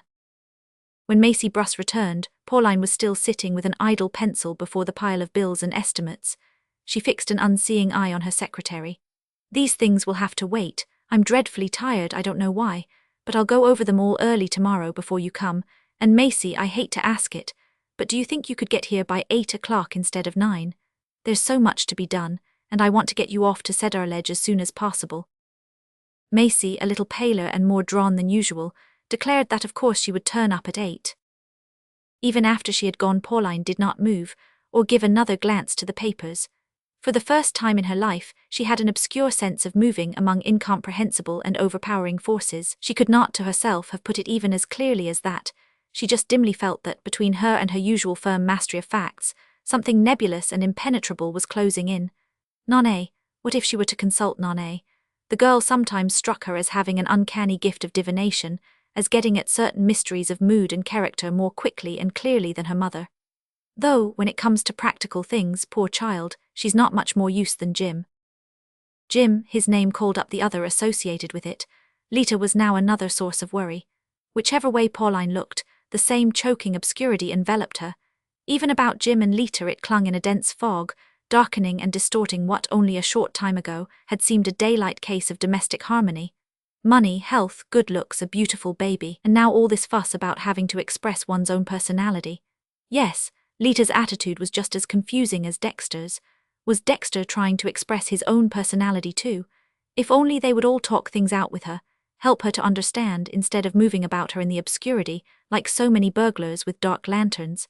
This image jerked her attention back to the Cedarledge estimates, and wearily she adjusted her eyeglasses and took up her pencil. Her maid rapped. What dress, please, madam? To be sure, they were dining that evening with the Walter Rivingtons. It was the first time they had invited Pauline since her divorce from Wyant. Mrs. Rivington's was the only house left in which the waning traditions of old New York still obstinately held out, and divorce was regarded as a social disadvantage. But they had taken Manford's advice successfully in a difficult case, and were too punctilious not to reward him in the one way he would care about. The Rivingtons were the last step of the Manford ladder. The silver moire and my pearls, that would be distinguished and exclusive-looking. Pauline was thankful Dexter had definitely promised to go with her. He was getting so restive nowadays about what he had taken to calling her dull dinners. The telephone again, this time Dexter's voice. Pauline listened apprehensively, wondering if it would do to speak to him now about Amalasuntha's extraordinary announcement, or whether it might be more tactful to wait. He was so likely to be nervous and irritable at the end of the day. Yes, it was in his 11th-hour voice that he was speaking. Pauline, look here, I shall be kept at the office rather late. Please put off dinner, will you? I'd like a quiet evening alone with you. A quiet, but Dexter, we're dining at the Rivingtons. Shall I telephone to say you may be late? The Rivingtons? His voice became remote and utterly indifferent. No, telephone, we won't come, chuck them. I want to talk with you alone. Can't we dine together quietly at home? He repeated the phrases slowly as if he thought she had not understood him. Chuck the Rivingtons. It seemed like being asked to stand up in church and deny her God. She sat speechless and let the fatal words go on vibrating on the wire. Don't you hear me, Pauline? Why don't you answer? Is there something wrong with the line? No, Dexter, there's nothing wrong with the line. Well then, you can explain to them, say anything you like. Through the dressing-room door, she saw the maid laying out the silver moire, the chinchilla cloak, the pearls. Explain to the Rivingtons. Very well, dear, what time shall I order dinner here? She questioned heroically. She heard him ring off, and sat again staring into the fog, which his words had only made more impenetrable. Roman 15. Manford, the day after his daughter had caught sight of him at the house-top, started out early for one of his long tramps around the park. He was not due at his office till 10, and he wanted first to walk himself tired. For some years after his marriage he had kept a horse in town, and taken his morning constitutional in the saddle. But the daily canter over the same bridle paths was too much like the circuit of his wife's flower garden. He took to his feet to make it last longer, and when there was no time to walk had in a masseur who prepared him, in the same way as everybody else, for the long hours of sedentary hurry known as business. The New York routine had closed in on him, and he sometimes felt that, for intrinsic interest, there was little to choose between Pauline's hurry and his own. They seemed, all of them, lawyers, bankers, brokers, railway directors and the rest, to be cheating their inner emptiness with activities as futile as those of the women they went home to. It was all wrong, something about it was fundamentally wrong. They all had these colossal plans for acquiring power, and then when it was acquired, what came of it but bigger houses, more food, more motors, more pearls, and a more self-righteous philanthropy? The philanthropy was what he most hated. All these expensive plans for moral forcible feeding, for compelling everybody to be cleaner, stronger, healthier, and happier than they would have been by the unaided light of nature. The longing to get away into a world where men and women sinned and begot, lived and died, as they chose, without the perpetual intervention of optimistic millionaires, had become so strong that he sometimes felt the chain of habit would snap with his first jerk. That was what had secretly drawn him to Jim's wife. She was the one person in his group to whom its catchwords meant absolutely nothing. The others, whatever their private omissions or indulgences, dressed up their selfish cravings in the same wordy altruism. It used to be one's duty to one's neighbor, now it had become one's duty to oneself. Duty, duty, always duty. But when you spoke of duty to Lita, she just widened her eyes and said, "Is that out of the marriage service? Love, honor, and obey, such a funny combination. Who do you suppose invented it? I believe it must have been Pauline." One could never fix her attention on any subject beyond her own immediate satisfaction, and that animal sincerity seemed to Manford her greatest charm. Too great a charm, a terrible danger. He saw it now. He thought he had gone to her for relaxation, change, and he had just managed to pull himself up on the edge of a precipice. But for the sickening scene of the other evening, when he had shown her the photograph, he might, old fool that he was, have let himself slip into sentiment, and God knows where that tumble would have landed him. Now a passionate pity had replaced his fatuous emotion. The baleful siren was only a misguided child, and he was to help and save her for Jim's sake and her own. It was queer that such a mood of calm lucidity had come out of the fury of hate with which he rushed from her house. If it had not, he would have gone mad, smashed something, done something irretrievable, and instead here he was, calmly contemplating his own folly and hers. He must go on seeing her, of course. There was more reason than ever for seeing her. But there would be no danger in it now, only help for her, and perhaps healing for him. To this new mood he clung as to an inviolable refuge. The turmoil and torment of the last months could never reach him again. He had found a way out, an escape. The relief of being quiet, of avoiding a conflict, of settling everything without a fusion of blood, stole over him like the spell of the drug-taker's syringe. Poor little Lita, never again to be adored, thank heaven, but oh so much the more to be helped and pitied. This deceptive serenity had come to him during his call on Mrs. Landish, come from her very insensibility to any of the standards he lived by. He had gone there, he saw it now, moved by the cruel masculine desire to know the worst about a fallen idol, what he called the determination to face things. What was it but the savage longing to accumulate all the evidence against poor Lita? Give up the Mahatma investigation? Never, all the more reason now for going on with it, for exposing the whole blackguardly business, opening poor Jim's eyes to his wife's past, better now than later, and helping him to get on his feet again, start fresh and recover his faith in life and happiness. For of course poor Jim would be the chief sufferer. Damn the woman, she wanted to get rid of Jim, did she? Well, here was her chance, only it would be the other way round. The tables would be turned on her. She'd see. This in his first blind outbreak of rage. But by the time he reached Mrs. Landish's door the old legal shrewdness had come to his rescue, and he had understood that a public scandal was unnecessary and therefore to be avoided. Easy enough to get rid of Lita without that. With such evidence as he would soon possess they could make any conditions they chose. Jim would keep the boy and the whole thing be settled quietly, but on their terms, not hers. She would be only too thankful to clear out bag and baggage, clean out of all their lives. For, to think he had delegated his own nonne to look after her. The thought sickened him. And then in the end, it had all come out so differently. He needed his hard tramp around the park to see just why. It was Mrs. Landish's own attitude, her silly rambling irresponsibility, so like an elderly parody of Lita's youthful carelessness. Mrs. Landish had met Manford's stern interrogations by the vague reply that he mustn't ever come to her for dates and figures and statistics, that facts meant nothing to her, that the only thing she cared for was inspiration, genius, the divine fire, or whatever he chose to call it. Perhaps she'd done wrong, but she had sacrificed everything all her life to her worship of genius. She was always hunting for it everywhere, and it was because from the first she had felt a touch of it in Lita that she had been so devoted to the child. Didn't Manford feel it in Lita too? Of course she, Mrs. Landish, had dreamed of another sort of marriage for her niece. Oh, but Manford mustn't misunderstand. Jim was perfect, too perfect. That was the trouble. Manford surely guessed the meaning of that too. Such absolute reliability, such complete devotion, were sometimes more of a strain to the artistic temperament than scenes and infidelities. And Lita was first and foremost an artist, born to live in the world of art, in quite other values, a fourth-dimensional world, as it were. It wasn't fair to judge her in her present surroundings, ideal as they were in one way, a way that unfortunately didn't happen to be hers. Mrs. Landish persisted in assuming Manford's complete comprehension. If Jim could only be made to understand as you do, to see that ordinary standards don't apply to these rare natures. Why, has the child told you what Clawhammer has offered her to turn one film for him, before even having seen her dance, just on the strength of what Jack Staley and Ardwin had told him? Ah, there it was, the truth was out. Mrs. Landish, always in debt and always full of crazy schemes for wasting more money, had seen a gold mine in the exploitation of her niece's gifts.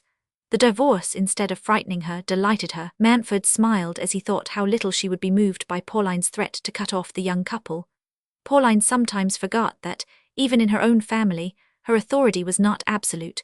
She could certainly not compete financially with Hollywood, and Mrs. Landish's eyes were on Hollywood. Dear Mr. Manford, but you look shocked, absolutely shocked. Does the screen really frighten you? How funny. Mrs. Landish, drawing her rambling eyebrows together, seemed trying to picture the inner darkness of such a state. But surely you know the smartest people are going in for it. Why, the Marchesa di San Fedele was showing me the other day a photograph of that beautiful son of hers, one of those really Greek beings in bathing tights, and telling me that Clawhammer, who had seen it, had authorized her to cable him to come out to Hollywood on trial, all expenses paid. It seems they can almost always recognize the eurythmic people at a glance. Funny, wouldn't it be, if Michelangelo and Lita turned out to be the future Valentino and... He didn't remember the rest of the rigmarole. He could only recall shouting out, with futile vehemence, "My wife and I will do everything to prevent a divorce," and leaving his astonished hostess on a threat of which he knew the uselessness as well as she did. That was the air in which Lita had grown up. Those were the guards of Viking court. Yet Manfred had stormed instead of pitying, been furious instead of tolerant, risked disaster for Lita and Jim, instead of taking calm control of the situation. The vision of Lita Wyant and Michelangelo as future film stars, featured jointly on every hoarding from Maine to California, had sent the blood to his head. Through a mist of rage he had seen the monstrous pictures and conjectured the loathsome letterpress, and no one would do more than look and laugh. At the thought, he felt the destructive ire of the man who finds his private desires pitted against the tendencies of his age. Well, they would see, that was all. He would show them. The resolve to act brought relief to his straining imagination. Once again he felt himself seated at his office desk, all his professional authority between him and his helpless interlocutors, and impressive words and skillful arguments ordering themselves automatically in his mind. After all, he was the head of his family, in some degree even of Wyant's family. Romans 16. Pauline's nervousness had gradually subsided. About the Rivingtons, why, after all, it wasn't such a bad idea to show them that, with a man of Manfred's importance, one must take one's chance of getting him and make the best of it if he failed one at the last. Professional engagement, oh yes, entirely unexpected, extremely important, so dreadfully sorry, but you know lawyers are not their own masters. It had been rather pleasant to say that to a flustered Mrs. Rivington, stammering, "Oh, but couldn't he? But we'll wait. We'll dine at 9:30. Pleasant also to add, "He must reserve his whole evening, I'm afraid," and then hang up and lean back at leisure while Mrs. Rivington, how Pauline pictured it, dashed down in her dressing gown and crimping pins to rearrange a table to which as much thought had been given as if a feudal aristocracy were to sit at it. To Pauline the fact that Manfred wanted to be alone with her made even such renunciations easy. How many years had passed since he had expressed such a wish? And did she owe his tardy return to the Mahatma and reduced hips, or the inspirational healer and renewed optimism? If only a woman could guess what inclined a man's heart to her, what withdrew it. Pauline, if she had had the standardizing of life, would have begun with human hearts, and had them turned out in series, all alike, rather than let them come into being haphazard, cranky amateurish things that you couldn't count on, or start up again if anything went wrong. Just a touch of rouge. Well, perhaps her maid was right, she did look rather pale and drawn. Mrs. Herman Toy put it on with a trowel. Apparently that was what men liked. Pauline shed a faint bloom on her cheeks and ran her clever fingers through her prettily waved hair, wondering again as she did so if it wouldn't be better to barb it. Then the mauve tea gown, the Chinese amethysts and those silver sandals that made her feet so slender. She looked at herself with a sigh of pleasure. Dinner was to be served in the boudoir. Manfred was very late. It was 10 o'clock before coffee and liqueurs were put on the low stand by the fire, and the little dinner table was noiselessly removed. The fire glowed invitingly, and he sank into the armchair his wife pushed forward with a sound like a murmur of content. "Such a day," he said, passing his hand across his forehead as if to brush away a tangle of legal problems. "You do too much, Dexter, you really do. I know how wonderfully young you are for your age, but still..." She broke off, dimly perceiving that, in spite of the flattering exordium, this allusion to his age was not quite welcome. "Nothing to do with age," he growled. "Everybody who does anything at all does too much." Did he mean to imply that she did nothing? "The nervous strain," she began, once more wondering if this were not the moment to slip in a word of Alva Loft, but though Manfred had wished to be with her, he had apparently no desire to listen to her. It was all her own fault, she felt, if only she had known how to reveal the secret tremors that were rippling through her. There were women not half as clever and tactful, not younger either, nor even as good-looking, who would have known at once what to say, or how to spell the mute syllables of soltelegraphy. If her husband had wanted facts, a good confidential talk about the new burglar alarm, or a clear and careful analysis of the engine house bills, or the heating system for the swimming pool, she could have found just the confidential and tender accent for such topics. Intimacy to her meant the tireless discussion of facts, not necessarily of a domestic order, but definite and palpable facts. For her part, she was ready for anything, from birth control to neo-impressionism. She flattered herself that few women had a wider range. In confidential moments, she preferred the homelier themes, and would have enjoyed best of all being tender and gay about the coal cellar, or reticent and brave about the leak in the boiler. But she was ready to deal with anything as long as it was a fact, something with substance and outline, as to which one could have an opinion and a line of conduct. What paralyzed her was the sense that, apart from his profession, her husband didn't care for facts, and that nothing was less likely to rouse his interest than burglar alarm wiring, or the last new thing in electric ranges. Obviously, one must take men as they were, willful, moody and mysterious, but she would have given the world to be told, since for all her application she had never discovered, what those other women said who could talk to a man about nothing.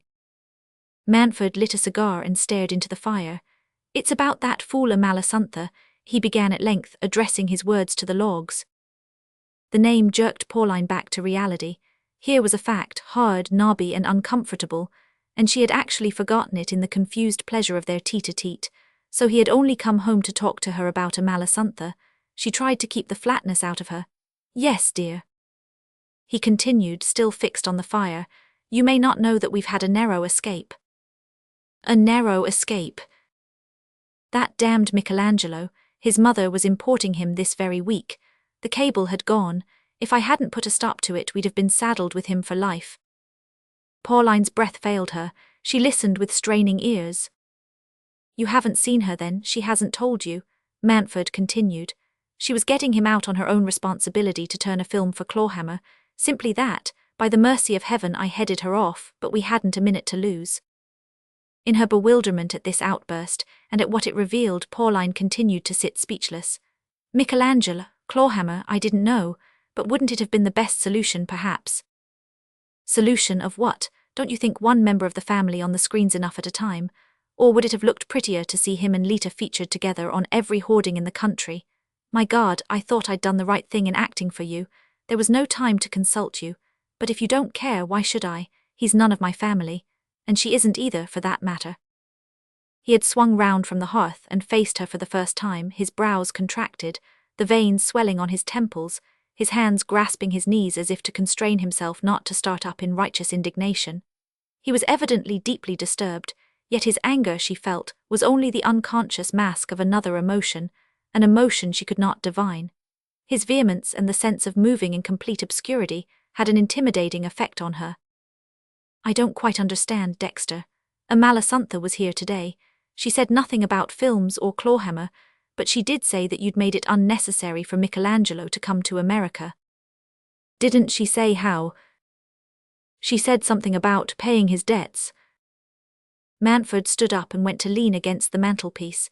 He looked down on his wife, who in her turn kept her eyes on the embers. "Well, you didn't suppose I made that offer till I saw we were up against it, did you?" His voice rose again angrily, but a cautious glance at his face showed her that its tormented lines were damp with perspiration. Her immediate thought was that he must be ill, that she ought to take his temperature. She always responded by first-aid impulses to any contact with human distress. But no, after all, it was not that.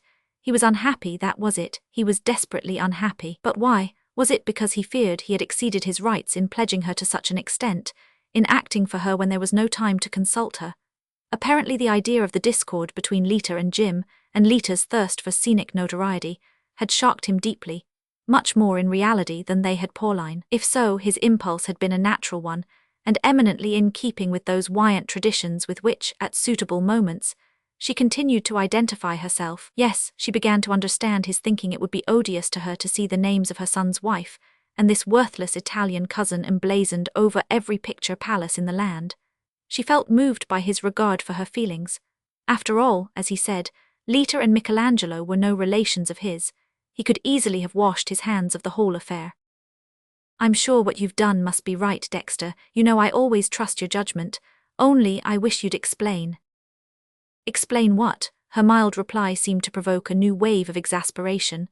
"The only way to stop his coming was to pay his debts. They're very heavy. I had no right to commit you, I acknowledge it." She took a deep breath, the figure of Michelangelo's liabilities blazing out before her as on a giant blackboard. Then, "You had every right, Dexter," she said. "I'm glad you did it."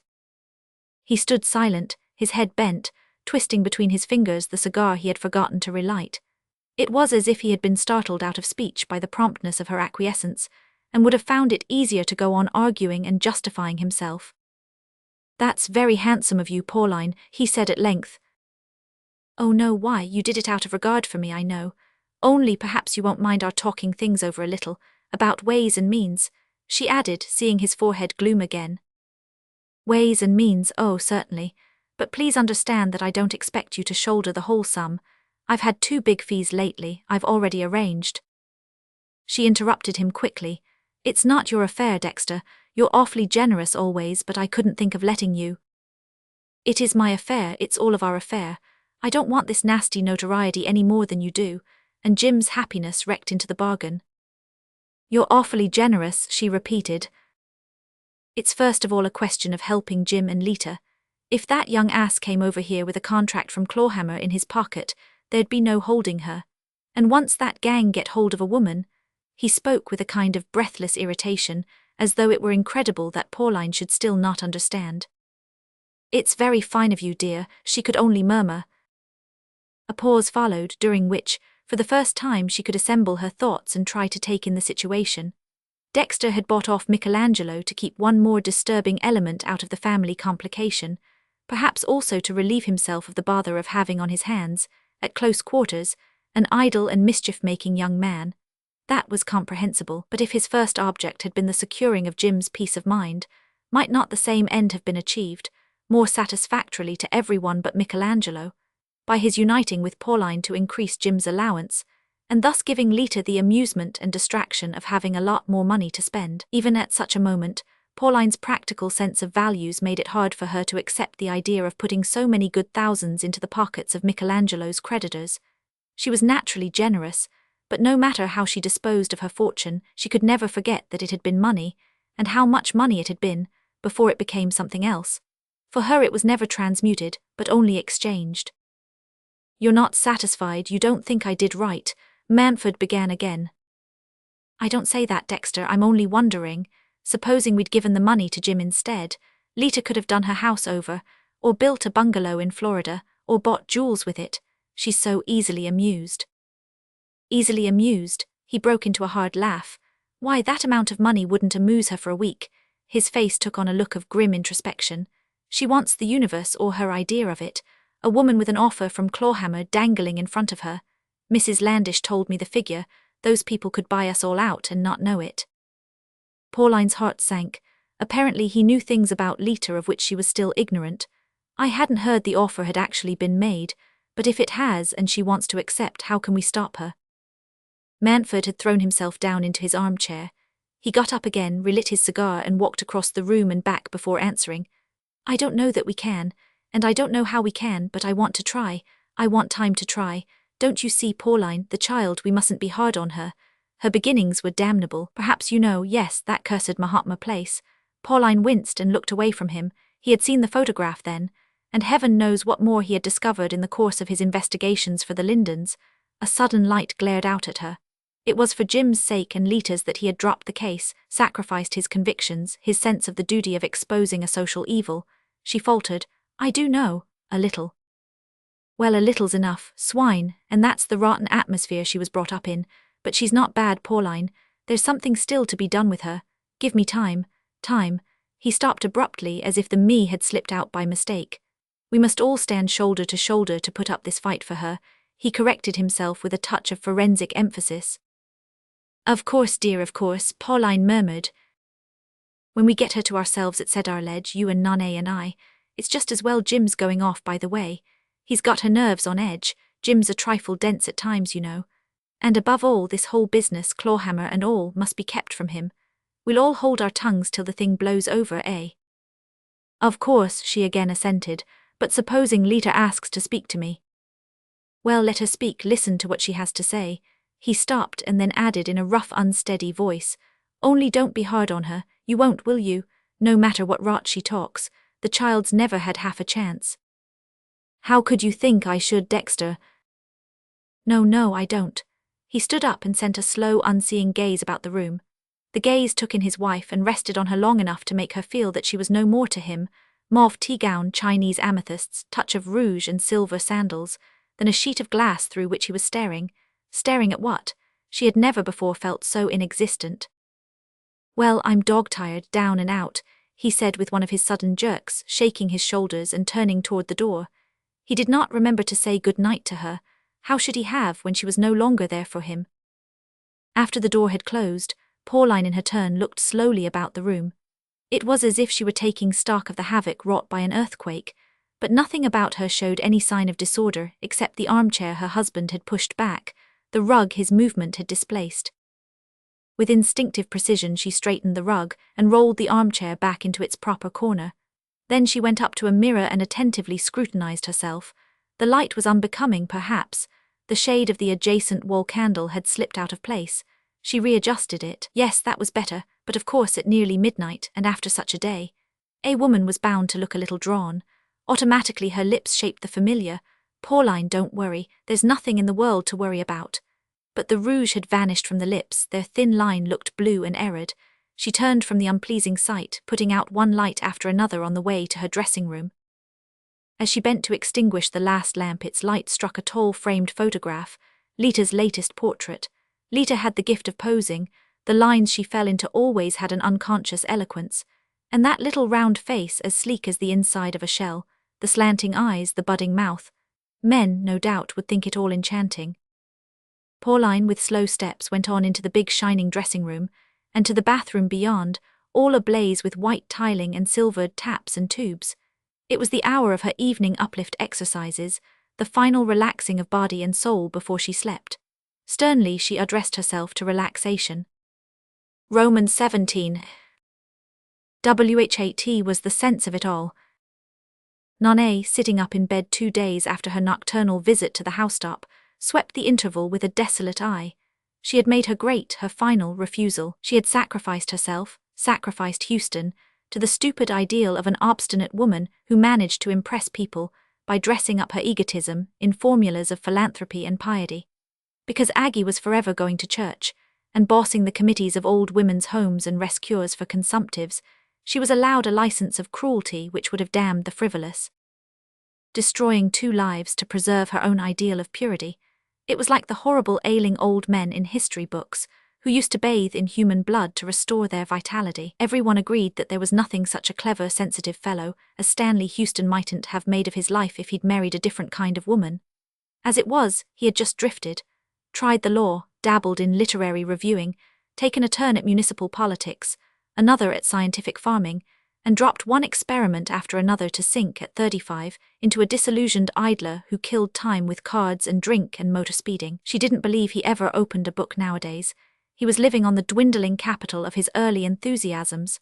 But, as for what people called his fastness, she knew it was merely the inevitable opposition to Aggie's virtues. And it wasn't as if there had been children. Nonne always ached for the bewildered progeny suddenly bundled from one home to another when their parents embarked on a new conjugal experiment. She could never have bought her happiness by a massacre of innocence. But to be sacrificed to a sterile union, as sterile spiritually as physically, to miss youth and love because of Agnes Houston's notion of her duty to the elderly clergyman she called God. That woman he said he was going off with, Nonne had pretended she didn't know, had opened incredulous eyes at the announcement. But of course she knew, everybody knew, it was Cleo Merrick. She had been after him. For the last 2 years she hadn't a rag of reputation to lose, and would jump at the idea of a few jolly weeks with a man like Houston, even if he got away from her afterward. But he wouldn't, of course he never would. Poor Stan, Cleo Merrick's noise, her cheek, her vulgarity, how warm and life-giving they would seem as a change from the frigidarium he called home. She would hold him by her very cheapness, her recklessness would seem like generosity, her glitter like heat. Ah, how Nonne could have shown him the difference.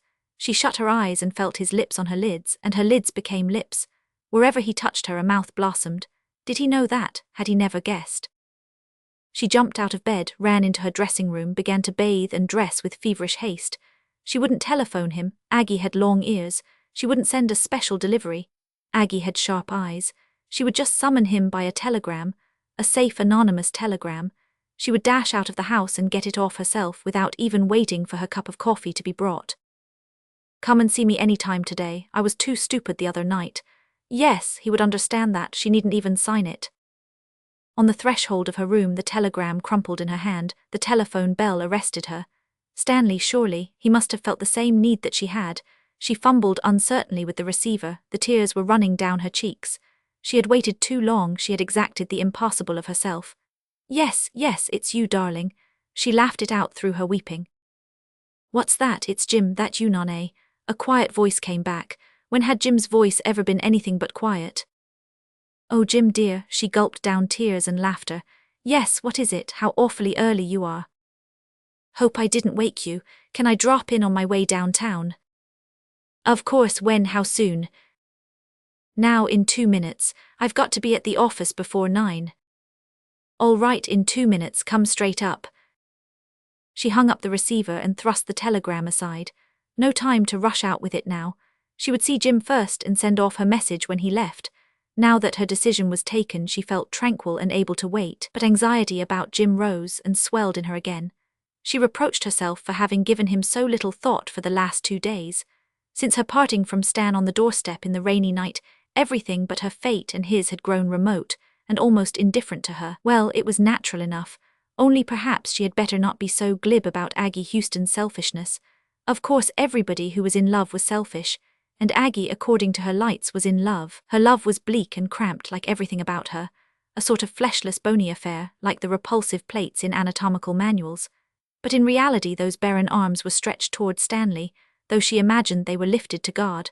What a hideous mystery life was, and yet Pauline and her friends persisted in regarding it as a Sunday school picnic, with lemonade and sponge cake as its supreme rewards. Here was Jim at her sitting-room door. Nonne held out her arms and slanted a glance at him as he bent his cheek to her kiss. Was the cheek rather sallower than usual? Well, that didn't mean much. He and she were always a yellow pair when they were worried. What's up, old man? No, this armchair's more comfortable. Had your coffee? He let her change the armchair but declined the coffee. He had breakfasted before starting, he said, but she knew Lita's household and didn't believe him. Anything wrong with Exhibit A? Wrong, no, that is. She had put the question at random, in the vague hope of gaining time before Lita's name was introduced, and now she had the sense of having unwittingly touched on another problem.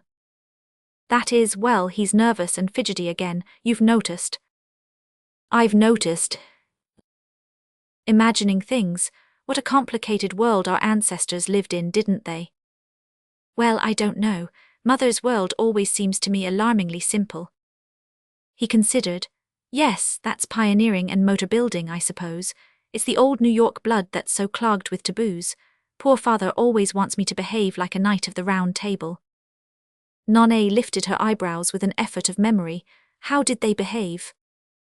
They were always hitting some other fellow over the head. She felt a little catch in her throat. Who particularly does he want you to hit over the head? Oh, we haven't got as far as that yet. It's just the general principle. Anybody who looks too hard at Lita. You would have to be hitting about. Everybody looks hard at Lita. How in the world can she help it?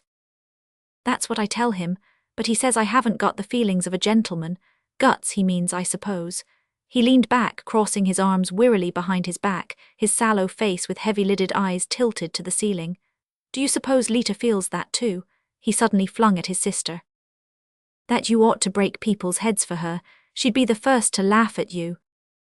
So I told him, but he says women despise a man who isn't jealous. Nonne sat silent, instinctively turning her eyes from his troubled face. Why should you be jealous? She asked at length. He shifted his position, stretched his arms along his knees, and brought his eyes down to a level with hers. There was something pathetic, she thought, in such youthful blueness blurred with uncomprehended pain. I suppose it's never got much to do with reasons, he said very low. No, that's why it's so silly and ungenerous. It doesn't matter what it is. She doesn't care a hang if I'm jealous or if I'm not. She doesn't care anything about me. I've simply ceased to exist for her. Well, then you can't be in her way. It seems I am, though, because I do exist for the world and as the boy's father, and the mere idea gets on her nerves. Nonne laughed a little bitterly. She wants a good deal of elbow room, doesn't she? And how does she propose to eliminate you? Oh, that's easy, divorce. There was a silence between the two. This was how it sounded, that simple, reasonable request on the lips of the other partner, the partner who still had a stake in the affair. Lately she seemed to have forgotten that side of the question, but how hideously it grimaced at her now, behind the lines of this boyish face wrung with a man's misery. "Old Jim, it hurts such a lot." He jerked away from her outstretched hand. "Hurt? A fellow can stand being hurt, it can't hurt more than feeling her chained to me. But if she goes, what does she go to?" Ah, that was it. Through the scorch and cloud of his own suffering he had seen it. It was the center of his pain. Nane glanced down absently at her slim young hands, so helpless and inexperienced looking. All these tangled cross-threads of life, inextricably and fatally interwoven, how were a girl's hands to unravel them? "I suppose she's talked to you, told you her ideas?" he asked. Nane nodded. "Well, what's to be done, can you tell me?" "She mustn't go, we mustn't let her." "But if she stays hating me." "Oh, Jim, not hating. You know well enough that she gets to hate anything that doesn't amuse her." "But there's the baby still amuses her." He looked at her surprised. "Ah, that's what father says, he calls the baby, poor old chap, my hostage. What rot, as if I'd take her baby from her, and just because she cares for it. If I don't know how to keep her, I don't see that I've got any right to keep her child." That was the new idea of marriage, the view of Nane's contemporaries. It had been her own a few hours since. Now, seeing it in operation, she wondered if it still were. It was one thing to theorize on the detachability of human beings, another to watch them torn apart by the bleeding roots. This botanist who had recently discovered that plants were susceptible to pain, and that transplanting was a major operation, might he not, if he turned his attention to modern men and women, find the same thing to be still true of a few of them? "Oh, Jim, how I wish you didn't care so." The words slipped out unawares. They were the last she had meant to speak aloud. Her brother turned to her, the ghost of his old smile drew up his lip. "Good old girl," he mocked her, then his face dropped into his hands and he sat huddled against the armchair, his shaken shoulder blades warding off her touch. It didn't last more than a minute, but it was the only answer. He did care so, nothing could alter it. She looked on stupidly, admitted for the first time to this world-old anguish rooted under all the restless moods of man. Jim got up, shook back his rumpled hair and reached for a cigarette. "That's that. And now, my child, what can I do? What I'd honestly like if she wants her freedom is to give it to her and yet be able to go on looking after her. But I don't see how that can be worked out. Father says it's madness. He says I'm a morbid coward and talk like the people in the Russian novels. He wants to speak to her himself." "Oh no, he and she don't talk the same language." Jim paused, pulling absently at his cigarette and measuring the room with uncertain steps. "That's what I feel. But there's your father, he's been so awfully good to us, and his ideas are less archaic." Nane had turned away and was looking unseeingly out of the window. She moved back hastily. "No." He looked surprised. "You think he wouldn't understand either?" "I don't mean that, but after all it's not his job. Have you spoken to Mother?" "Mother, oh, she always thinks everything's all right. She'd give me a check and tell me to buy Lita a new motor or to let her do over the drawing room." Nane pondered this answer, which was no more than the echo of her own thoughts. "All the same, Jim, Mother's mother. She's always been awfully good to both of us and you can't let this go on without her knowing, without consulting her. She has a right to your confidence. She has a right to hear what Lita has to say." He remained silent, as if indifferent. His mother's glittering optimism was a hard surface for grief and failure to fling themselves on. "What's the use?" he grumbled. "Let me consult her then.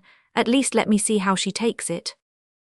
He threw away his cigarette and looked at his watch. "I've got to run, it's nearly 9. He laid a hand on his sister's shoulder. "Whatever you like, old girl, but don't imagine it's going to be any use." She put her arms about him and he submitted to her kiss. "Give me time," she said, not knowing what else to answer. After he had gone she sat motionless, weighed down with half-comprehended misery. This business of living, how right she had been to feel in her ignorance, what a tortured tangle it was. Where, for instance, did one's own self end and one's neighbour's begin? And how tell the locked tendrils apart in the delicate process of disentanglement? Her precocious half-knowledge of the human dilemma was combined with a youthful belief that the duration of pain was proportioned to its intensity. And at that moment, she would have hated anyone who had tried to persuade her of the contrary. The only honourable thing about suffering was that it should not abdicate before indifference. She got up and her glance fell on the telegram which she had pushed aside when her brother entered. She still had her hat on, her feet were turned toward the door. But the door seemed to open into a grey, unpeopled world, suddenly shorn of its magic. She moved back into the room and tore up the telegram. Roman 18th. Lita, but of course I'll talk to Lita. Mrs. Mantford, resting one elbow on her littered desk, smiled up encouragingly at her daughter. On the desk lay the final version of the birth control speech, mastered and canalized by the skillful Macy. The result was so pleasing that Pauline would have liked to read it aloud to Nonnet, had the latter not worn her look of concentrated care. It was a pity, Pauline thought, that Nonnet should let herself go at her age to these moods of anxiety and discouragement. Pauline herself, fortified by her morning exercises, and by a double treatment, $50 from Alva Loft, had soared once more above her own perplexities. She had not had time for a word alone with her husband since their strange talk of the previous evening, but already the doubts and uncertainties produced by that talk had been dispelled. Of course Dexter had been moody and irritable. Wasn't her family always piling up one worry on him after another? He had always loved Jim as much as he did Nonnet, and now this menace to Jim's happiness and the unpleasantness about Lita, combined with Amalasuntha's barefaced demands, and the threatened arrival of the troublesome Michelangelo. Such a weight of domestic problems was enough to unnerve a man already overburdened with professional cares. But of course I'll talk to Lita, dear, I always meant to, the silly goose, I've waited only because your father. Nonnet's heavy eyebrows ran together like Mantford's. Father. Oh, he's helping us so splendidly about it, and he asked me to wait, to do nothing in a hurry. Nonnet seemed to turn this over. All the same, I think you ought to hear what Lita has to say. She's trying to persuade Jim to let her divorce him, and he thinks he ought to if he can't make her happy. But he must make her happy. I'll talk to Jim too, cried Pauline with a gay determination. I'd try Lita first, Mother, ask her to postpone her decision, if we can get her to come to Cedarledge for a few weeks' rest. Yes, that's what your father says. But I don't think Father ought to give up his fishing to join us. Haven't you noticed how tired he looks? He ought to get away from all of us for a few weeks. Why shouldn't you and I look after Lita? Pauline's enthusiasm drooped. It was really no business of Nonnet's to give her mother advice about the management of her father. These modern girls, pity Nonnet didn't marry, and try managing a husband of her own. Your father loves Cedarledge. It's quite his own idea to go there. He thinks Easter in the country with us all will be more restful than California. I haven't influenced him in the least to give up his fishing. Oh, I didn't suppose you had. Nonnet seemed to lose interest in the discussion, and her mother took advantage of the fact to add, with a gentle side glance at her watch, Is there anything else, dear? Because I've got to go over my birth control speech, and at 11 there's a delegation from. Nonnet's eyes had followed her glance to the scattered pages on the desk. Are you really going to preside at that birth control dinner, Mother? Preside, why not? I happen to be chairman, Pauline answered with a faint touch of acerbity. I know, only, the other day you were preaching unlimited families. Don't the two speeches come rather close together? You might expose yourself to some newspaper chaff if anyone put you in parallel columns. Pauline felt herself turning pale. Her lips tightened, and for a moment she was conscious of a sort of blur in her brain. This girl, it was preposterous that she shouldn't understand, and always wanting reasons and explanations at a moment's notice, to be subjected under one's own roof to such a perpetual inquisition. There was nothing she disliked so much as questions to which she had not had time to prepare the answers. I don't think you always grasp things, Nonnet. The words were feeble, but they were the first that came. I'm afraid I don't, Mother. Then perhaps I just suggest it. You oughtn't to be quite so ready to criticize. You seem to imagine there is a contradiction in my belonging to these two groups of thought. They do seem to contradict each other. Not in reality. The principles are different, of course, but you see they are meant to apply to different categories of people. It's all a little difficult to explain to anyone as young as you are. A girl naturally can't be expected to know. Oh, what we girls don't know, Mother. Well, dear, I've always approved of outspokenness on such matters. The real nastiness is in covering things up, but all the same, age and experience do teach one. You children mustn't hope to get at all your elders' reasons. That sounded firm yet friendly, and as she spoke she felt herself on safer ground.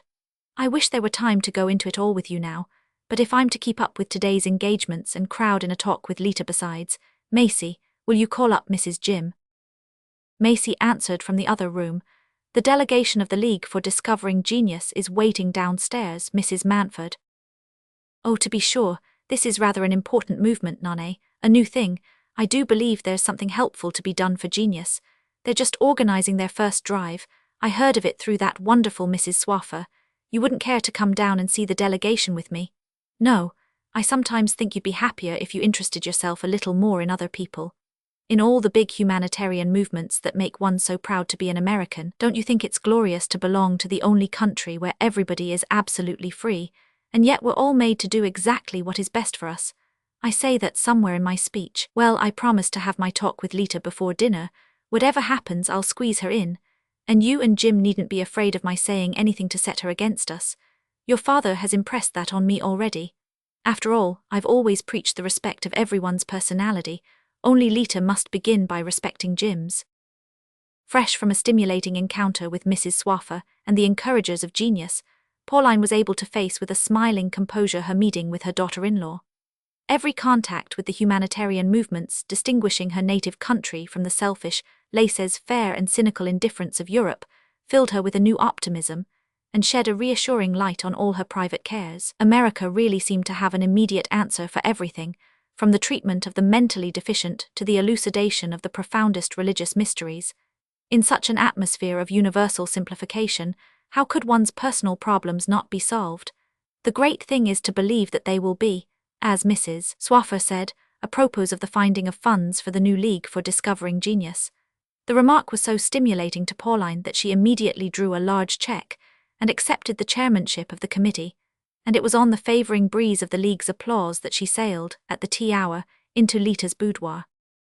It seems simpler just to ask her for a cup of tea, as if I were dropping in to see the baby, Pauline had reflected, and as Lita was not yet at home, there was time to turn her pretext into a reality. Upstairs in the blue and silver nursery, her sharp eye detected many small negligences under the artistic surface. Soiled towels lying about, a half-empty glass of milk with a drowned fly in it, dead and decaying flowers in the aesthetic flower pots, and not a single ventilator open in the upper window panes. She made a mental note of these items, but resolved not to touch on them in her talk with Lita. At Cedar Ledge, where the nurse would be under her own eye, nursery hygiene could be more tactfully imparted.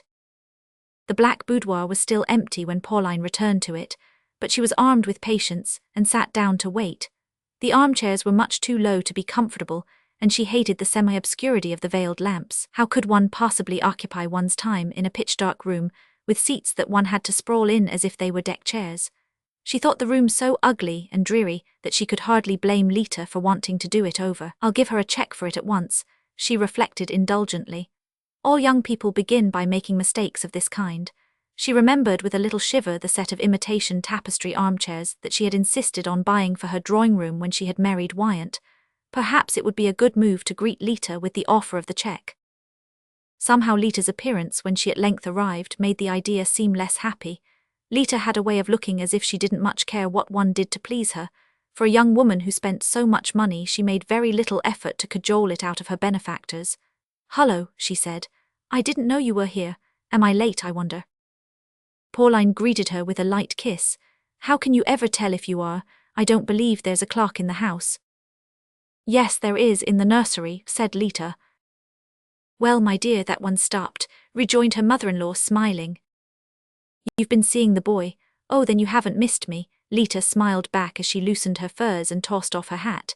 She ran her hands through her goldfish-coloured hair and flung herself down on a pile of cushions. "Tea's coming sooner or later, I suppose. Unless a cocktail, no, wouldn't you be more comfortable on the floor?" she suggested to her mother-in-law. Every whalebone in Pauline's perfectly fitting elastic girdle contracted apprehensively. "Thank you, I'm very well here." She assumed as willowy an attitude as the treacherous seat permitted, and added, "I'm so glad to have the chance of a little talk. In this rushing life we all tend to lose sight of each other, don't we? But I hear about you so constantly from Nane that I feel we're very close even when we don't meet. Nane's devoted to you, we all are." "That's awfully sweet of you," said Lita with her air of radiant indifference. "Well, my dear, we hope you reciprocate." Pauline sparkled, stretching a maternal hand to the young shoulder at her knee. Lita slanted her head backward with a slight laugh. Mrs. Manford had never thought her pretty, but today the mere freshness of her parted lips, their rosy lining, the unspoilt curves of her cheek and long white throat, stung the older woman to reluctant admiration. "Am I expected to be devoted to you all?" Lita questioned. "No, dear, only to Jim."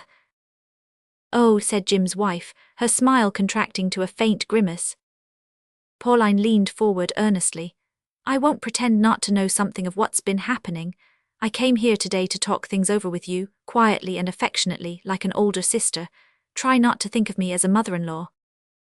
Lita's slim eyebrows went up ironically. "Oh, I'm not afraid of mothers-in-law. They're not as permanent as they used to be." Pauline took a quick breath. She caught the impertinence under the banter, but she called her famous tact to the rescue. "I'm glad you're not afraid of me, because I want you to tell me perfectly frankly what it is that's bothering you. You and Jim." "Nothing is bothering me particularly, but I suppose I'm bothering Jim," said Lita lightly. "You're doing more than that, dear. You're making him desperately unhappy. This talk of wanting to separate." Lita rose on her elbow among the cushions and levelled her eyes on Mrs. Mantford. They looked as clear and shallow as the most expensive topazes. "Separations are idiotic. What I want is 100% New York divorce, and he could let me have it just as easily." "Lita, you don't know how wretched it makes me to hear you say such things." "Does it? Sorry, but it's Jim's own fault. Heaps of other girls would jump at him if he was free. And if I'm bored, what's the use of trying to keep me? What on earth can we do about it, either of us? You can't take out an insurance against boredom." "But why should you be bored, with everything on earth?" Pauline waved a hand at the circumjacent luxuries. "Well, that's it, I suppose. Always the same old everything." The mother-in-law softened her voice to murmur temptingly. "Of course, if it's this house you're tired of. Nane told me something about your wanting to redecorate some of the rooms, and I can understand, for instance, that this one." "Oh, this is the only one I don't utterly loathe. But I'm not divorcing Jim on account of the house," Lita answered, with a faint smile which seemed perverse to Pauline. "Then what is the reason? I don't understand." "I'm not much good at reasons. I want a new deal, that's all." Pauline struggled against her rising indignation. To sit and hear this chit of a cliff girl speak of husband and home as if it were a matter of course to discard them like last year's fashions, but she was determined not to allow her feelings to master her. "If you had only yourself to think of, what should you do?" she asked. Be myself, I suppose. I can't be here. I'm a sort of all-round fake. We none of us want you to be that, Jim least of all. He wants you to feel perfectly free to express your personality. Here in this house, her contemptuous gesture seemed to tumble it down like a pack of cards, and looking at him across the dinner table every night of my life. Pauline paused, then she said gently, "And can you face giving up your baby?" "Baby, why should I? You don't suppose I'd ever give up my baby?" "Then you mean to ask Jim to give up his wife and child, and to assume all the blame as well?" "Oh dear no, where's the blame? I don't see any. All I want is a new deal," repeated Lita doggedly. "My dear, I'm sure you don't know what you're saying. Your husband has the misfortune to be passionately in love with you. The divorce you talk of so lightly would nearly kill him. Even if he doesn't interest you any longer, he did once. Oughtn't you to take that into account?" Lita seemed to ponder. Then she said, "But oughtn't he to take into account that he doesn't interest me any longer?" Pauline made a final effort at self-control. "Yes, dear, if it's really so. But if he goes away for a time, you know he's to have a long holiday soon, and my husband has arranged to have him go down with Mr. Wyant to the island. All I ask is that you shouldn't decide anything till he comes back. See how you feel about him when he's been away for 2 or 3 weeks. Perhaps you've been too much together. Perhaps New York has got too much on both your nerves. At any rate, do let him go off on his holiday without the heartbreak of feeling it's good. Bye. My husband begs you to do this. You know he loves Jim as if he were his son." Lita was still leaning on her elbow. "Well, isn't he?" she said in her cool, silvery voice with innocently widened eyes. For an instant the significance of the retort escaped Pauline. When it reached her she felt as humiliated as if she had been caught concealing a guilty secret. She opened her lips but no sound came from them. She sat wordless, torn between the desire to box her daughter-in-law's ears and to rush in tears from the house. "Lita," she gasped, "this insult." Lita sat up, her eyes full of a slightly humorous compunction. "Oh no, an insult. Why, I've always thought it would be so wonderful to have a love child. I suppose that was why you both worshipped Jim, and now he isn't even that." She shrugged her slim shoulders and held her hands out penitently. "I am sorry to have said the wrong thing, honestly I am, but it just shows we can never understand each other. For me, the real wickedness is to go on living with a man you don't love, and now I've offended you by supposing you once felt in the same way yourself." Pauline slowly rose to her feet. She felt stiff and shrunken. "You haven't offended me. I'm not going to allow myself to be offended. I'd rather think we don't understand each other, as you say, but surely it's not too late to try. I don't want to discuss things with you. I don't want to nag or argue. I only want you to wait to come with the baby to Cedar Ledge and spend a few quiet weeks with us.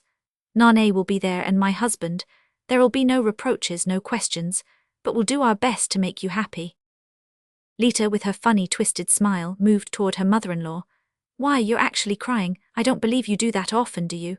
She bent forward and put a light kiss on Pauline's shrinking cheek. "All right, I'll come to Cedar Ledge. I am dead beat and fed up, and I dare say it'll do me a lot of good to lie up for a while." Pauline, for a moment, made no answer. She merely laid her lips on the girl's cheek, a little timidly, as if it had been made of something excessively thin and brittle. "We shall all be very glad," she said. On the doorstep in the motor, she continued to move in the resonance of the outrageous question. "Well, isn't he?" The violence of her recoil left her wondering what use there was in trying to patch up a bond, founded on such a notion of marriage. Would not Jim, as his wife so lightly suggested, run more chance of happiness if he could choose again? Surely there must still be some decent, right-minded girls brought up in the old way, like Aggie Houston, say. But Pauline's imagination shivered away from that too. Perhaps, after all, her own principles were really obsolete to her children. Only, what was to take their place? Human nature had not changed as fast as social usage, and if Jim's wife left him, nothing could prevent his suffering in the same old way. It was all very baffling and disturbing, and Pauline did not feel as sure as she usually did that the question could be disposed of by ignoring it. Still, on the drive home her thoughts cleared as she reflected that she had gained her main point, for the time at any rate. Manfred had enjoined her not to estrange or frighten Lita, and the two women had parted with a kiss.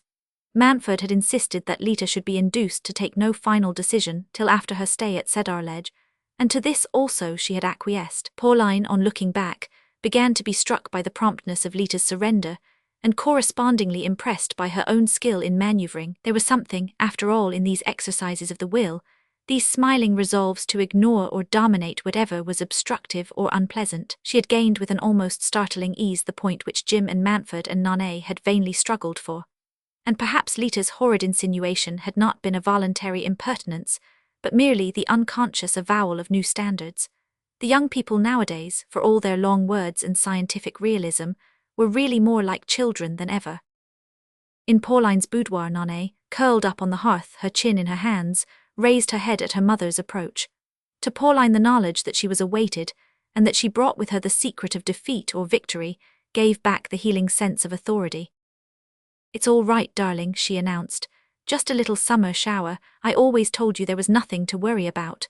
And she added with a smile, "You see, Nane, some people do still listen when your old mother talks to them." Roman 19. If only Aggie Houston had changed those sour apple curtains in the front drawing room, Nane thought, if she had substituted deep upholstered armchairs for the hostile gilt seats, and put books in the marqueterie cabinets in place of blue china dogs and Dresden shepherdesses, everything in 3 Lives might have been different. But Aggie had probably never noticed the color of the curtains or the angularity of the furniture. She had certainly never missed the books. She had accepted the house as it came to her from her parents, who in turn had taken it over, in all its dreary frivolity, from their father and mother. It embodied the New York luxury of the 70s in every ponderous detail, from the huge cabbage roses of the Aubusson carpet to the triple layer of curtains designed to protect the aristocracy of the brownstone age from the plebeian intrusion of light and air. Funny, Nane thought again, that all this ugliness should prick me like nettles and matter no more to Aggie than if it were in the next street. She's a saint, I know, but what I want to find is a saint who hates ugly furniture and yet lives among it with a smile. What's the merit if you never see it? She addressed herself to a closer inspection of one of the cabinets, in which Aggie's filial piety had preserved her mother's velvet and silver spectacle case, and her father's ivory opera glasses, in combination with an alabaster leaning tower, and a miniature copy of Carlo Dolce's Magdalene. Queer dead rubbish, but queerer still that, at that moment and in that house, Nana's uncanny detachment should permit her to smile at it, where indeed, she wondered again, did one's own personality end, and that of others, of people, landscapes, chairs or spectacle cases, begin. Ever since she had received, the night before, Aggie's stiff and agonized little note, which might have been composed by a child with a toothache, Nana had been apprehensively asking herself if her personality didn't even include certain shreds and fibers of Aggie. It was all such an inextricable tangle. Here she came. Nana heard the dry click of her steps on the stairs and across the polished bareness of the hall. She had written, "If you could make it perfectly convenient to call," Aggie's nearest approach to a friendly summons, and as she opened the door and advanced over the cabbage roses, Nana saw that her narrow face, with the eyes too close together, and the large pale pink mouth with straight edges, was sharpened by a new distress. "It's very kind of you to come, Nana," she began in her clear, painstaking voice. "Oh, nonsense, Aggie, do drop all that. Of course I know what it's about." Aggie turned noticeably paler, but her training as a hostess prevailing over her emotion, she pushed forward a gilt chair. "Do sit down." She placed herself in an adjoining sofa corner. Overhead, Aggie's grandmother in a veluted gilt frame held a Brussels lace handkerchief in her hand and leaned one ruffled elbow on a velvet table cover fringed with knobby tassels. "You say you know," Aggie began. "Of course. Stanley, he's told you." Nana's nerves were beginning to jump and squirm like a bundle of young vipers. Was she going to be able to stand much more of these paralyzing preliminaries? "Oh yes, he's told me." Aggie dropped her lids and stared down at her narrow white hands.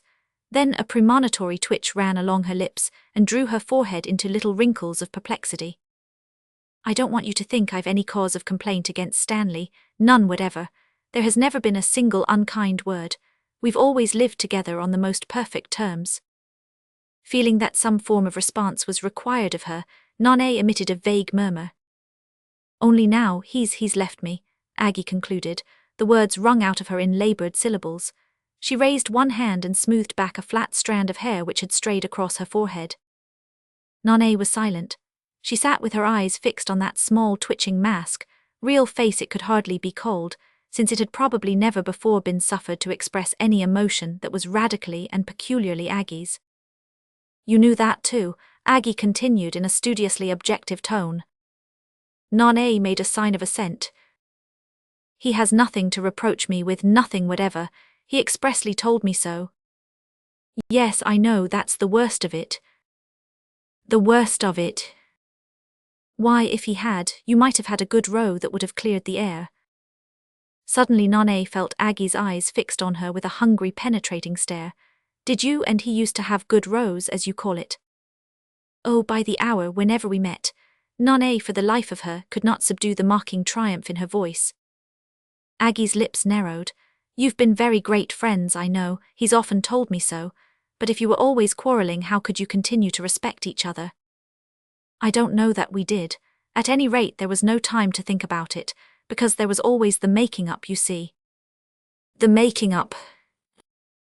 "Aggie," Nana burst out abruptly, "have you never known what it was to have a man give you a jolly good hug, and feel full enough of happiness to scent a whole garden with it?" Aggie lifted her lids on a glance which was almost one of terror.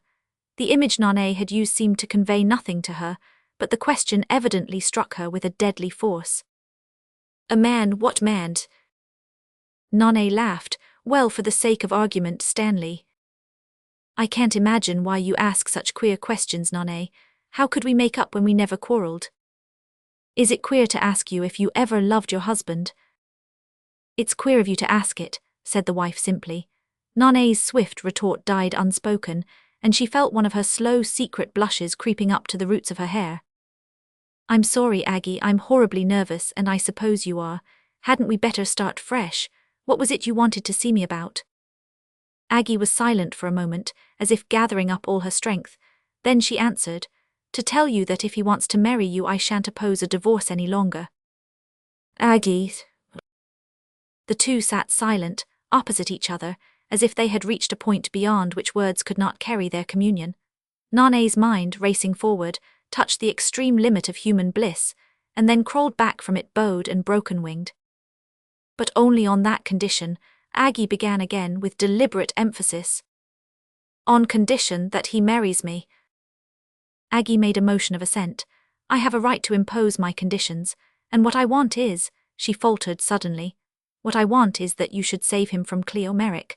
Her level voice broke and 2 tears forced their way through her lashes and fell slowly down her cheeks. Save him from Cleo Merrick. Nonne fancied she heard herself laugh. Her thoughts seemed to drag after her words as if she were labouring uphill through a ploughed field. Isn't it rather late in the day to make that attempt? You say he's already gone off with her. He's joined her somewhere, I don't know where. He wrote from his club before leaving. But I know they don't sail till the day after tomorrow, and you must get him back, Nonne, you must save him. It's too awful. He can't marry her, she has a husband somewhere who refuses to divorce her. Like you and Stanley. Aggie drew back as if she had been struck. Oh no, no, she looked despairingly at Nonne. When I tell you I don't refuse now. Well, perhaps Cleo Merrick's husband may not either. It's different, he's a Catholic and his church won't let him divorce, and it can't be annulled. Stanley's just going to live with her, openly, and she'll go everywhere with him, exactly as if they were husband and wife, and everybody will know that they're not. Nonne sat silent, considering with set lips and ironic mind the picture thus pitilessly evoked.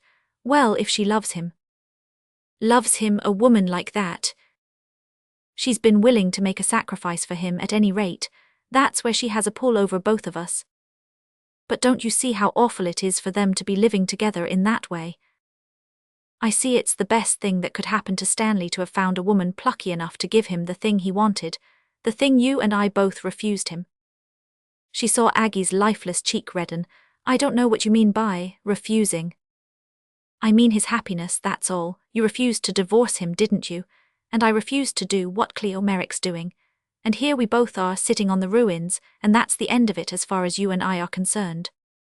But it's not the end, it's not too late. I tell you it's not too late. He'll leave her even now if you ask him to. I know he will. Nonne stood up with a dry laugh. Thank you, Aggie. Perhaps he would, only we shall never find out.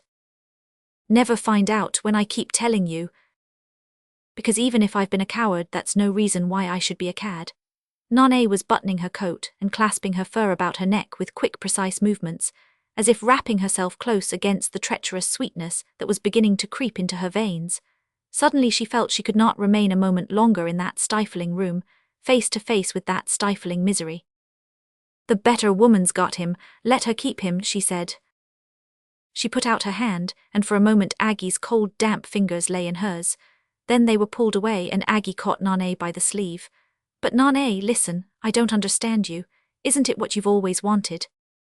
Oh, more than anything in life, the girl cried, turning breathlessly away. The outer door swung shut on her, and on the steps she stood still and looked back at the ruins on which she had pictured herself sitting with Aggie Houston. I do believe, she murmured to herself, I know most of the new ways of being rotten. I only wish I was sure I knew the best new way of being decent. Book 3. Roman 20. A.T. The gates of Cedarledge Pauline lifted her head from a last hurried study of the letters and papers Macy Bruss had thrust into the motor. The departure from town had been tumultuous. Up to the last minute there had been the usual rush and trepidation, Macy hanging on the footboard, powder, and the maid hurrying down with final messages and recommendations. Here's another batch of bills passed by the architect, Mrs. Manford, and he asks if you'd mind. Yes, yes, draw another cheque for 5,000, Macy, and send it to me with the others to be signed. And the estimates for the new orchid house. The contractor says building materials are going up again next week, and he can't guarantee unless you telephone at once. Has Madame the jewel box? I put it under the rug myself with Madame's motor bag. Thank you, Cecile. Yes, it's here. And is the mason Hermione to deliver the green and gold tigon here or? Here are the proofs of the birth control speech, Mrs. Manford. If you could just glance over them in the motor and let me have them back tonight. The Marchesa, madam, has called up to ask if you and Mr. Manford can receive her at Cedarledge for the next weekend. No, Powder, say no, I'm dreadfully sorry. Very good, madam.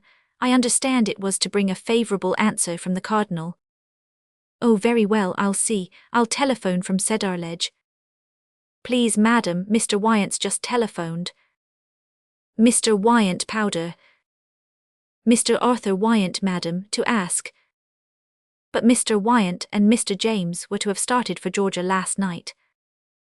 Yes, madam, but Mr. James was detained by business, and now Mr. Arthur Wyant asks if you'll please ring up before they leave tonight. Very well, what can have happened, Nonne? You don't know. Say I've started for Cedar Ledge, Powder, I'll ring up from there. Yes, that's all. Mrs. Manford, wait, here are 2 more telegrams and a special. Take care, Macy, you'll slip and break your leg.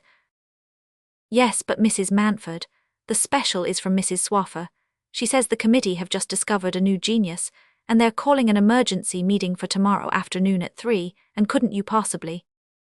No, Macy, I can't. Say I've left. The waves of agitation were slow in subsiding. A glimpse down a side street of the Marquesas' cheap boarding-house hotel revived them, and so did the flash past the inscrutable Dawnside, aloof on its height above the Hudson.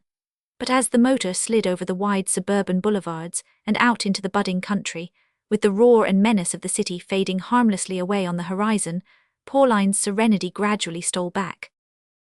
Nonne at her side sat silent, and the mother was grateful for that silence. She had noticed that the girl had looked pale and drawn for the last fortnight, but that was just another proof of how much they all needed the quiet of Cedar Ledge. You don't know why Jim and his father have put off starting, Nonne?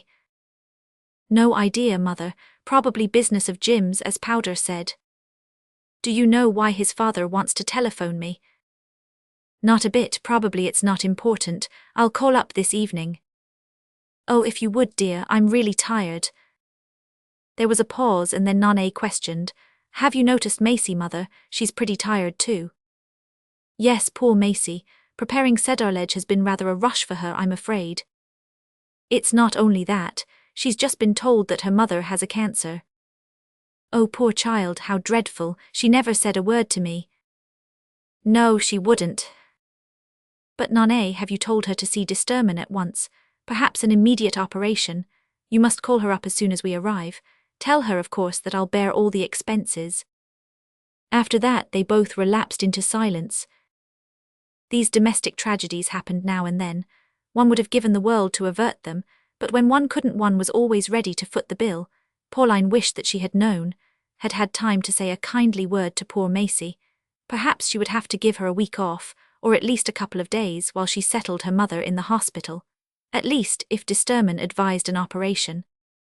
It was dreadful how rushed one always was. Pauline would have liked to go and see poor Mrs. Bruss herself, but there were Dexter and Lita and the baby all arriving the day after tomorrow, and only just time to put the last touches to Cedar Ledge before they came.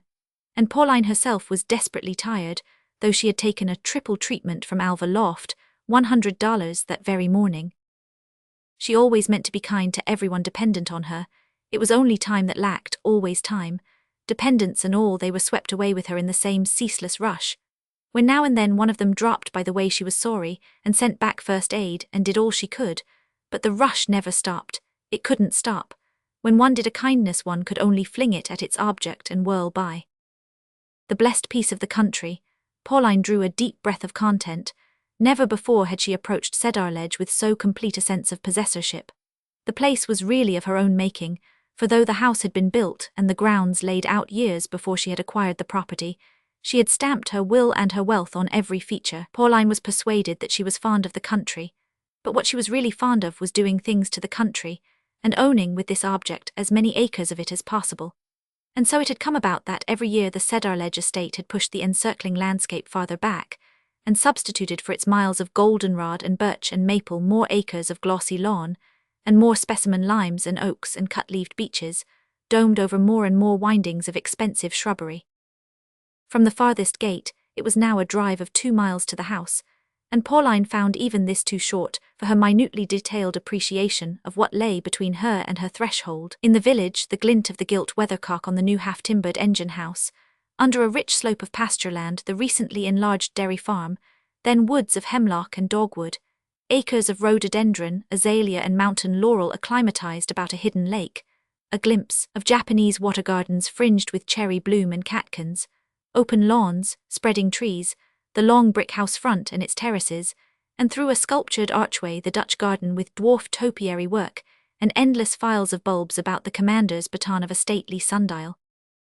To Pauline each tree, shrub, watercourse, herbaceous border meant not only itself, but the surveying of grades, transporting of soil, tunneling for drainage, conducting of water, the business correspondence and paying of bills which had preceded its existence, and she would have cared for it far less, perhaps not at all, had it sprung into being unassisted, like the random shad bushes and wild cherry trees beyond the gates. The faint spring loveliness reached her somehow, in long washes of pale green, and the blurred mauve of budding vegetation, but her eyes could not linger on any particular beauty without its dissolving into soil, manure, nurserymen's catalogues, and bills again, bills. It had all cost a terrible lot of money, but she was proud of that too. To her it was part of the beauty, part of the exquisite order and suitability which reigned as much in the simulated wildness of the rhododendron glen as in the geometrical lines of the Dutch garden. 75,000 bulbs this year, she thought, as the motor swept by the sculptured gateway, just giving and withdrawing a flash of turf sheeted with amber and lilac in a setting of twisted and scalloped evergreens. 25,000 more bulbs than last year. That was how she liked it to be. It was exhilarating to spend more money each year, to be always enlarging and improving in small ways as well as great, to face unexpected demands with promptness and energy, beat down exorbitant charges, struggle through difficult moments, and come out at the end of the year tired but victorious, with improvements made, bills paid, and a reassuring balance in the bank. To Pauline that was life. And how her expenditure at Cedarledge was justifying itself. Her husband, drawn by its fresh loveliness, had voluntarily given up his annual trip to California, the excitement of tarpon fishing, the independence of bachelorhood, all to spend a quiet month in the country with his wife and children. Pauline felt that even the 25,000 additional bulbs had had a part in shaping his decision. And what would he say when he saw the new bathrooms, assisted at the village fire drill, and plunged into the artificially warmed waters of the new swimming pool? A mist of happiness rose to her eyes as she looked out on the spring-misted landscape. Nane had not followed her mother into the house. Her dogs at her heels, she plunged downhill to the woods and lake. She knew nothing of what Cedarledge had cost, but little of the labour of its making. It was simply the world of her childhood, and she could see it from no other angle, nor imagine it as ever having been different. To her it had always worn the same enchantment, stretched to the same remote distances. At 19 it was almost the last illusion she had left. In the path by the lake she felt herself drawn back under the old spell.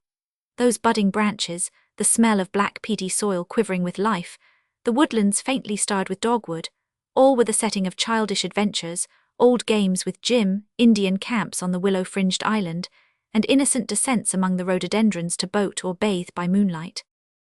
The old skiff had escaped Mrs. Manford's annual doing-up, and still leaked through the same rusty seams. Pushing out upon the lake, Nane leaned on the oars and let the great mockery of the spring dilate her heart. Manford questioned, "All right, warm enough, not going too fast, the air's still sharp up here in the hills," and Lita settled down beside him into one of the deep silences that enfolded her as softly as her furs. By turning his head a little he could just see the tip of her nose and the curve of her upper lip between hat brim and silver fox, and the sense of her, so close and so still, sunk in that warm animal hush which he always found so restful, dispelled his last uneasiness, and made her presence at his side seem as safe and natural as his own daughter's. "Just as well you sent the boy by train, though. I foresaw I'd get off too late to suit the young gentleman's hours." She curled down more deeply at his side, with a contented laugh. Manford, intent on the steering wheel, restrained the impulse to lay a hand over hers, and kept his profile steadily turned to her. It was wonderful how successfully his plan was working out, how reasonable she'd been about it in the end. Poor child, no doubt she would always be reasonable with people who knew how to treat her, and he flattered himself that he did. It hadn't been easy just at first, but now he'd struck the right note and meant to hold it. Not paternal exactly. She would have been the first to laugh at anything as old-fashioned as that. Heavy fathers had gone out with the rest of the tremolo effects. No, but elder brotherly. That was it. The same free and friendly relation which existed, say, between Jim and Nane. Why, he had actually tried chaffing Lita and she hadn't minded. He had made fun of that ridiculous Ardwin and she had just laughed and shrugged. That little shrug, when her white shoulder, as the dress slipped from it, seemed to be pushing up into a wing. There was something birdlike and floating in all her motions, Poor child, poor little girl. He really felt like her elder brother, and his looking-glass told him that he didn't look much too old for the part. The sense of having just grazed something dark and lurid, which had threatened to submerge them, gave him an added feeling of security, a holiday feeling, as if life stretched before him as safe and open as his coming fortnight at Cedar Ledge. How glad he was that he had given up his tarpon fishing, managed to pack Jim and Wyant off to Georgia, and secured this peaceful interval in which to look about him and take stock of things before the grind began again. The day before yesterday, just after Pauline's departure, it had seemed as if all their plans would be wrecked by one of Wyant's fits of crankiness. Wyant always enjoyed changing his mind after everyone else's was made up, and at the last moment he had telephoned to say that he wasn't well enough to go south. He had rung up Pauline first, and being told that she had left had communicated with Jim, and Jim, distracted, had appealed to Manford. It was one of his father's usual attacks of nervousness. Cousin Elena had seen it coming and tried to cut down the whiskies and sodas. Finally Jim begged Manford to drop in and reason with his predecessor. These visits always produced a profound impression on Wyant. Manford himself, for all his professional acuteness, couldn't quite measure the degree or guess the nature of the effect, but he felt his power, and preserved it by seeing Wyant as seldom as possible. This time, however, it seemed as if things might not go as smoothly as usual. Wyant, who looked gaunt and excited, tried to carry off the encounter with the jauntiness he always assumed in Manford's presence. "My dear fellow, sit down, do. Cigar, always delighted to see my successor. Any little hints I can give about the management of the concern?" It was his usual note, but exaggerated, overemphasized, lacking the Wyant touch, and he had gone on. "Though why the man who has failed should offer advice to the man who has succeeded, I don't know. Well, in this case it's about Jim. Yes, you're as fond of Jim as I am, I know. Still, he's my son, eh? Well, I'm not satisfied that it's a good thing to take him away from his wife at this particular moment. No, I'm old-fashioned, of course. All the musty old traditions have been superseded. You and your set have seen to that, introduced the breezy code of the prairies. But my son's my son. He wasn't brought up in the new way, and damn it all, Manford, you understand. Well, no, I suppose there are some things you never will understand, no matter how devilish clever you are and how many millions you've made." The apple cart had been near upsetting. But if Manford didn't understand poor Wyant's social code, he did know how to keep his temper when it was worthwhile, and how to talk to a weak, overexcited man who had been drinking too hard, and who took no exercise. "Worried about Jim, eh? Yes, I don't wonder, I am too. Fact is, Jim's worked himself to a standstill, and I feel partly responsible for it, for I put him onto that job at the bank and he's been doing it too well, overdoing it. That's the whole trouble, and that's why I feel responsible to you all for getting him away as soon as possible and letting him have a complete holiday.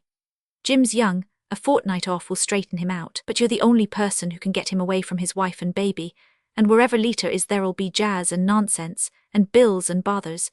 That's why his mother and I have offered to take the lady on for a while and give him his chance. As man to man, Wyant, I think we two ought to stand together and see this thing through. If we do, I guarantee everything will come out right. Do you good too, being off like that with your boy in a good climate, loafing on the beach and watching Jim recuperate. Wish I could run down and join you, and I don't say I won't make a dash for it just for a weekend if I can break away from the family. A1 fishing at the island, and I know you used to be a great fisherman. As for Lita, she'll be safe enough with Pauline and Nane." The trick was done, eh? But why think of it as a trick, when at the time he had meant every word he spoke?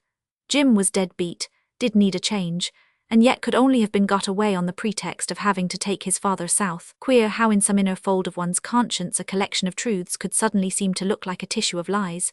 Lord, but what morbid rubbish. Manford was on his honor to make the whole thing turn out as true as it sounded, and he was going to. And there was an end of it, and here was Cedar Ledge. The drive hadn't lasted a minute. How lovely the place looked in the twilight, a haze of tender tints melting into shadow, the long dark house front already gemmed with orange panes. "You'll like it, won't you, Lita?" A purr of content at his elbow. If only Pauline would have the sense to leave him alone, let him enjoy it all in Lita's lazy, inarticulate way, not cram him with statistics and achievements, with expenditures and results. He was so tired of her perpetual stock-taking, her perpetual rendering of accounts and reckoning up of interest. He admired it all, of course.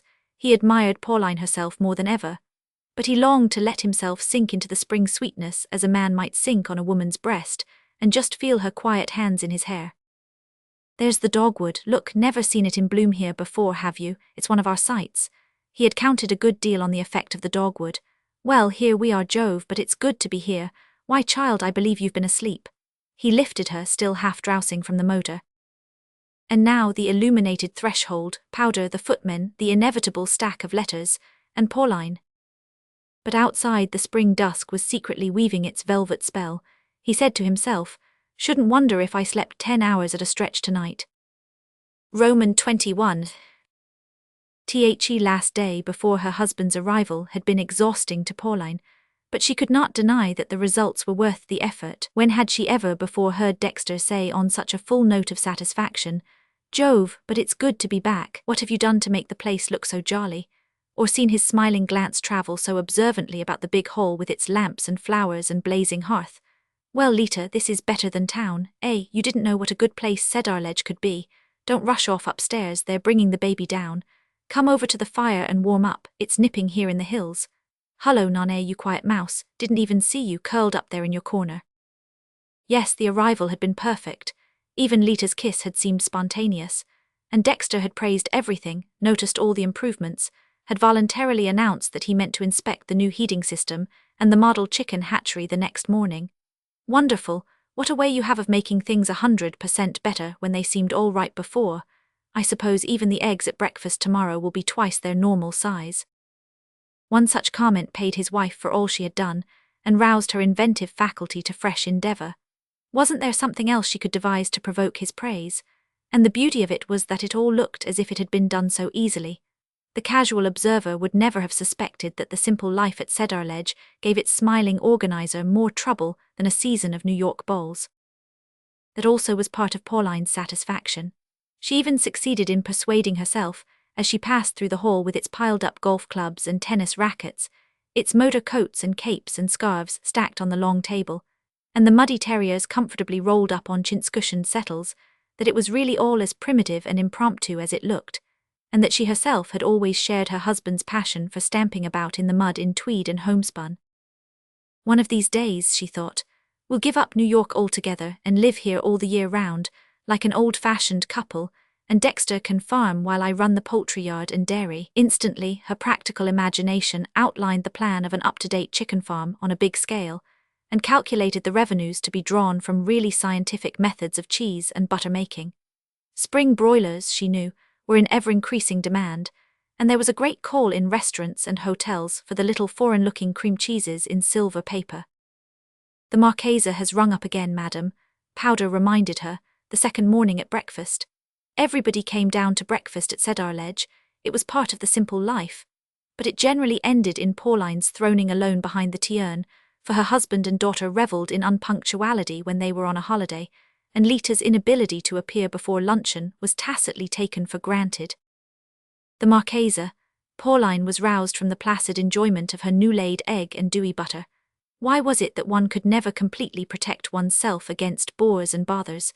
They had done everything they could for Amalasuntha, and were now discovering that gratitude may take more troublesome forms than neglect. The Marchesa would like to consult you about the date of the Cardinal's reception. Ah, then it was a fact, it was really settled. A glow of satisfaction swept away Pauline's indifference, and her sense of fairness obliged her to admit that, for such a service, Amalasuntha had a right to a Sunday at Cedarledge. It will bore her to death to spend 2 days here alone with the family, but she will like to be invited, and in the course of time she'll imagine it was a big house party, Pauline reflected. Very well, Powder, please telephone that I shall expect the Marchesa next Saturday. That gave them, at any rate, the inside of a week to themselves. After 6 days alone with his womenkind, perhaps even Dexter would not be sorry for a little society, and if so, Pauline, with the Marchesa as a bait, could easily drum up a country neighbour dinner. The toys, she happened to remember, were to be at the Greystock Country Club over Easter. She smiled at the thought that this might have made Dexter decide to give up California for Cedarledge. She was not afraid of Mrs. Toy any longer, and even recognized that her presence in the neighborhood might be useful. Pauline could never wholly believe, at least not for many hours together, that people could be happy in the country without all sorts of social alleviations, and 6 days of quiet seemed to her measurable only in terms of prehistoric eras. When had her mind ever had such a perspective to range over? Knowing it could be shortened at will, she sighed contentedly, and decided to devote the morning to the study of a new refrigerating system she had recently seen advertised.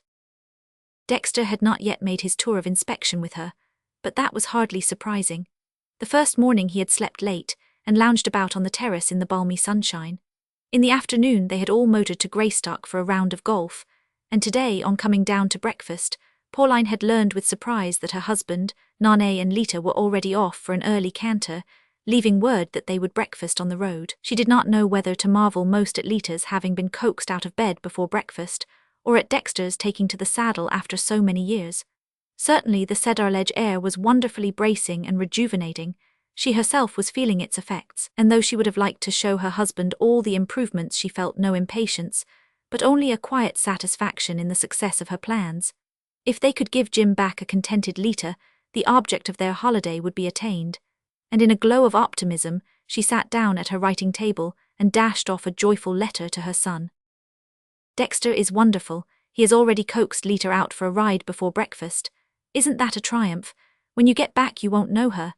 I shouldn't have a worry left if I didn't think Nane is looking too pale and drawn. I shall persuade her to take a course of inspirational treatment as soon as we get back to town. By the way, her pen ran on, have you heard the news about Stan Houston? People say he's gone to Europe with that dreadful Merrick woman, and that now Aggie will really have to divorce him. Nane, who has always been such a friend of Stan's, has of course heard the report, but doesn't seem to know any more than the rest of us. Nothing amused Arthur Wyant more than to be supplied with such titbits of scandal before they became common property.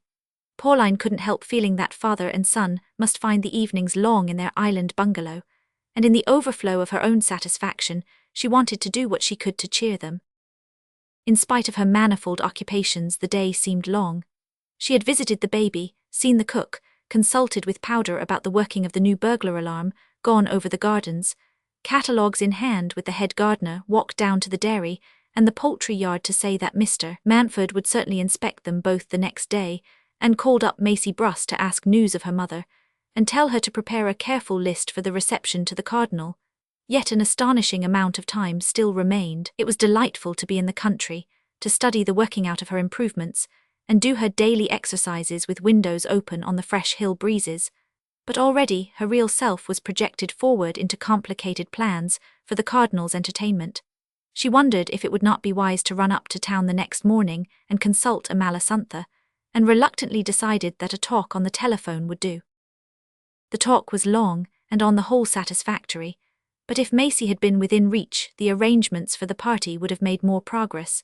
It was most unlucky that the doctors thought Maisie ought to stay with her mother till the latter could get a private room at the hospital. A room, of course, Maisie dear, I won't have her in a ward, not for the world, just put it down on your account, please, so glad to do it. She really was glad to do all she could, but it was unfortunate, and no one would feel it more than Maisie, that Mrs. Bruss should have been taken ill just then. To fill the time, Pauline decided to go for a walk with the dogs. When she returned, she found Nane, still in her riding habit, settled in a sofa corner in the library and deep in a book. Why, child, where did you drop from? I didn't know you were back. The others are not. Lita suddenly took it into her head that it would be fun to motor over to Greenwich and dine at the country club, and so father got a motor at Greystock and telephoned for one of the grooms to fetch the horses. It sounded rather jolly, but I was tired, so I came home. It's nearly full moon and they'll have a glorious run back. Nane smiled up at her mother, as if to say that the moon made all the difference. Oh, but that means dancing and getting home at all hours, and I promised Jim to see that Lita kept quiet and went to bed early. What's the use of our having persuaded her to come here? Your father ought to have refused to go. If he had, there were plenty of people lunching at Greystock who would have taken her on. You know, the cocktail crowd. That's why father sacrificed himself. Pauline reflected. I see, your father always has to sacrifice himself. I suppose there's no use trying to make Lita listen to reason. Not unless one humours her a little. Father sees that. We mustn't let her get bored here, she won't stay if we do. Pauline felt a sudden weariness in all her bones. It was as if the laboriously built-up edifice of the simple life at Cedarledge had already crumbled into dust at a kick of Lita's little foot. The engine-house, the poultry yard, the new burglar alarm, and the heating of the swimming pool. When would Dexter ever have time to inspect and admire them, if he was to waste his precious holiday in scouring the country after Lita? Then I suppose you and I dine alone. Pauline said, turning a pinched little smile on her daughter. Roman 22. WHAT a time of year it was, the freed earth suddenly breaking into life from every frozen seam. Manfred wondered if he had ever before had time to feel the impetuous loveliness of the American spring. In spite of his drive home in the small hours, he had started out early the next morning for a long tramp. Sleep, how could a man sleep with that April moonlight in his veins? The moon that was everywhere, caught in pearly puffs on the shadbush branches, scattered in ivory drifts of wild plum bloom, tipping the grasses of the wayside with pale pencilings, sheeting the recesses of the woodland with pools of icy silver. A freezing burning magic into which a man plunged, and came out cold and aglow, to find everything about him as unreal and incredible as himself. After the blatant club restaurant, noise, jazz, revolving couples, Japanese lanterns, screaming laughter, tumultuous goodbyes, this white silence, the long road unwinding and twisting itself up again, blind faces of shuttered farmhouses, black forests, misty lakes, a cut through a world in sleep, all dumb and moon-bemused. The contrast was beautiful, intolerable. Sleep, he hadn't even gone to bed, just plunged into a bath and stretched out on his lounge to see the dawn come. A mysterious sight that, too, the cold fingers of the light remaking a new world, while men slept unheeding and imagined they would wake to some familiar yesterday. Fools. He breakfasted ravenously before his wife was down and swung off with a couple of dogs on a long tramp, he didn't care where. Even the daylight world seemed unimaginably strange, as if he had never really looked at it before. He walked on slowly for 3 or 4 miles, vaguely directing himself toward Greystock. His long tramps as a boy in his farming days had given him the habit of deliberate steady walking, and the unwanted movement refreshed rather than tired him, or at least while it tired his muscles, it seemed to invigorate his brain. Excited? No, just pleasantly stimulated. He stretched himself out under a walnut tree on a sunny slope, lit his pipe and gazed abroad over fields and woods. All the land was hazy with incipient life. The dogs hunted and burrowed, and then came back to doze at his feet with pleasant dreamings. The sun on his face felt warm and human, and gradually life began to settle back into its old ruts, a comfortable routine, diversified by pleasant episodes. Could it ever be more to a man past 50? But after a while a chill sank on his spirit. He began to feel cold and hungry, and set out to walk again. Presently he found it was 11:30, time to be heading for home. Home and the lunch table, Pauline and Nane and Lita. Oh God, no, not yet. He trudged on slowly and sullenly, deciding to pick up a mouthful of lunch somewhere by the way. At a turn of the road he caught sight of a woman's figure strolling across a green slope above him. Strong and erect in her trim golfing skirt, she came down in his direction swinging a club in her hand. Why, sure enough, he was actually on the edge of the Greystock course. The woman was alone, without companions or caddies, going around for a trial spin, or perhaps simply taking a stroll, as he was, drinking in the intoxicating air. "Hullo," she called, and he found himself advancing toward Gladys Toy. Was this active erect woman in her nut-brown sweater and plaited skirt the same as the bejeweled and redundant beauty of so many wearisome dinners? Something of his old interest, the short-lived fancy of a week or two, revived in him as she swung along, treading firmly but lightly on her broad, easy shoes. "Hullo," he responded, "didn't know you were here." "I wasn't, I only came last night. Isn't it glorious?" Even her slow-dripping voice moved faster and had a livelier ring. Decidedly he admired a well-made woman, a woman with curves and volume, all the more after the stripped skeletons he had dined among the night before. Mrs. Toy had height enough to carry off her pounds, and didn't look ashamed of them either. "Glorious, yes you are," he said. "Oh me. What else did you mean then?" "Don't be silly, how did you get here?" "On my feet."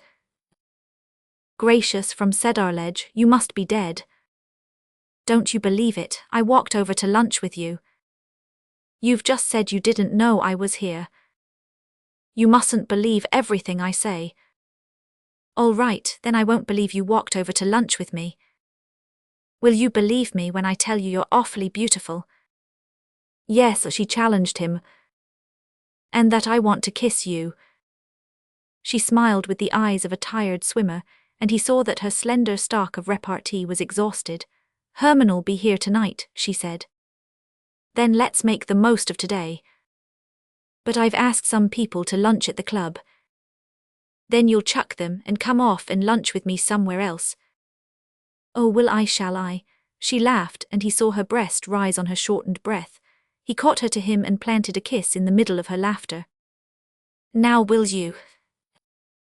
She was a rich armful, and he remembered how splendid he had thought plump rosy women in his youth, before money and fashion imposed their artificial standards. When he re-entered the doors of Cedarledge, the cold spring sunset was slanting in through the library windows on the tea table, at which his wife and Nane sat. Of Lita there was no sign. Mountford heard with indolent amusement that she was reported to be just getting up. His sentiment about Lita had settled into fatherly indulgence. He no longer thought the epithet inappropriate. But underneath the superficial kindliness he felt for her, as for all the world, he was aware of a fundamental indifference to most things but his own comfort and convenience. Such was the salutary result of fresh air and recovered leisure. How absurd to work oneself into a state of fluster about this or that, money or business or women, especially women. As he looked back on the last weeks, he saw what a fever of fatigue he must have been in to take such an exaggerated view of his own emotions. After 3 days at Cedarledge, serenity had descended on him like a benediction. Gladys Toy's cheeks were as smooth as nectarines, and the keen morning light had shown him that she wasn't in the least made up. He recalled the fact with a certain pleasure, and then dismissed her from his mind, or rather she dropped out of herself. He wasn't in the humour to think long about anybody or anything. He revelled in his own laziness and indifference. Tea, yes, and a buttered muffin by all means, several of them. I'm as hungry as the devil. Went for a long tramp this morning before any of you were up. Mrs. Toy ran across me and brought me back in her new 2-seater. A regular beauty, the car, I mean. You'll have to have one like it, Nane. Jove, how good the fire feels. And what is it that smells so sweet? Carnations, why they're giants. We must go over the greenhouses tomorrow, Pauline and all the rest of it. I want to take stock of all your innovations. At that moment he felt able to face even the tour of inspection, and all the facts and calculations it would evoke. Everything seemed easy now that he had found he could shake off his moonlight obsession by spending a few hours with a pretty woman who didn't mind being kissed. He was to meet Mrs. Toy again the day after tomorrow, and in the interval she would suffice to occupy his mind when he had nothing more interesting to think of. As he was putting a match to his pipe, Lita came into the room with her long glide. Her boy was perched on her shoulder, and she looked like one of Crivelli's enigmatic Madonnas carrying a little red-haired Jesus. Gracious, is this breakfast or tea? I seem to have overslept myself after our jaw ride, she said, addressing a lazy smile to Mountford. She dropped to her knees before the fire and held up the boy to Pauline. Kiss his granny, she commanded in her faintly derisive voice. It was very pretty, very cleverly staged, but Mountford said to himself that she was too self-conscious, and that her lips were too much painted. Besides, he had always hated women with prominent cheekbones and hollows under them. He settled back comfortably into the afternoon's reminiscences. Roman 23. DECIDDLY. There was a different time measure for life in town and in the country. The dinner for a Malasuntha organized, and the toys secured for it, there were still 2 days left in that endless inside of a week which was to have passed so rapidly, yet everything had gone according to Pauline's wishes. Dexter had really made the promised round of house and grounds, and had extended his inspection to dairy, poultry yard and engine house, and he had approved of everything, approved almost too promptly and uncritically. Was it because he had not been sufficiently interested to note defects, or at any rate to point them out? The suspicion which stirred in his wife when she observed that he walked through the cow stables without making any comment on the defective working of the new ventilating system became a certainty when, on their return to the house, she suggested their going over the accounts together. Oh, as long as the architect has okayed them. Besides, it's too late now to do anything, isn't it? And your results are so splendid that I don't see how they could be overpaid. Everything seems to be perfect. Not the ventilating system in the Alderney stable, Dexter. Oh well, can't that be arranged? If it can't, put it down to profit and loss. I never enjoyed anything more than my swim this morning in the pool. You've managed to get the water warmed to exactly the right temperature. He slipped out to join Nane on the putting green below the terrace. Yes, everything was all right. He was evidently determined that everything should be. It had been the same about Michelangelo's debts. At first he had resisted his wife's suggestion that they should help to pay them off, in order to escape the young man's presence in New York. Then he had suddenly promised the Marchesa to settle the whole amount, without so much as a word to Pauline. It was as if he were engrossed in some deep and secret purpose, and resolved to clear away whatever threatened to block his obstinate advance. She had seen him thus absorbed when a big case possessed him, but there were no signs now of professional preoccupation, no telephoning, wiring, hurried arrivals of junior members or confidential clerks. He seemed to have shaken off the office with all his other cares. There was something about his serene good humour that obscurely frightened her. Once she might have ascribed it to an exaggerated interest in his stepson's wife. That idea had already crossed Pauline's mind. She remembered its cold brush on the evening when her husband had come home unexpectedly to see her, and had talked so earnestly and sensibly about bringing Lita and her boy to Cedarledge. The mere flit of a doubt, no more, and even then Pauline had felt its preposterousness and banished it in disgust and fear. Now she smiled at the fear. Her husband's manner to Lita was perfect, easy, good-humoured but slightly ironic. At the time of Jim's marriage Dexter had had that same smile. He had thought the bride silly and pretentious, he had even questioned her good looks, and now the first week at Cedarledge showed that, if his attitude had grown kindlier, it was for Jim's sake, not Lita's. Nane and Lita were together all day long. When Mountford joined them he treated both in the same way, as a man treats two indulged and amusing daughters. What was he thinking of then? Gladys' toy again, perhaps. Pauline had imagined that was over. Even if it were not, it no longer worried her. Dexter had had similar flare-ups before, and they hadn't lasted. Besides, Pauline had gradually acquired a certain wifely philosophy, and was prepared to be more lenient to her second husband than to the first. As wives grew older they had to realize that husbands didn't always keep pace with them. Not that she felt herself too old for Mountford's love. All her early illusions had rushed back to her the night he had made her give up the Rivington dinner. But her dream had not survived that evening. She had understood then that he meant they should be only friends. That was all the future was to hold for her. Well, for a grandmother it ought to be enough. She had no patience with the silly old women who expected that sort of nonsense to last. Still, she meant, on her return to town, to consult a new Russian who had invented a radium treatment which absolutely wiped out wrinkles. He called himself a scientific initiate. The name fascinated her. From these perplexities, she was luckily distracted by the urgent business of the Cardinal's reception. Even without Macy, she could do a good deal of preparatory writing and telephoning, but she was mortified to find how much her handwriting had suffered from the long habit of dictation. She never wrote a note in her own hand nowadays, except to distinguished foreigners, since Amalasuntha had explained that they thought typed communications ill-bred. And her unpracticed script was so stiff, and yet slovenly, that she decided she must have her hands treated, as she did her other unemployed muscles. But how find time for this new and indispensable cure? Her spirits rose with the invigorating sense of being once more in a hurry. Nane sat on the south terrace in the sun. The Cedarledge experiment had lasted 8 days now, and she had to own that it had turned out better than she would have thought possible. Lita was giving them wonderfully little trouble.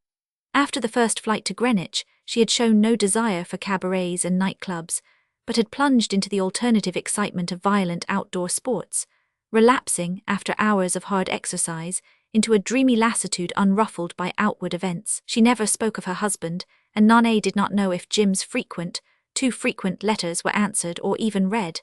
Lita smiled vaguely when he was mentioned, and merely remarked when her mother-in-law once risked an allusion to the future, "I thought we were here to be cured of plans," and Pauline effaced her blunder with a smile. Nane herself felt more and more like one of the trench watchers pictured in the wartime papers. There she sat in the darkness on her narrow perch, her eyes glued to the observation slit which looked out over seeming emptiness. She had often wondered what those men thought about during the endless hours of watching, the days and weeks when nothing happened, when no faintest shadow of a skulking enemy crossed their span of no man's land. What kept them from falling asleep, or from losing themselves in waking dreams, and failing to give warning when the attack impended? She could imagine a man led out to be shot in the Flanders mud because, at such a moment, he had believed himself to be dozing on a daisy bank at home. Since her talk with Aggie Houston, a sort of curare had entered into her veins. She was sharply aware of everything that was going on about her, but she felt unable to rouse herself. Even if anything that mattered ever did happen again, she questioned if she would be able to shake off the weight of her indifference. Was it really 10 days now since that talk with Aggie? And had everything of which she had then been warned fulfilled itself without her lifting a finger? She dimly remembered having acted in what seemed a mood of heroic self-denial. Now she felt only as if she had been numb. What was the use of fine motives if, once the ardour fallen, even they left one in the lurch? She thought, I feel like the oldest person in the world, and yet with the longest life ahead of me, and a shiver of loneliness ran over her. Should she go and hunt up the others? What difference would that make? She might offer to write notes for her mother, who was upstairs plunged in her visiting list, or look in on Lita, who was probably asleep after her hard gallop of the morning, or find her father and suggest going for a walk. She had not seen her father since lunch, but she seemed to remember that he had ordered his new Buick brought round. Off again, he was as restless as the others. All of them were restless nowadays. Had he taken Lita with him, perhaps? Well, why not? Wasn't he here to look after Lita? A sudden twitch of curiosity drew Nane to her feet and sent her slowly upstairs to her sister-in-law's room. Why did she have to drag one foot after the other, as if some hidden influence held her back, signalled a mute warning not to go? What nonsense! Better make a clean breast of it to herself once for all and admit. I beg pardon, miss, it was the ubiquitous powder at her heels. If you're going up to Mrs. Manford's sitting room, would you kindly tell her that Mr. Manford has telephoned he won't be back from Greystock till late, and she's pleased not to wait dinner. Powder looked a little as if he would rather not give that particular message himself. Greystock, oh all right, I'll tell her. Golf again, golf and Gladys toy. Nane gave her clinging preoccupations a last shake. This was really a lesson to her. To be imagining horrible morbid things about her father while he was engaged in a perfectly normal elderly man's flirtation with a stupid woman he would forget as soon as he got back to town. A real Easter holiday diversion. After all, he gave up his tarpon fishing to come here, and Gladys isn't a bad substitute, as far as weight goes, but a good deal less exciting as sport. A dreary gleam of amusement crossed her mind.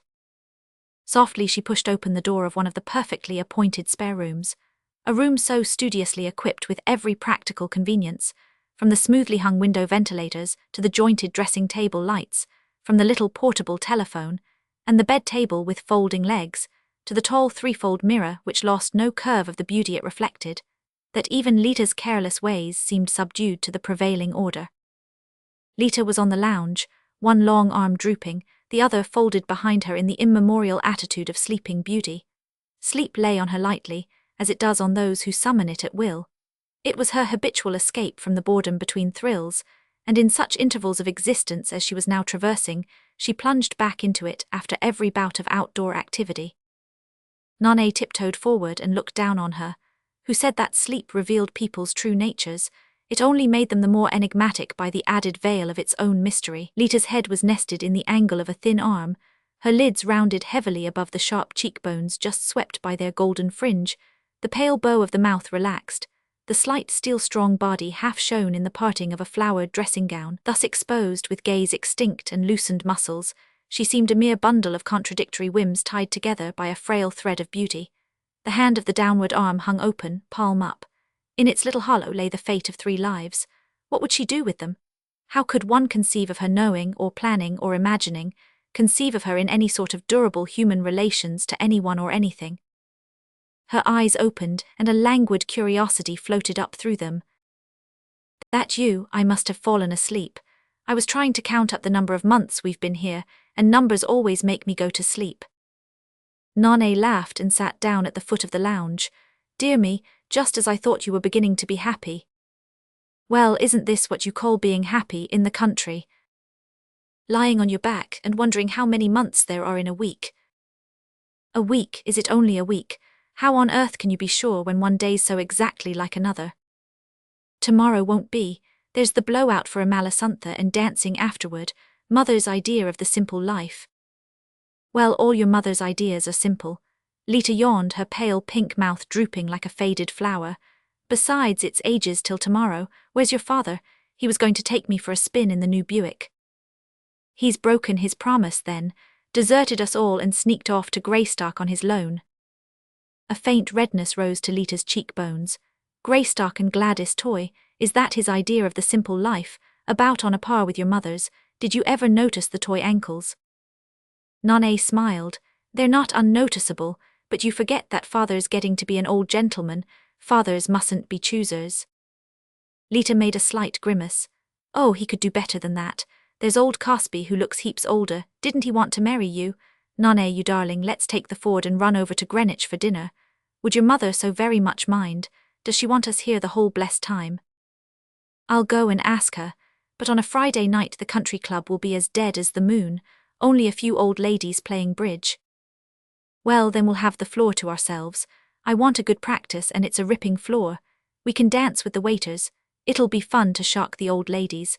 I noticed one of the waiters the other day must be an Italian, built rather like Tommy Ardwin. I'm sure he dances. That was all life meant to Lita would ever mean: good floors to practice new dance steps on, any men to dance with and be flattered by, women, any women to stare and envy one, dull people to startle, stupid people to shock. But never anyone none questioned, whom one wanted neither to startle nor shock, neither to be envied nor flattered by, but just to lose oneself in for good and all. Lita lose herself. Why, all she wanted was to keep on finding herself, immeasurably magnified, in every pair of eyes she met. And here were Nane and her father and mother fighting to preserve this brittle plaything for Jim, when somewhere in the world there might be a real human woman for him. What was the sense of it all? Roman 24. The Marchesa di San Fedel's ideas about the country were perfectly simple. In fact, she had only one. She regarded it as a place in which there was more time to play bridge than in town. Thank God for that. And the rest one simply bore with. Of course there was the obligatory going the rounds with host or hostess. Gardens, glass, dairy, chicken hatchery, and heaven knew what besides. Stables, thank goodness, were out of fashion. Even if people rode they no longer unless they kept hounds, dragged one between those dreary rows of box stalls, or made one admire the lustrous steel and leather of the harness room, or the monograms stenciled in blue and red on the coach-house floor. The Marchesa's life had always been made up of doing things as dull as going over model dairies in order to get the chance, or the money, to do others as thrilling to her as dancing was to Lita. It was part of the game. One had to pay for what one got. The thing was to try and get a great deal more than the strict equivalent. Not that I don't marvel at your results, Pauline, we all do, but they make me feel so useless and incapable. All this wonderful creation, baths and swimming pools and hatcheries and fire engines, and everything so perfect, indoors and out. Sometimes I'm glad you've never been to our poor old San Fedel. But of course bathrooms will have to be put in at San Fedel if Michelangelo finds an American bride when he comes over. Pauline laid down the pen she had taken up to record the exact terms in which she was to address the Cardinal's secretary. A personal note, dear. Yes, in your own writing. They don't yet understand your new American ways at the Vatican. When Michelangelo comes over, Pauline echoed. The Marchesa's face was sharper than a knife. It's my little surprise. I didn't mean you or Dexter to know till the contract was signed. What contract? Boys to do Cesar Borgia in the new film. Clawhammer cabled a definite offer the day you left for the country, and of course I insisted on Michelangelo's sailing instantly, though he'd planned to spend the spring in Paris and was rather cross at having to give it up. But as I told him, now is the moment to secure a lovely American bride. We all know what your rich papa's in-law over here always ask. What debts, what prospects, what other women? The woman matter can generally be arranged. The debts are in this case, thanks to your generosity. But the prospects, what were they, I ask you? Months of green mould at San Fedel for a fortnight's splash in Rome. Oh, I don't disguise it. And what American bride would accept that? The San Fedel pearls, yes, but where is the San Fedel plumbing? But now, my dear, Michelangelo presents himself as an equal. Superior, I might say, if I weren't afraid of being partial. Cesar Borgia in a clawhammer film, no one knows how many millions it may mean, and of course Michelangelo is the very type. To do me the favour to transmit to His Eminence, yes, this really is a surprise, a malasantha. Inwardly Pauline was saying, after all, why not? If his own mother doesn't mind seeing him all over the place on film posters, and perhaps now he may pay us back, in common decency he'll have to. She saw no serious reason for displeasure, once she had dropped her carefully cultivated Wyant attitude. If only it doesn't upset Lita again, and make her restless, but they really couldn't hope to keep all Lita's friends and relations off the screen. Arthur was amazed and awfully pleased after the first recoil. Dear Arthur, you know, always recoils at first, the Marchesa continued, with her shrewd deprecating smile, which insinuated that Pauline of course wouldn't. It was odd, Pauline reflected. The Marchesa always looked like a peasant when she was talking business. Arthur, you've already written to him about it. No, dear, I ran across him yesterday in town. You didn't know Arthur'd come back. I thought he said he'd telephoned to Nane or somebody. A touch of gout, got fidgety because he couldn't see his doctor, but he looked remarkably well, I thought. so handsome still in his Elance Wyant way, only a little too flushed perhaps. Yes, poor Elena. Oh no, he said Jim was still on the island, perfectly contented fishing. Jim's the only person I know who's always perfectly contented. Such a lesson. The Marchesa's sigh seemed to add, very restful, but how I should despise him if he were my Michelangelo. Pauline could hear, oh how distinctly, all that her former husband would have to say about Michelangelo's projects. They would be food for an afternoon's irony, but that did not greatly trouble her, nor did Wyant's unexpected return. He was always miserable out of reach of his doctor. And the fact that Jim hadn't come back proved that there was nothing seriously wrong. Pauline thought, I'll write to Jim again and tell him how perfect Dexter has been about Lita and the baby, and that will convince him there's no need to hurry back. Complacency returned to her. How should it not, with the list for the Cardinal's reception nearly complete, and the telephonic assurance of the Bishop of New York and the Chief Rabbi that both these dignitaries would be present. Socially also, though the season was over, the occasion promised to be brilliant. Lots of people were coming back just to see how a cardinal was received. Even the Rivingtons were coming. She had it from the bishop. Yes, the Rivingtons had certainly been more cordial since she and Manford had thrown them over at the last minute. That was the way to treat people who thought themselves so awfully superior. What wouldn't the Rivingtons have given to capture the cardinal? But he was sailing for Italy the day after Pauline's reception. That was the beauty of it. No one else could possibly have him. Amalasuntha had stage-managed the whole business very cleverly. She had even overcome the cardinal's scruples when he heard that Mrs. Manford was chairman of the birth control committee. And tonight at the dinner, how pleasant everybody's congratulations would be. Pauline gloried in her achievement for Manford's sake. Despite his assurance to the contrary, she could never imagine, for more than a moment at a time, that such successes were really indifferent to him. Lita appeared in the drawing-room after almost everybody had arrived. She was always among the last, and in the country, as she said, there was no way of knowing what time it was.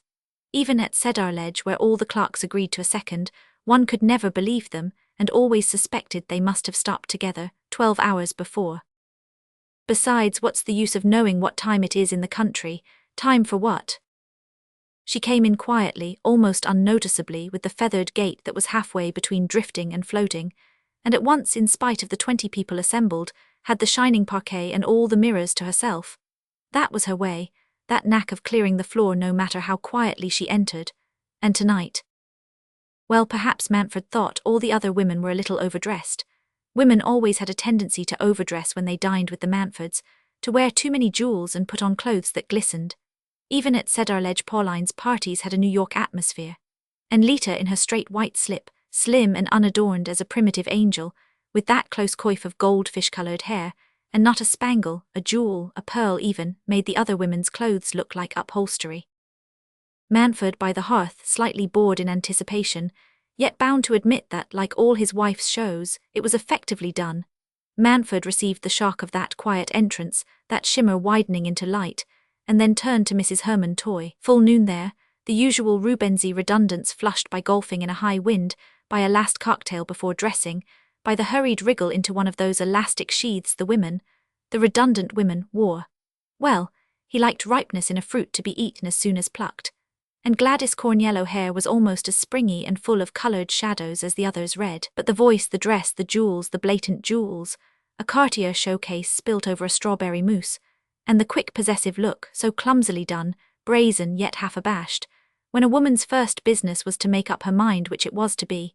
Chances were the man didn't care, as long as her ogling didn't make him ridiculous. Why couldn't some women always be in golf clothes? If any, gala get-up wasn't in everybody's line. There was Lita speaking to Gladys now with auburn eyebrows lifted just a thread. The contrast, and Gladys purpler and more self-conscious. God, why did she have her clothes so tight? And that drawing-room drawl, why couldn't she just sing out, "Hullo," as she did in the open? The Marchesa, how many times more was he to hear Pauline say, "Amalasuntha on your right, dear." Oh, to get away to a world where nobody gave dinners, and there were no Marchesas on one's right. He knew by heart the very look of the little cheese souffles, light as cherubs' feathers, that were being handed around before the soup on silver-gilt dishes with coats of arms. Everything at Cedarledge was silver-gilt. Pauline, as usual, had managed to transplant the party to New York, when all he wanted was to be quiet, smoke his pipe, and ride or tramp with Nane and Lita. Why couldn't she see it? Her vigilant eye sought his. Was it for approval or admonition? What was she saying? The Cardinal, oh yes, it's all settled, so sweet of him. Of course you must all promise to come, but I've got another little surprise for you after dinner. No, not a word beforehand, not if you were to put me on the rack. What on earth did she mean? A surprise? Is this a surprise party? It was a Malasuntha now. Then I must produce mine, but I dare say Pauline's told you about Michelangelo and Clawhammer, Caesar Borgia, such a sum that I don't dare to mention it, you'd think I was mixing up the figures, but I've got them down in black and white. Of course, as the producers say, Michelangelo's so supremely the type, it's more than they ever could have hoped for. What was the woman raving about? He sails tomorrow, she said. Sailing again? Was that damned Michelangelo always sailing? Hadn't his debts been paid on the express condition? But no, there's been nothing, as the Marchesa called it, in black and white. The transaction had been based on the implicit understanding that nothing but dire necessity would induce Michelangelo to waste his charms on New York. Dire necessity, or the chance to put himself permanently beyond it. A fortune from a Clawhammer film. As a Malasuntha said, it was incalculable. It's the type, you see. Between ourselves, there's always been a rumor of Borgia blood on the San Fedele side, a naughty ancestress. Perhaps you've noticed the likeness. You remember that wonderful profile portrait of Caesar Borgia in black velvet? What gallery is it in? Oh, I know, it came out in Vogue. A Malasuntha visibly bridled at her proficiency. She was aware that envious people said the Italians knew nothing of their own artistic inheritance. I remember being so struck by it at the time. I said to Venturino, but it's the image of our boy, though Michelangelo will have to grow a beard which makes him furious. But then the millions. Manfred, looking up, caught a double gaze bent in his direction. Gladys Toy's vast blue eyes had always been like searchlights, but tonight they seemed actually to be writing her private history over his head like an advertising aeroplane. The fool, but was the other look also meant for him, that half-shaded glint of Lita's? Was it not rather attached to the Marchesa, strung like a telephone wire to her lips? Clawhammer, Michelangelo, a Borgia film, those listening eyes missed not a syllable. The offers those fellows make, right and left, nobody takes much account of them. Wait till I see your contract, as you call it. If you really think it's a job for a gentleman, Manfred growled. But my friend, gentlemen can't be choosers. Who are the real working class today? Our old aristocracies, alas. And besides, is it ever degrading to create a work of art? I thought in America you made so much of creativeness, constructiveness. What do you call it? Is it less creative to turn a film than to manufacture bathtubs? Can there be a nobler mission than to teach history to the millions by means of beautiful pictures? Yes, I see Lita listening, and I know she agrees with me. Lita, what a Lucrezia for his Caesar. But why look shocked, dear Dexter? Of course you know that Lucrezia Borgia has been entirely rehabilitated. I saw that also in Vogue. She was a perfectly pure woman, and her hair was exactly the colour of Lita's. They were finishing coffee in the drawing-room, the doors standing open into the tall library where the men always smoked, the library which, as Stanley Houston had once remarked, Pauline's incorruptible honesty had actually caused her to fill with books. Oh, what is it? Not a fire, a chimney in the house, but it's actually here, not a... The women, aflutter at the sudden siren shriek, the hooting, rushing and clattering up the drive, surged across the parquet, flowed with startled little cries out into the hall, and saw the unsurprisable Powder signalling to two perfectly matched footmen to throw open the double doors. A fire, the engine, oh, it's a fire drill, a parade, how realistic, how lovely of you, what a beauty the engine is. Pauline stood smiling, watch in hand, as the hook and ladder motor clattered up the drive and ranged itself behind the engine. The big lantern over the front door illuminated fresh scarlet paint and super-polished brasses, the firemen's agitated helmets and perspiring faces, the flashing hoods of the lamps. Just 5 minutes to the second, wonderful. She was shaking hands with each member of the amateur brigade in turn. I can't tell you how I congratulate you, every one of you, such an achievement. You really maneuver like professionals. No one would have believed it was the first time. Dexter, will you tell them a hot supper has been prepared downstairs? To the guests she was explaining in a triumphant undertone. I wanted to give them the chance to show off their new toy. Yes, I believe it's absolutely the most perfected thing in fire engines. Dexter and I thought it was time the village was properly equipped. It's really more on account of the farmers, such a sense of safety for the neighborhood. Oh, Mr. Martz, I think you're simply wonderful, all of you. Mr. Manfred and my daughter are going to show you the way to supper. Yes, you must. Just a sandwich and something hot. She dominated them all, grave and glittering as a goddess of velocity. She enjoys it as much as other women do love making, Manfred muttered to himself. Roman 25. Manfred didn't know what first gave him the sense that Lita had slipped out among the departing guests, slipped out and not come back. When the idea occurred to him, it was already lodged in his mind, hard and definite as a verified fact. She had vanished from among them into the darkness.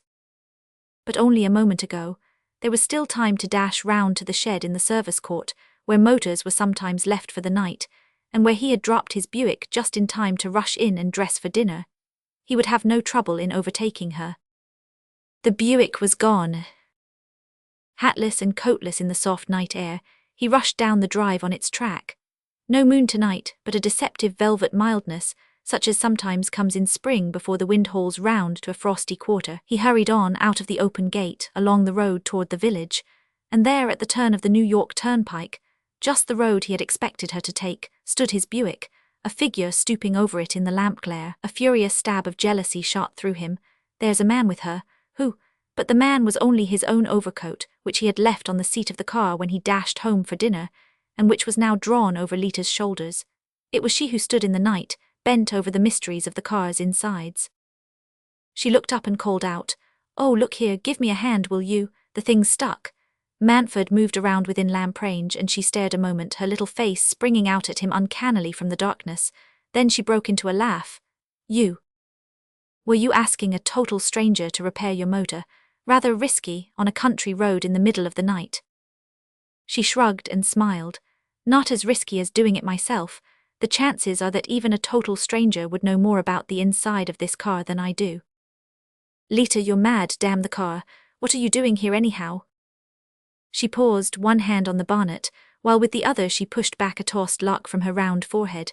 "Running away," she said simply. Manfred took a quick breath. The thing was, he admonished himself to take this lightly, as nearly as possible in her own key, above all to avoid protesting and exclaiming. But his heart was beating like a trip hammer. She was more of a fool than he had thought. "Running away from that dinner, I don't blame you. But it's over. Still, if you want to wash out the memory of it, get into the motor and we'll go for a good spin, like that one when we came back from Greenwich." Her lips parted in a faint smile. "Oh, but that ended up at Cedar Ledge." "Well, bless you, I'm not going back." "Where are you going?" "To New York first, after that I don't know, perhaps my aunt's, perhaps Hollywood." The rage in him exploded. "Perhaps Dawnside, eh? Own up." She laughed and shrugged again. "Own up, why not? Anywhere where I can dance and laugh and be hopelessly low-lived and irresponsible. And get that blackguard crew about you again, all those. Lita, listen to me. Listen, you've got to." "Got to," she rounded on him in a quick flare of anger. "I wonder who you think you're talking to. I'm not Gladys Toy." The unexpectedness of the challenge struck him dumb. For challenge it was unmistakably. He felt a rush of mingled strength and fear at this inconceivable thing and the strength her self-betrayal gave him. He returned with equal violence. "No, you're not. You're something so utterly different." "Oh," she burst in, "don't tell me I'm too sacred and all that. I'm fed up with the sanctities, that's the trouble with me. Just own up you like I'm artificially fattened. Why, that woman's ankles are half a yard round. Can't you see it? Or is that really the way you admire 'em? I thought you wanted to be with me. I thought that was why you were here. Do you suppose I'd have come all this way just to be taught to love fresh air and family life? The hypocrisy." Her little face was flashing on him furiously, red lips parted on a glitter of bright teeth. She must have a sausage machine to cram her into that tube she had on tonight. No human maid could do it. Utterly different, I should hope so. I'd like to see her get a job with Clawhammer, unless he means to do a Barnum and wants a fat woman. Lita. You're stupid. You're stupider than anything on God's earth. Lita, he put his hand over hers. Let the whole world crash after this. Pauline sat in her upstairs sitting room, full of that sense of repose which comes of duties performed and rewards laid up. How could it be otherwise at the close of a day so rich in moral satisfactions? She scanned it again, from the vantage of her midnight vigil in the sleeping house, and saw that all was well in the little world she had created. Yes, all was well, from the fire drill which had given a rather languishing dinner its requisite wind-up of excitement to the arrangements for the Cardinal's reception, Amalasuntha's skillful turning of that birth control obstacle, and the fact that Jim was philosophically remaining in the south in spite of his father's unexpected return. The only shadow on the horizon was Michelangelo's. Dexter would certainly be angry about that, but she was not going to let Michelangelo darken her holiday when everything else in life was so smooth and sunshiny. She remembered her resolve to write to Jim and took up her pen with a smile. I can guess what heavenly weather you must be having from the delicious taste of spring we're having here. The baby is out in the sunshine all day. He's gained nearly a pound and is getting almost as brown as if it were summer. Lita looks ever so much better too, though she'd never forgive my suggesting that she had put on even an ounce, but I don't believe she has, for she and Nane and Dexter are riding or golfing or racing over the country from morning to night like a pack of children. You can't think how jolly and hungry and sleepy they all are when they get home for tea. It was a wonderful invention of Dexter's to bring Lita and the baby here while you were having your holiday, and you'll agree that it has worked miracles when you see them. Amalasuntha tells me your father is back. I expected to hear that he had got restless away from his own quarters, but she says he's looking very well. Nane will go in and see him next week and report. Meanwhile, I'm so glad you're staying on and making the most of your holiday. Do get all the rest and sunshine you can, and trust your treasures a little longer to your loving old mother. There, that would certainly reassure him. It had reassured her merely to write it, given her the feeling to which she always secretly inclined, that a thing was so if one said it was, and doubly so if one wrote it down. She sealed the letter, pushed back her chair, and glanced at the little clock on her writing table. 1:45, she had a right to feel sleepy, and even to curtail her relaxing exercises. The country stillness was so deep and soothing that she hardly needed them. She opened the window and stood drinking in the hush. The spring night was full of an underlying rustle and murmur that was a part of the silence, but suddenly a sharp sound broke on her, the sound of a motor coming up the drive. In the stillness she caught it a long way off, probably just after the car turned in at the gate. The sound was so unnatural, breaking in on the deep nocturnal dumbness of dim trees and starlit sky, that she drew back startled. She was not a nervous woman, but she thought irritably of a servant's escapade, something that the chauffeur would have to be spoken to about the next day. Queer, though, the motor did not turn off toward the garage. Standing in the window, she followed its continued approach, then heard it slow down and stop, somewhere near the service court, she conjectured. Could it be that Lita and Nane had been off on one of their crazy trips since the guests had left? She must really protest at such imprudence. She felt angry, nervous, uncertain. It was uncanny, hearing that invisible motor come so near the house and stop. She hesitated a moment, and then crossed to her own room, opened the door of the little anteroom beyond, and stood listening at her husband's bedroom door. It was ajar, all dark within. She hesitated to speak, half fearing to wake him, but at length she said in a low voice, "Dexter." No answer. She pronounced his name again, a little louder, and then cautiously crossed the threshold and switched on the light. The room was empty, the bed undisturbed. It was evident that Manford had not been up to his room since their guests had left. It was he, then, who had come back in the motor. She extinguished the light and turned back into her own room. On her dressing table stood the little telephone which communicated with the servants' quarters, with Macy Bruss's office, and with Nane's room. She stood wavering before the instrument. Why shouldn't she call up Nane and ask? Ask what? If the girls had been off on a lark, they would be sure to tell her in the morning. And if it was Dexter alone, then? She turned from the telephone and slowly began to undress. Presently she heard steps in the hall, then in the anteroom, then her husband moving softly about in his own room, and the unmistakable sounds of his undressing. She drew a long breath as if trying to free her lungs of some vague oppression. It was Dexter, well, yes, only Dexter. And he hadn't cared to leave the motor at the garage at that hour. Naturally. How glad she was that she hadn't rung up Nane. Suppose her doing so had startled Lita or the baby. After all, perhaps she'd better do her relaxing exercises. She felt suddenly staring wide awake. But she was glad she'd written that reassuring letter to Jim. She was glad because it was true. Roman 26. When Nane told her mother that she wanted to go to town the next day to see Mrs. Bruss and Macy. Mrs. Manford said, "It's only what I expected of you, darling," and added after a moment, "Do you think I ought?" "No, of course not. It would simply worry Macy." Nane knew it was the answer that her mother awaited. She knew that nothing frightened and disorganized Pauline as much as direct contact with physical or moral suffering, especially physical. Her whole life, if one chose to look at it from a certain angle, had been a long, uninterrupted struggle against the encroachment of every form of pain. The first step always was to conjure it, bribe it away by every possible expenditure, except of oneself: checks, surgeons, nurses, private rooms in hospitals, x-rays, radium, whatever was most costly and up-to-date in the dreadful art of healing. That was her first and strongest line of protection. Behind it came such lesser works as rest cures, change of air, a seaside holiday, a whole new set of teeth, pink silk bedspreads, lace cushions, stacks of picture papers and hothouse grapes and long-stemmed roses from cedar ledge. Behind these again were the verbal defenses made of such phrases as, "If I thought I could do the least good, if I didn't feel it might simply upset her." Some doctors still consider it contagious, with the inevitable summing up, "The fewer people she sees the better."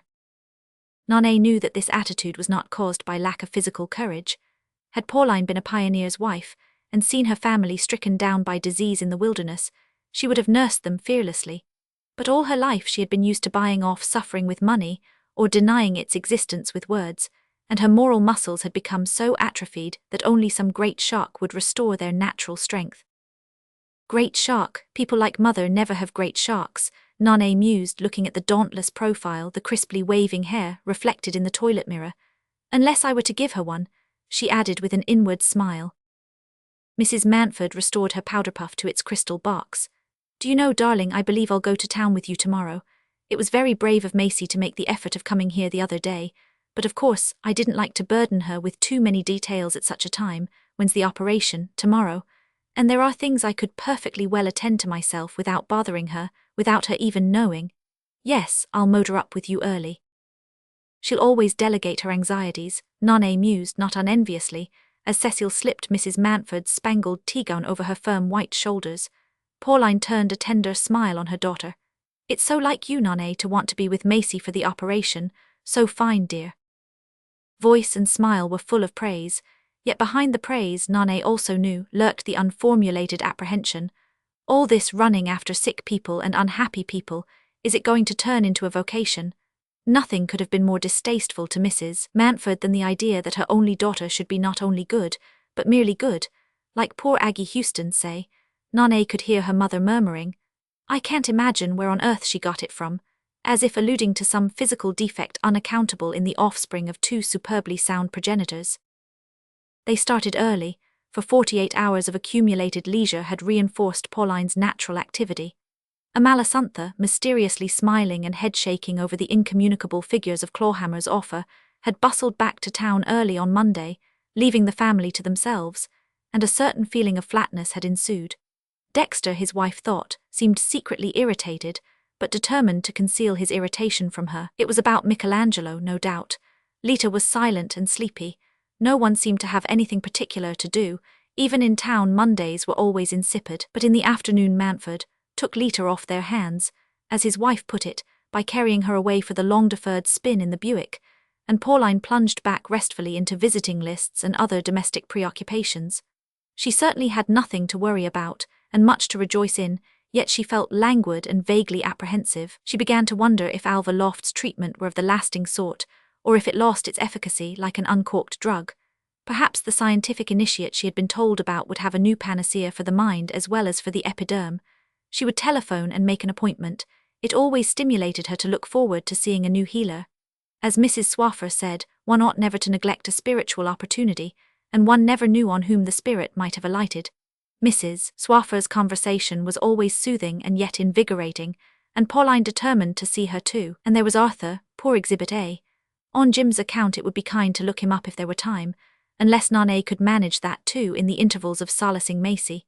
It was so depressing and so useless to sit in a hospital parlour looking at old numbers of picture papers, while those awful white-sleeved rites went on in the secret sanctuary of tiles and nickel plating. It would do Nane good to have an excuse for slipping away. Pauline's list of things to be done had risen like a spring tide as soon as she decided to go to town for the day. There was hair-waving, manicuring, dressmaking, her dress for the Cardinal's reception. How was she ever to get through half the engagements on her list? And of course she must call at the hospital with a big basket of grapes and flowers. On the steps of the hospital, Nane paused and looked about her. The operation was over, everything had gone beautifully, as beautifully as it almost always does on these occasions. Macy had been immensely grateful for her coming, and as surprised as if an angel from the seventh heaven had alighted to help her through. The two girls had sat together, making jerky attempts at talk, till the nurse came and said, "All right, she's back in bed again." And then Macy, after a burst of relieving tears, had tiptoed off to sit in a corner of her mother's darkened room and await the first sign of returning consciousness. There was nothing more for Nane to do, and she went out into the April freshness with the sense of relief that the healthy feel when they escape back to life after a glimpse of death. On the hospital steps, she ran into Arthur Wyant. "Exhibit, dear, what are you doing here?" "Coming to inquire for poor Mrs. Bruss. I heard from a Malisantha." "That's kind of you, Macy'll be so pleased." She gave him the surgeon's report, saw that his card was entrusted to the right hands, and turned back into the street with him. He looked better than when he had left for the south. His leg was less stiff, and he carried his tall, carefully dressed figure with a rigid jauntiness. But his face seemed sharper yet higher in colour. Fever or cocktails, she wondered. It was lucky that their meeting would save her going to the other end of the town to see him. "Just like you, Exhibit, to remember poor Macy." He raised ironic eyebrows. "Is inquiring about ill people obsolete? I see you still keep up the tradition." "Oh, I've been seeing it through with Macy. Someone had to." "Exactly, and your mother held aloof but financed the whole business." "Splendidly, she always does." He frowned and stood hesitating and tapping his long boot tip with his stick. "I rather want to have a talk with your mother." "With mother," Nane was on the point of saying. "She's in town today." Then, remembering Pauline's crowded list, she checked the impulse. "Won't I do as a proxy?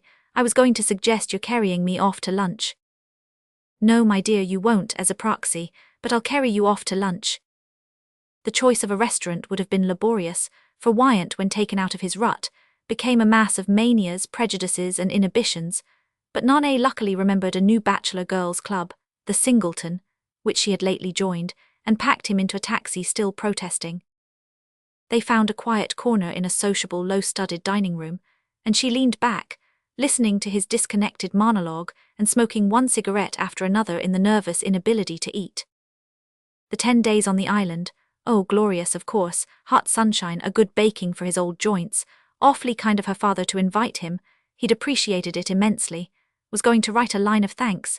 Jim, too, had appreciated his father's being included. Only no, really, he couldn't stay in the circumstances he couldn't. What circumstances? Exhibit, getting the morning papers 24 hours late. Wyant frowned, looked at her sharply, and then laughed an uneasy, wrinkled laugh. "Impertinent chit. Own up now, you were bored stiff.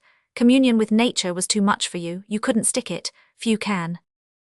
"I don't say I'm as passive as Jim." "Jim's just loving it down there, isn't he? I'm so glad you persuaded him to stay." Wyant frowned again, and stared past her at some invisible antagonist. "It was about the only thing I could persuade him to do." Nane's hand hung back from the lighting of another cigarette. "What else did you try to?"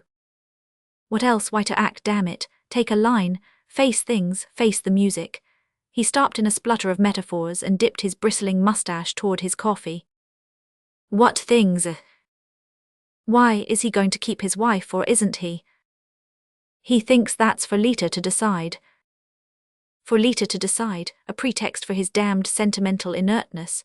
A man, my son, God, what's happened to the young men? Sit by and see, Nane, couldn't I manage to have a talk with your mother?" "You're having one with me, isn't that enough for the moment?" He gave another vague laugh, and took a light from her extended cigarette. She knew that, though he found her mother's visits oppressive, he kept a careful record of their number, and dimly resented any appearance of being crowded out by Pauline's other engagements. "I suppose she comes up to town sometimes, doesn't she?" "Sometimes, but in such a rush, and will be back soon now. She's got to get ready for the Cardinal's reception." "Great doings, I hear. A Malisantha dropped in on me yesterday. She says Lita's all agog again since that rotten Michelangelo's got a film contract, and your father's in an awful state about it." "Is he?" "The family are not used yet to figuring on the posters. Of course it's only a question of time." "I don't mean in a state about Michelangelo, but about Lita." "Father's been a perfect brick about Lita." Oh, he has he? Very magnanimous. Thanks, no cigar. Of course, if anybody's got to be a brick about Lita, I don't see why it's not her husband's job, but then I suppose you'll tell me. Yes, I shall. Please consider yourself told, won't you? Because I've got to get back to the hospital. The modern husband's job is a purely passive one, eh? That's your idea too. If you go to him and say, "How about that damned scoundrel and your wife?" What damned scoundrel? Oh, I don't say anybody in particular, and he answers, "Well, what am I going to do about it?" And you say, "Well, and your honor, man, what about your honor?" And he says, "What's my honor got to do with it if my wife's sick of me?" And you say, "God, but the other man, aren't you going to break his bones for him?" And he sits and looks at you and says, "Get up a prize fight for her." God, I give it up, my own son, we don't speak the same language, that's all. He leaned back, his long legs stretched under the table, his tall shambling body disjointed with the effort at a military tautness, a kind of muscular demonstration of what his son's moral attitude ought to be.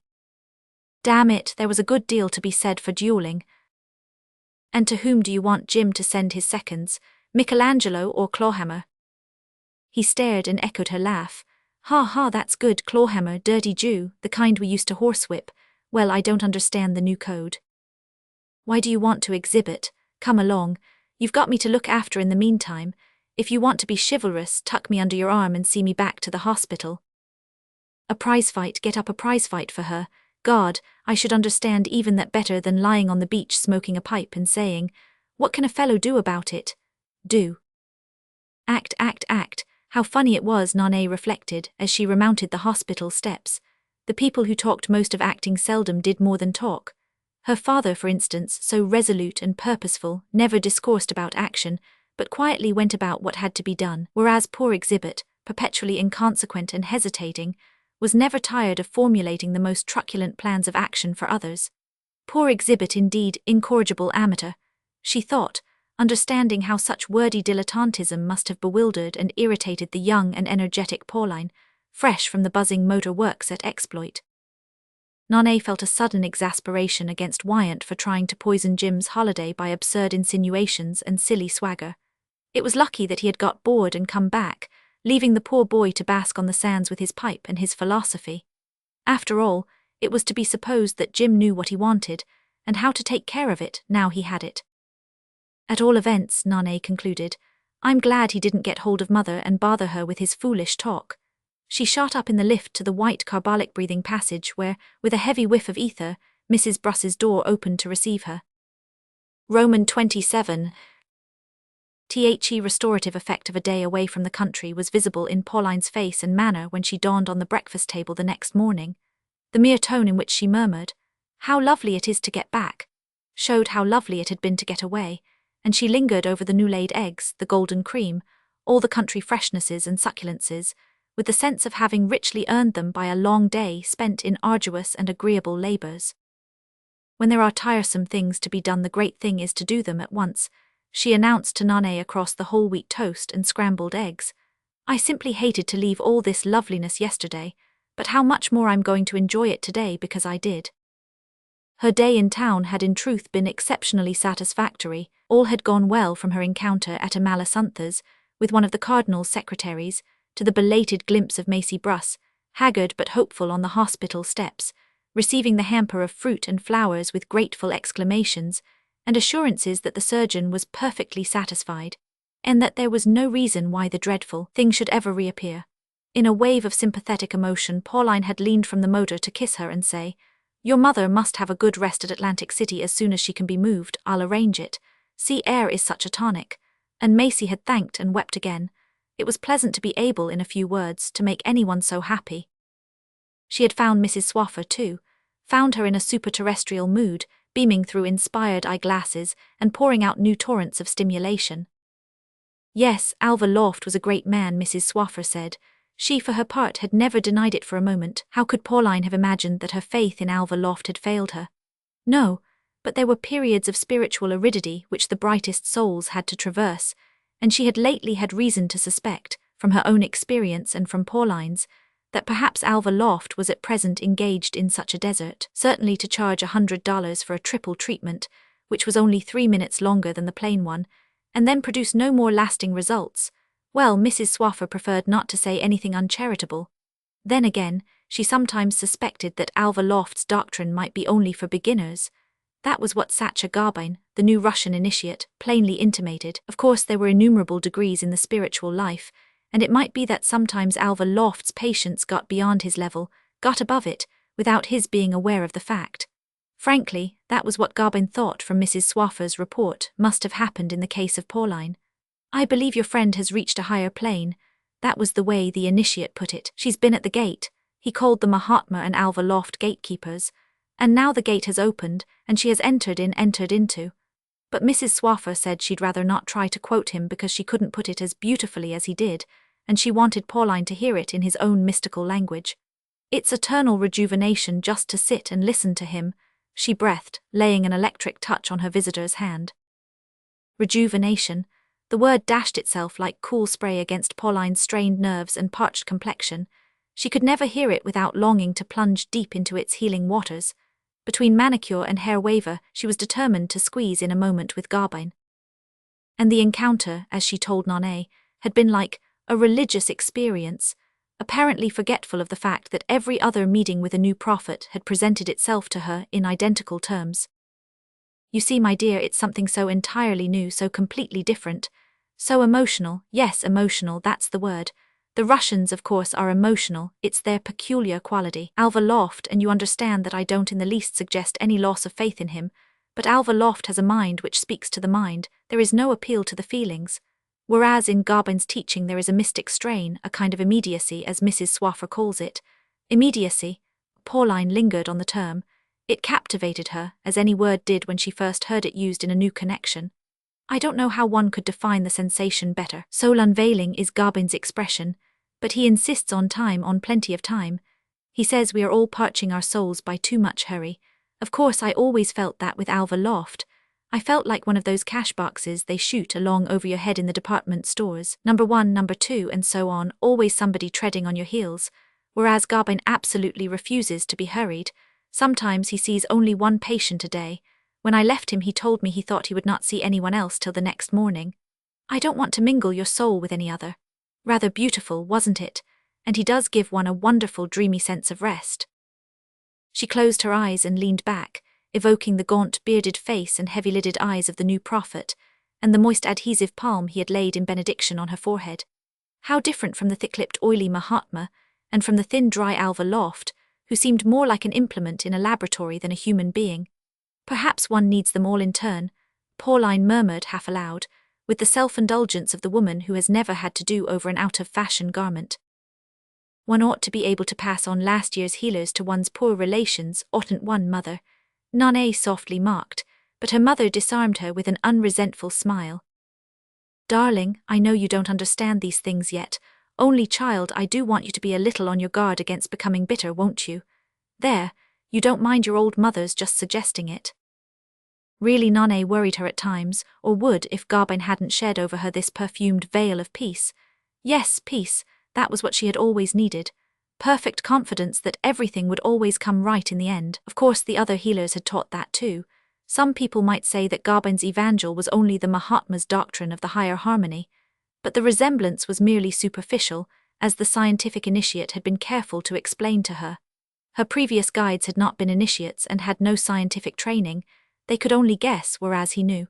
That was the meaning of immediacy, direct contact with the soul of the invisible. How clear and beautiful he made it all.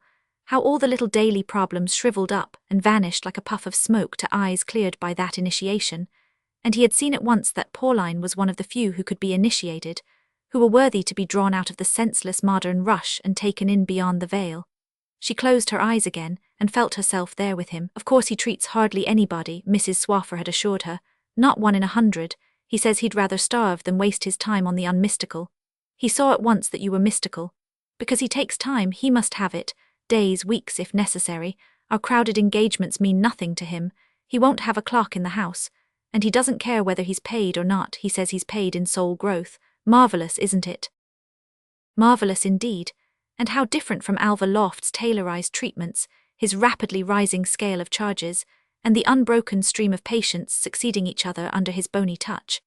And how one came back from communion with the invisible longing to help others, to draw all one's dear ones with one beyond the veil. Pauline had gone to town with an unavowed burden on her mind. Jim Lita, her husband, that blundering Amalasuntha, that everlasting Michelangelo, and Nonne too, Nonne, who looked thinner and more drawn every day, and whose tongue seemed to grow sharper and more derisive, who seemed, at barely 20, to be turning from a gay mocking girl into a pinched fault-finding old maid. All these things had weighed on Pauline more than she cared to acknowledge, but now she felt strong enough to lift them, or rather they had become as light as air. If only you Americans would persuade yourselves of the utter unimportance of the actual, of the total non-existence of the real. That was what Garbine had said, and the words had thrilled her like a revelation. Her eyes continued to rest with an absent smile on her daughter's ironic face, but what she was really thinking of was, how on earth can I possibly induce him to come to the Cardinal's reception? That was one of the things that Nonne would never understand her caring about. She would credit, didn't Pauline know, her mother with the fatuous ambition to use her united celebrities for a social draw. As a selfish child might gather all its toys into one heap, she would never see how important it was to bring together the representatives of the conflicting creeds, the bearers of the multiple messages, in the hope of drawing from their contact the flash of revelation for which the whole creation groaned. If only the Cardinal could have a quiet talk with Garbine, Pauline thought, and immediately dramatizing the possibility, saw herself steering His Eminence toward the innermost recess of her long suite of drawing rooms, where the scientific initiate, shaggy but inspired, would suddenly stand before the Prince of the Church, while she guarded the threshold from intruders. What new life it might put into the ossified Roman dogmas if the Cardinal could be made to understand that beautiful new doctrine of immediacy, but how could she ever persuade Garbine to kiss the ring? And Mrs. Bruss, any news? I thought Macy seemed really hopeful. Yes, the night wasn't bad. The doctors think she'll go on all right for the present. Pauline frowned. It was distasteful to have the suggestion of suffering and decay obtruded upon her beatific mood. She was living in a world where such things were not, and it seemed cruel and unnecessary to suggest to her that perhaps all Mrs. Bruss had already endured might not avail to spare her future misery. I'm sure we ought to try to resist looking ahead and creating imaginary suffering for ourselves or others. Why should the doctors say, for the present? They can't possibly tell if the disease will ever come back. No, but they know it generally does. Can't you see, Nonne, that that's just what makes it? Being prepared to suffer is really the way to create suffering, and creating suffering is creating sin, because sin and suffering are really one. We ought to refuse ourselves to pain. All the great healers have taught us that. Nonne lifted her eyebrows in the slightly disturbing way she had. Did Christ? Pauline felt her colour rise. This habit of irrelevant and rather impertinent retort was growing on Nonne. The idea of stirring up the troublesome mysteries of Christian dogma at the breakfast table. Pauline had no intention of attacking any religion, but Nonne was really getting as querulous as a teething child. Perhaps that was what she was morally.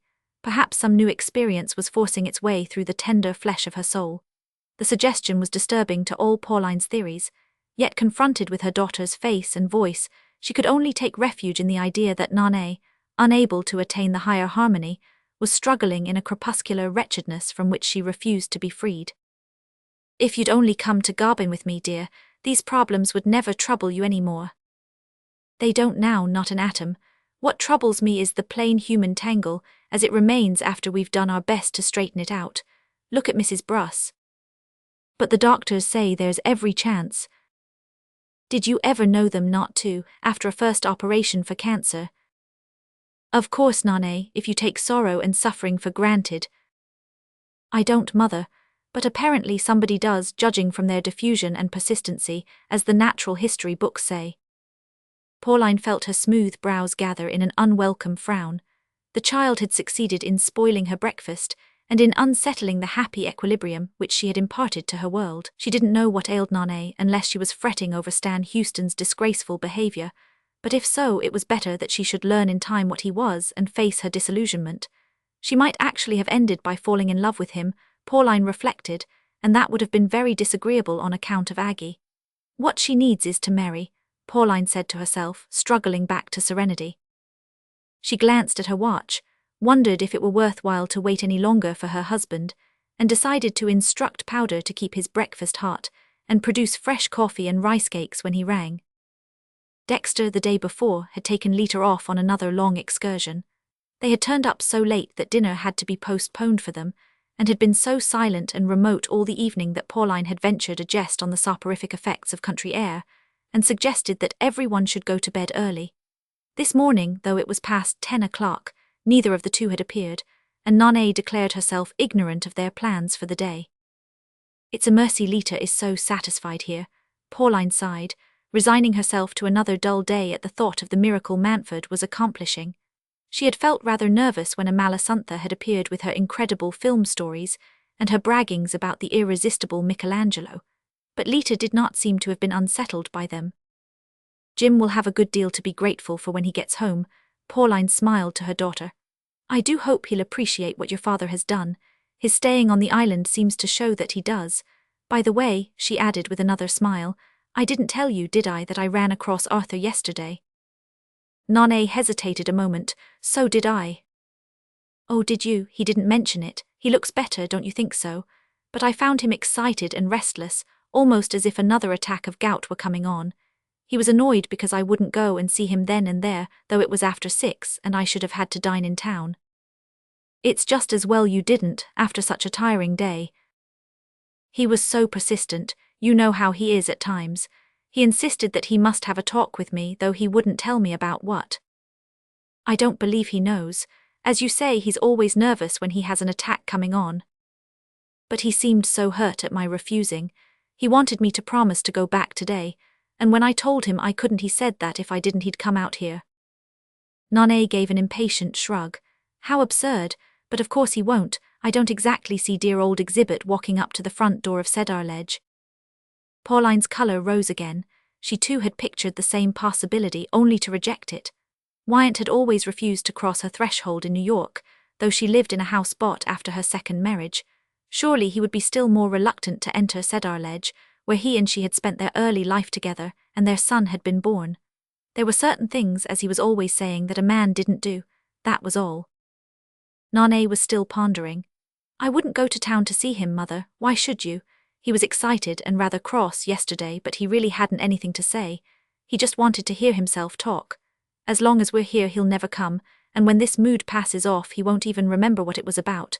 If you like I'll write and tell him that you'll see him as soon as we get back." "Thank you, dear, I wish you would." How sensible the child could be when she chose. Her answer chimed exactly with her mother's secret inclination, and the latter, rising from the breakfast table, decided to slip away to a final revision of the Cardinal's list. It was pleasant, for once, to have time to give so important a matter all the attention it deserved. Roman 28. When Nonne came down the next morning it was raining, a cold blustery rain, lashing the branches about and driving the startled spring back into its secret recesses. It was the first rain since their arrival at Cedarledge, and it seemed to thrust them back also, back into the wintry world of town, of dripping streets, early lamplight and crowded places of amusement. Mrs. Manford had already breakfasted and left the dining room, but her husband's plate was still untouched. He came in as Nonne was finishing, and after an absent-minded nod and smile dropped silently into his place. He sat opposite the tall rain-striped windows, and as he stared out into the greyness it seemed as if some of it, penetrating into the room in spite of the red sparkle of the fire, had tinged his face and hair. Lately Nonne had been struck by his ruddiness, and the vigour of the dark waves crisping about his yellow-brown temples, but now he had turned sallow and autumnal. What people call looking one's age, I suppose, as if we didn't have a dozen or 100 ages, all of us. Her father had withdrawn his stare from the outer world, and turned it toward the morning paper on the book-stand beside his plate. With lids lowered and fixed lips he looked strangely different again, rather like his own memorial bust in bronze. She shivered a little. "Father, your coffee's getting cold." He pushed aside the paper, glanced at the letters piled by his plate, and lifted his eyes to Nonne's. The twinkle she always woke seemed to struggle up to her from a long way off. "I missed my early tramp, and don't feel particularly enthusiastic about breakfast." "It's not enthusiastic weather." No, he had grown absent-minded again. Pity, when we've so few days left. "It may clear, though." What stupid things they were saying. Much either he or she cared about the weather when they were in the country and had the prospect of a good tramp or a hard gallop together. Not that they had had many such lately. But then she had been busy with her mother, trying to make up for Macy's absence, and there had been the interruption caused by the weekend party, and he had been helping to keep Lita amused, with success apparently. Yes, I shouldn't wonder if it cleared. He frowned out toward the sky again. Round about midday, he paused and added, I thought of running Lita over to Greystock. She nodded. They would no doubt stay and dine, and Lita would get her dance.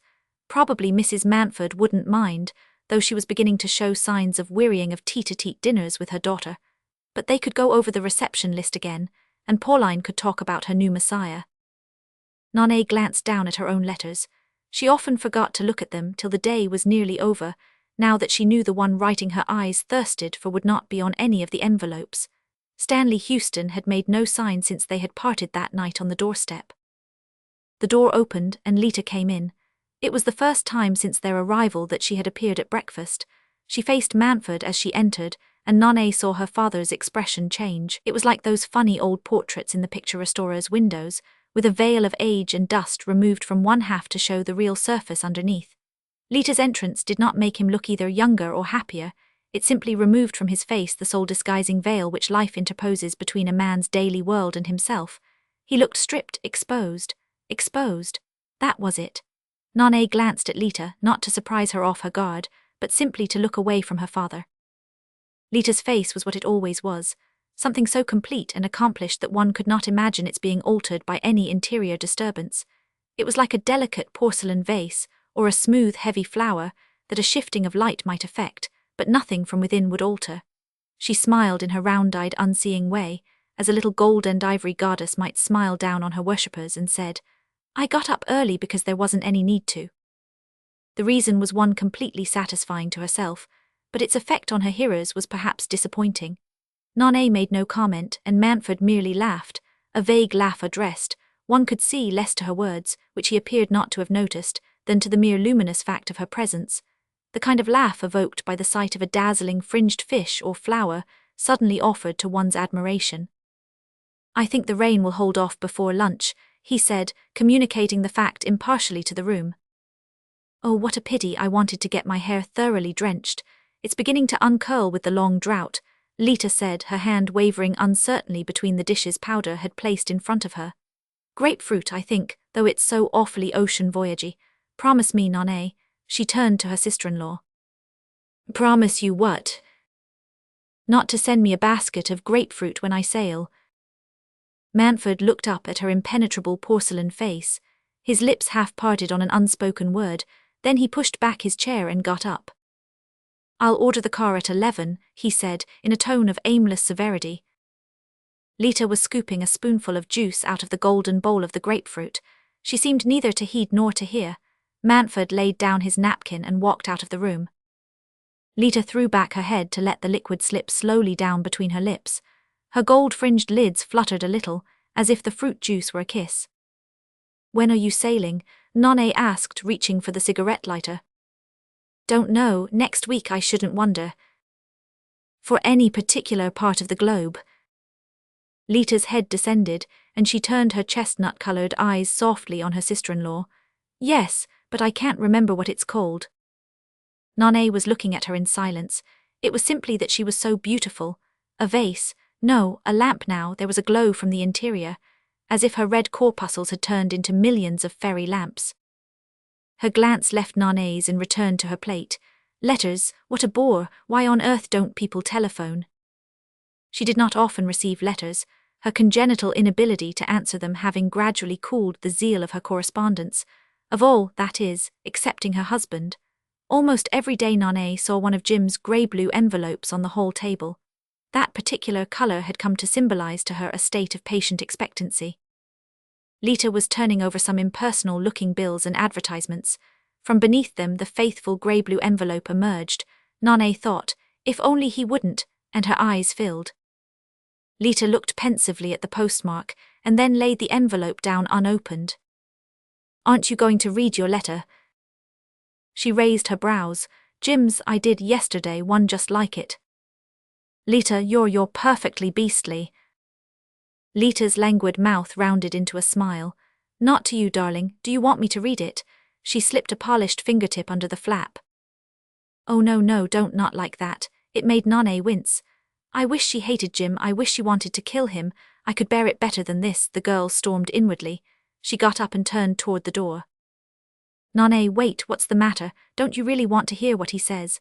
Lita stood up also, her eyes still on the open letter.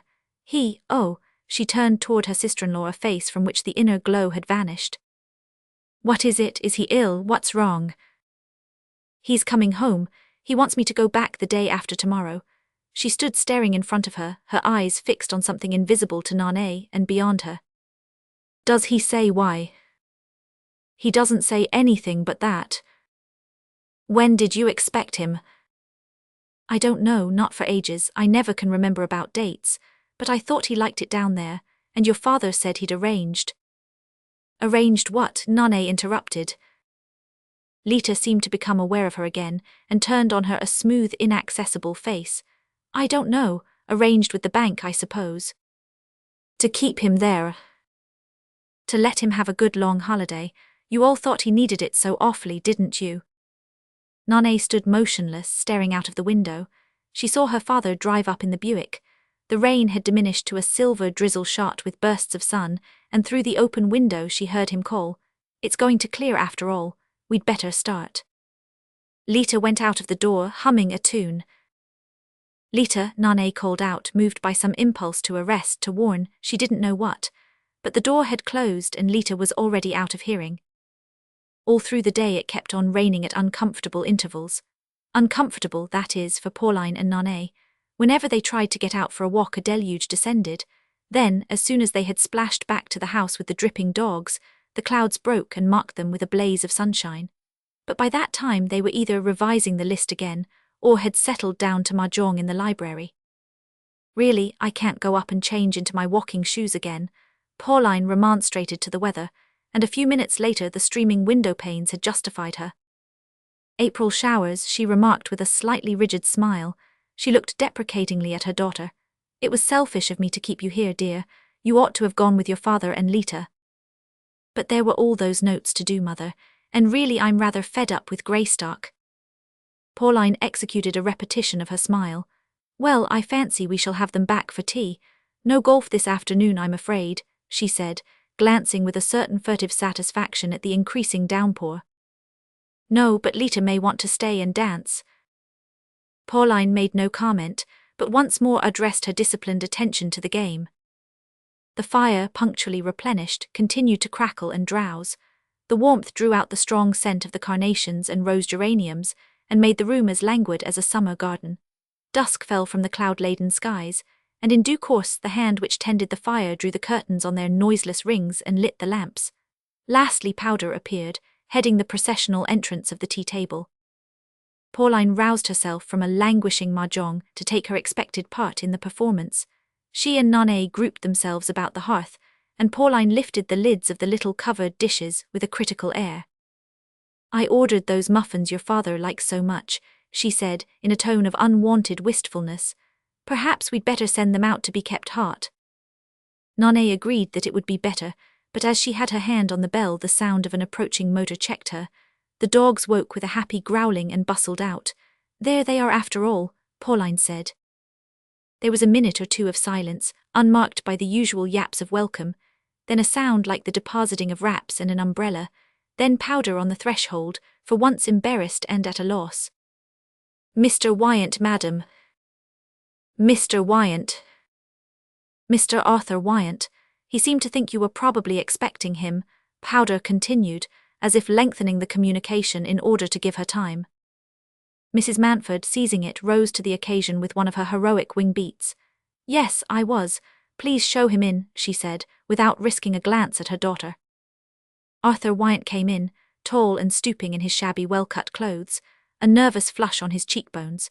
He paused and sent a half-bewildered stare about the room, a look which seemed to say that when he had made up his mind that he must see Pauline he had failed to allow for the familiarity of the setting in which he was to find her.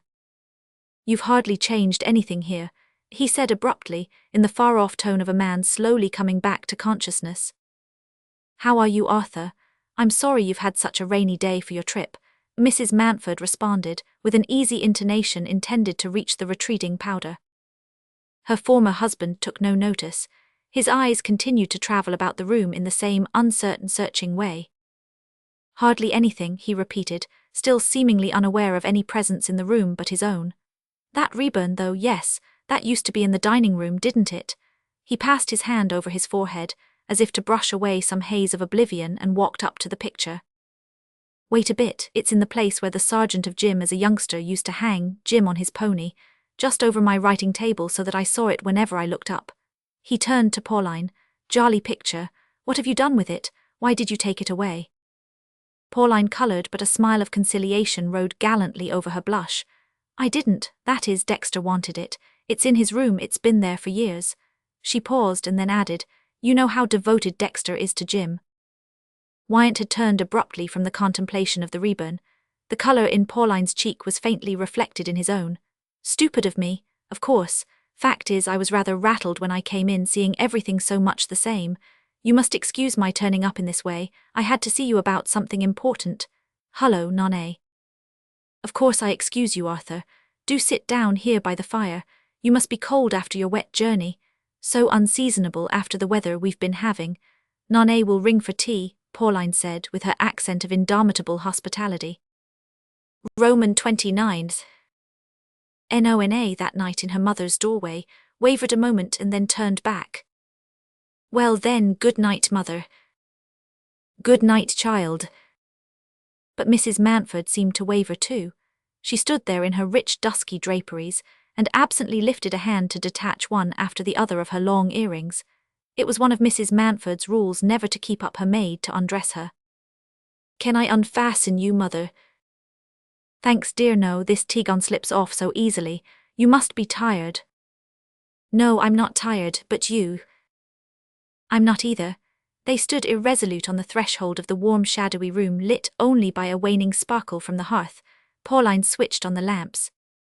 Come in then, dear. Her strained smile relaxed, and she laid a hand on her daughter's shoulder.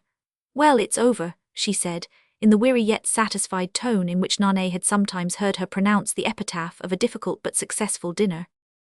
Nonne followed her, and Pauline sank down in an armchair near the fire. In the shaded lamplight, with the glint of the fire playing across her face, and her small head erect on still comely shoulders, she had a sweet dignity of aspect which moved her daughter incongruously. I'm so thankful you've never barbed your hair, mother. Mrs. Mountford stared at this irrelevancy. Her stare seemed to say that she was resigned to her daughter's verbal leaps, but had long since renounced the attempt to keep up with them. You're so handsome just as you are, Nonne continued. I can understand dear old Exhibits being upset when he saw you here in the same surroundings, and looking, after all, so much as you must have in his day, and when he himself is so changed. Pauline lowered her lids over the vision. Yes, poor Arthur. Had she ever for the last 15 years pronounced her former husband's name without adding that depreciatory epithet? Somehow pity, an indulgent pity, was always the final feeling he evoked. She leaned back against the cushions and added, It was certainly unfortunate, his taking it into his head to come out here. I didn't suppose he would have remembered so clearly how everything looked. The sergeant of Jim on the pony. Do you think he minded? It's having been moved to father's room. Yes, I think he did. But Nonne, he's always been so grateful to your father for what he's done for Jim and for Lita. He admires your father. He's often told me so. Yes. At any rate, once he was here, I couldn't do less than ask him to stay to dine. No, you couldn't, especially as there was no train back till after dinner. And after all, I don't, to this minute, know what he came for. Nonne lifted her eyes from an absorbed contemplation of the fire. You don't? Oh, of course, in a vague way, to talk about Jim and Lita. The same old things we've heard so many times, but I quieted him very soon about that. I told him Lita had been perfectly happy here, that the experiment had been a complete success. He seemed surprised that she had given up all her notions about Hollywood and Clawhammer. Apparently Amalasuntha has been talking a lot of nonsense to him, but when I said that Lita had never once spoken of Hollywood, and that she was going home the day after tomorrow to join her husband, it seemed to tranquilize him completely. Didn't he seem to you much quieter when he drove off? Yes, he was certainly quieter, but he seemed to want particularly to see Lita. Pauline drew a quick breath. Yes, on the whole I was glad she wasn't here. Lita has never known how to manage Arthur, and her manner is sometimes so irritating. She might have said something that would have upset him again. It was really a relief when your father telephoned that they had decided to dine at Greystock, though I could see that Arthur thought that funny too. His ideas have never progressed an inch. He's always remained as old-fashioned as his mother. She paused a moment and then went on. I saw you were a little startled when I asked him if he wouldn't like to spend the night, but I didn't want to appear inhospitable. No, not in this house, Nane agreed with her quick smile, and of course one knew he wouldn't. Pauline sighed. Poor Arthur, he's always so punctilious. It wasn't only that, he was suffering horribly. About Lita, so foolish, as if he couldn't trust her to us. Not only about Lita, but just from the fact of being here, of having all his old life thrust back on him. He seemed utterly unprepared for it, as if he'd really succeeded in not thinking about it at all for years. And suddenly there it was, like the drowning man's vision. A drowning man, that's what he was like. Pauline straightened herself slightly, and Nane saw her brows gather in a faint frown. What dreadful ideas you have. I thought I'd never seen him looking better, and certainly he didn't take too much wine at dinner. No, he was careful about that. And I was careful too. I managed to give a hint to Powder. Her frown relaxed, and she leaned back with another sigh, this time of appeasement. After all, her look seemed to say, she was not going to let herself be unsettled by Nane's mortuary images, now that the whole business was over, and she had every reason to congratulate herself on her own share in it. Nane, but it was her habit, appeared less sure. She hung back a moment and then said, I haven't told you yet, on the way down to dinner. What, dear? I met him on the upper landing. He asked to see the baby. That was natural. Pauline drew her lips in nervously. She had thought she had all the wires in her hands, and here was one she agreed with an effort. Perfectly natural. The baby was asleep, looking red and jarly. He stood over the crib a long time. Luckily it wasn't the old nursery. Really, Nane, he could hardly expect. No, of course not. Then just as we were going downstairs, he said, Funny how like Jim the child is growing, reminds me of that old portrait. And he jerked out at me. Could I see it? What, the sergeant?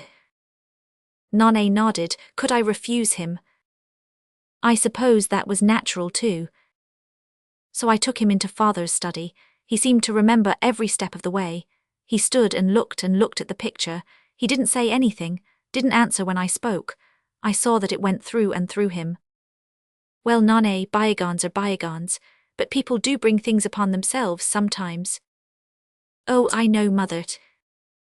Some people might think it peculiar, his rambling about the house like that, his coming here at all with his ideas of delicacy. But I don't blame him, and I don't want you to, Pauline continued firmly.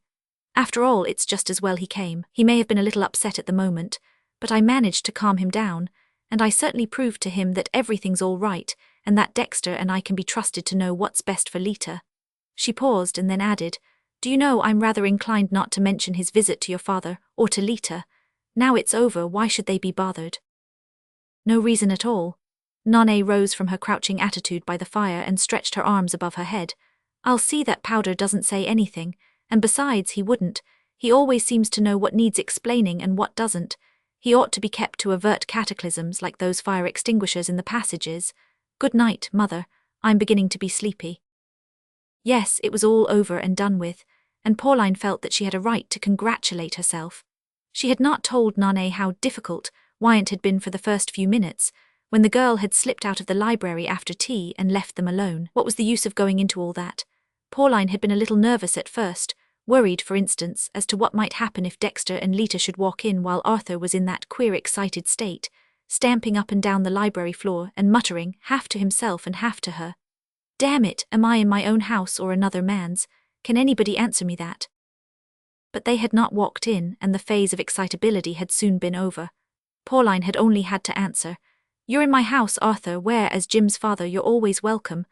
That had put a stop to his ravings, shamed him a little, and so brought him back to his sense of what was due to the occasion, and to his own dignity.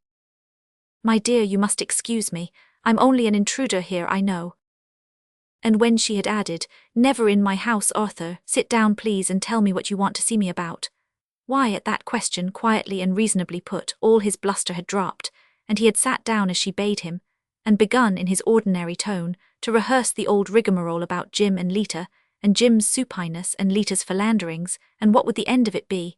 And did she realize that the woman was making a laughingstock of their son? Yes, that they were talking about it at the clubs. After that she had had no trouble. It had been easy to throw a little gentle ridicule over his apprehensions, and then to reassure him by her report of her own talk with Lita, though she winced even now at its conclusion, and the affirmation that the symbolizes experiment had been entirely successful. Then luckily, just as his questions began to be pressing again, as he began to hint at some particular man, she didn't know who, Powder had come in to show him up to one of the spare rooms to prepare for dinner. And soon after dinner the motor was at the door, and Powder, again acting for Providence, had ventured to suggest, sir, that in view of the slippery state of the roads it would be well to get off as promptly as possible. And Nana had taken over the seeing off, and with a long sigh of relief, Pauline had turned back into the library, where Wyant's empty whiskey and soda glass and ashtray stood so uncannily on the table by her husband's armchair. Yes, she had been thankful when it was over. And now she was thankful that it had happened. The encounter had fortified her confidence in her own methods, and given her a new proof of her power to surmount obstacles by smiling them away. She had literally smiled Arthur out of the house, when some women in a similar emergency would have made a scene, or stood on their dignity. Dignity, hers consisted more than ever in believing the best of everyone, in persuading herself and others that to impute evil was to create it, and to disbelieve it was to prevent its coming into being. Those were the scientific initiate's very words. We manufacture sorrow as we do all the other toxins. How grateful she was to him for that formula, and how light and happy it made her feel to know that she had borne it in mind, and proved its truth at so crucial a moment. She looked back with pity at her own past moods of distrust, her wretched impulses of jealousy and suspicion, the moments when even those nearest her had not been proof against her morbid apprehensions. How absurd and far away it all seemed now. Jim was coming back the day after tomorrow. Lita and the baby were going home to him, and the day after that they would all be going back to town, and then the last touches would be put to the ceremonial of the Cardinal's reception. Oh, she and Powder would have their hands full. All of the big silver-gilt service would have to be got out of the safety vaults and gone over. Luckily the last reports of Mrs. Bruss's state were favourable, and no doubt Macy would be back as usual. Yes, life was really falling into its usual busy and pleasurable routine. Rest in the country was all very well, but rest, if overdone, became fatiguing. She found herself in bed, the lights turned off and sleep descending on her softly. Before it held her she caught, through misty distances, the sound of her husband's footfall, the opening and shutting of his door, and the muffled noises of his undressing. Well, so he was back, and Lita, silly Lita, no harm really, just as well they hadn't met poor Arthur. Everything was all right, the Cardinal. XXX. Pauline sat up suddenly in bed. It was as if an invisible hand had touched a spring in her spinal column, and set her upright in the darkness before she was aware of any reason for it. No doubt she had heard something through her sleep, but what? She listened for a repetition of the sound. All was silence.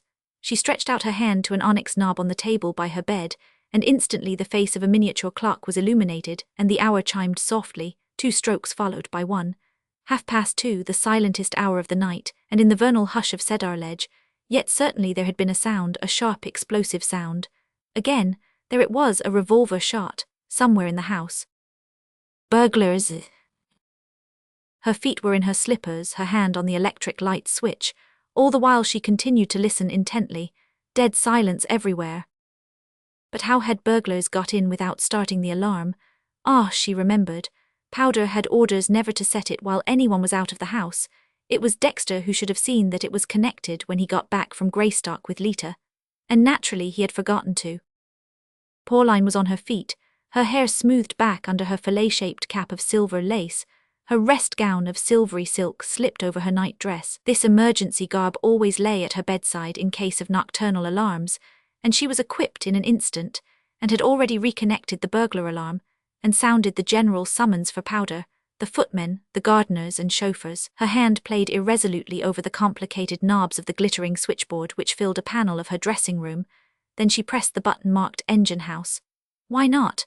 There had been a series of bad suburban burglaries lately, and one never knew. It was just as well to rouse the neighborhood. Dexter was so careless. Very likely he had left the front door open. Silence still, profounder than ever. Not a sound since that second shot, if shot it was. Very softly she opened her door and paused in the anteroom between her room and her husband's. "Dexter," she called. No answer, no responding flash of light. Men slept so heavily. She opened, lighted. "Dexter." The room was empty, her husband's bed unslept in. But then, what? Those sounds of his return. Had she been dreaming when she thought she heard them? Or was it the burglars she had heard looting his room a few feet off from where she lay? In spite of her physical courage, a shiver ran over her. But if Dexter and Lita were not yet back, whence had the sound of the shot come, and who had fired it?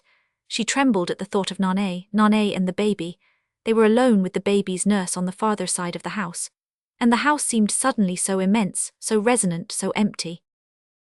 In the shadowy corridor outside her room she paused again for a second, straining her ears for a guiding sound. Then she sped on, pushing back the swinging door which divided the farther wing from hers, turning on the lights with a flying hand as she ran. On the deeply carpeted floors her footfall made no sound, and she had the sense of skimming over the ground inaudibly, like something ghostly, disembodied, which had no power to break the hush and make itself heard. Halfway down the passage she was startled to see the door of Lita's bedroom open. Sounds at last, sounds low, confused and terrified, issued from it. What kind of sounds? Pauline could not tell. They were rushing together in a vortex in her brain. She heard herself scream "help" with the strangled voice of a nightmare, and was comforted to feel the rush of other feet behind her. Powder, the men servants, the maids. Thank God the system worked. Whatever she was coming to, at least they would be there to help. She reached the door, pushed it, and it unexpectedly resisted. Someone was clinging to it on the inner side, struggling to hold it shut to prevent her entering. She threw herself against it with all her strength and saw her husband's arm and hand in the gap. Dexter. Oh God, he fell back and the door with him. Pauline went in. All the lights were on, the room was aglare. Another man stood shivering and staring in a corner, but Pauline hardly noticed him, for before her on the floor lay Lita's long body, in a loose spangled robe, flung sobbing over another body. Nane, the mother screamed, rushing forward to where they lay. She swept past her husband, dragged Lita back, was on her knees on the floor, her child pressed to her, Nane's fallen head against her breast, Nane's blood spattering the silvery folds of the rest gown, destroying it forever as a symbol of safety and repose. Nane, child, what's happened? Are you hurt? Dexter, for pity's sake. Nane, look at me, it's mother, darling mother. Nane's eyes opened with a flutter. Her face was ashen white and empty as a baby's. Slowly she met her mother's agonized stare. All right, only winged me. Her gaze wavered about the disordered room, lifting and dropping in a butterfly's bewildered flight. Lita lay huddled on the couch in her spangles, twisted and emptied, like a festal garment flung off by its wearer. Manfred stood between, his face a ruin. In the corner stood that other man, shrinking, motionless. Pauline's eyes, following her child's, travelled on to him. Arthur, she gasped out, and felt Nane's feeble pressure on her arm. Don't, it was an accident. Father, an accident, father. The door of the room was wide now, and Powder stood there, unnaturally thin and gaunt in his improvised collarless garb, marshalling the gaping footmen, with gardeners, chauffeurs and maids crowding the corridor behind them. It was really marvellous how Pauline's system had worked. Manfred turned to Arthur Wyant, his stony face white with revenge. Wyant still stood motionless, his arms hanging down, his body emptied of all its strength, a broken word that sounded like honour stumbling from his bedraggled lips. Father, at Nane's faint cry Manfred's arm fell to his side also, and he stood there as powerless and motionless as the other. All an accident, breathed from the white lips against Pauline. Powder had stepped forward, his staccato orders rang back over his shoulder. Ring up the doctor, have a car ready, scour the gardens, one of the women here, madam's maid. Manfred suddenly roused himself and swung about with dazed eyes on the dishevelled group in the doorway. Damn you, what are you doing here, all of you? Get out, the lot of you, get out I say, can't you hear me? Powder bent a respectful but controlling eye on his employer. Yes, sir, certainly, sir. I only wish to state that the burglar's mode of entrance has already been discovered. Manfred met this with an unseeing stare, but the butler continued imperturbably. Thanks to the rain, sir. He got in through the pantry window, the latch was forced, and there's muddy footprints on my linoleum, sir. A tramp was noticed hanging about this afternoon. I can give evidence. He darted swiftly between the two men, bent to the floor, and picked up something which he slipped quickly and secretly into his pocket. A moment later he had cleared his underlings from the threshold, and the door was shut on them and him. "Dexter," Pauline cried, "help me to lift her to the bed." Outside, through the watchful hush of the night, a rattle and roar came up the drive. It filled the silence with an unnatural clamour, immense, mysterious and menacing. It was the Cedarledge Fire Brigade, arriving double quick in answer to their benefactress's summons. Pauline, bending over her daughter's face, fancied she caught a wan smile on it. Roman 31. Nona Manford's room was full of spring flowers. They had poured in, sent by sympathizing friends, ever since she had been brought back to town from Cedarledge. That was 2 weeks ago.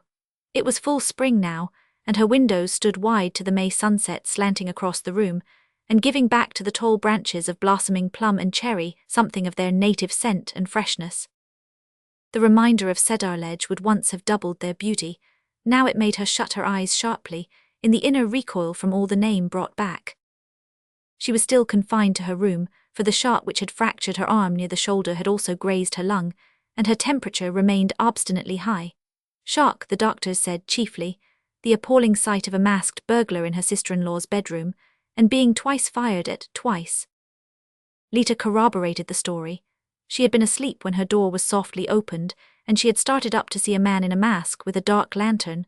Yes, she was almost sure he had a mask. At any rate, she couldn't see his face.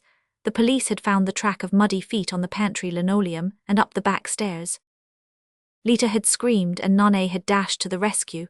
Yes, and Mr. Manford. Lita thought Mr. Manford had perhaps got there before Nona.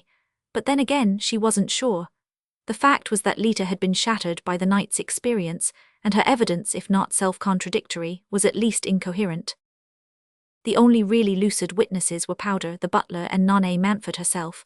Their statements agreed exactly, or at least dovetailed into each other with perfect precision, the one completing the other. Nona had been first on the scene. She had seen the man in the room. She too thought that he was masked, and he had turned on her and fired.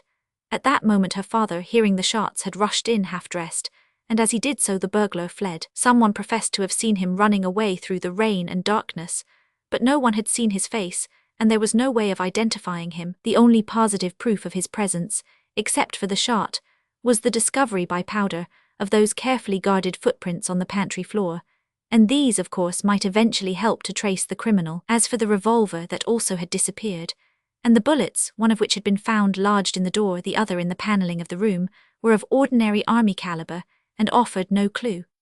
Altogether, it was an interesting problem for the police, who were reported to be actively at work on it, though so far without visible results.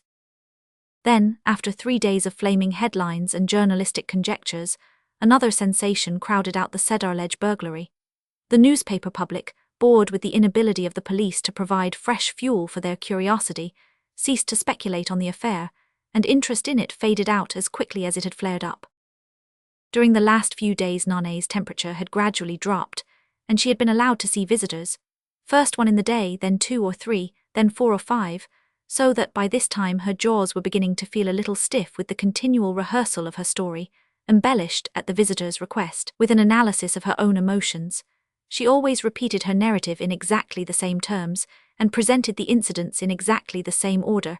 By now she had even learned to pause at the precise point where she knew her sympathizing auditors would say, "But, my dear, how perfectly awful. What did it feel like?" "Like being shot in the arm."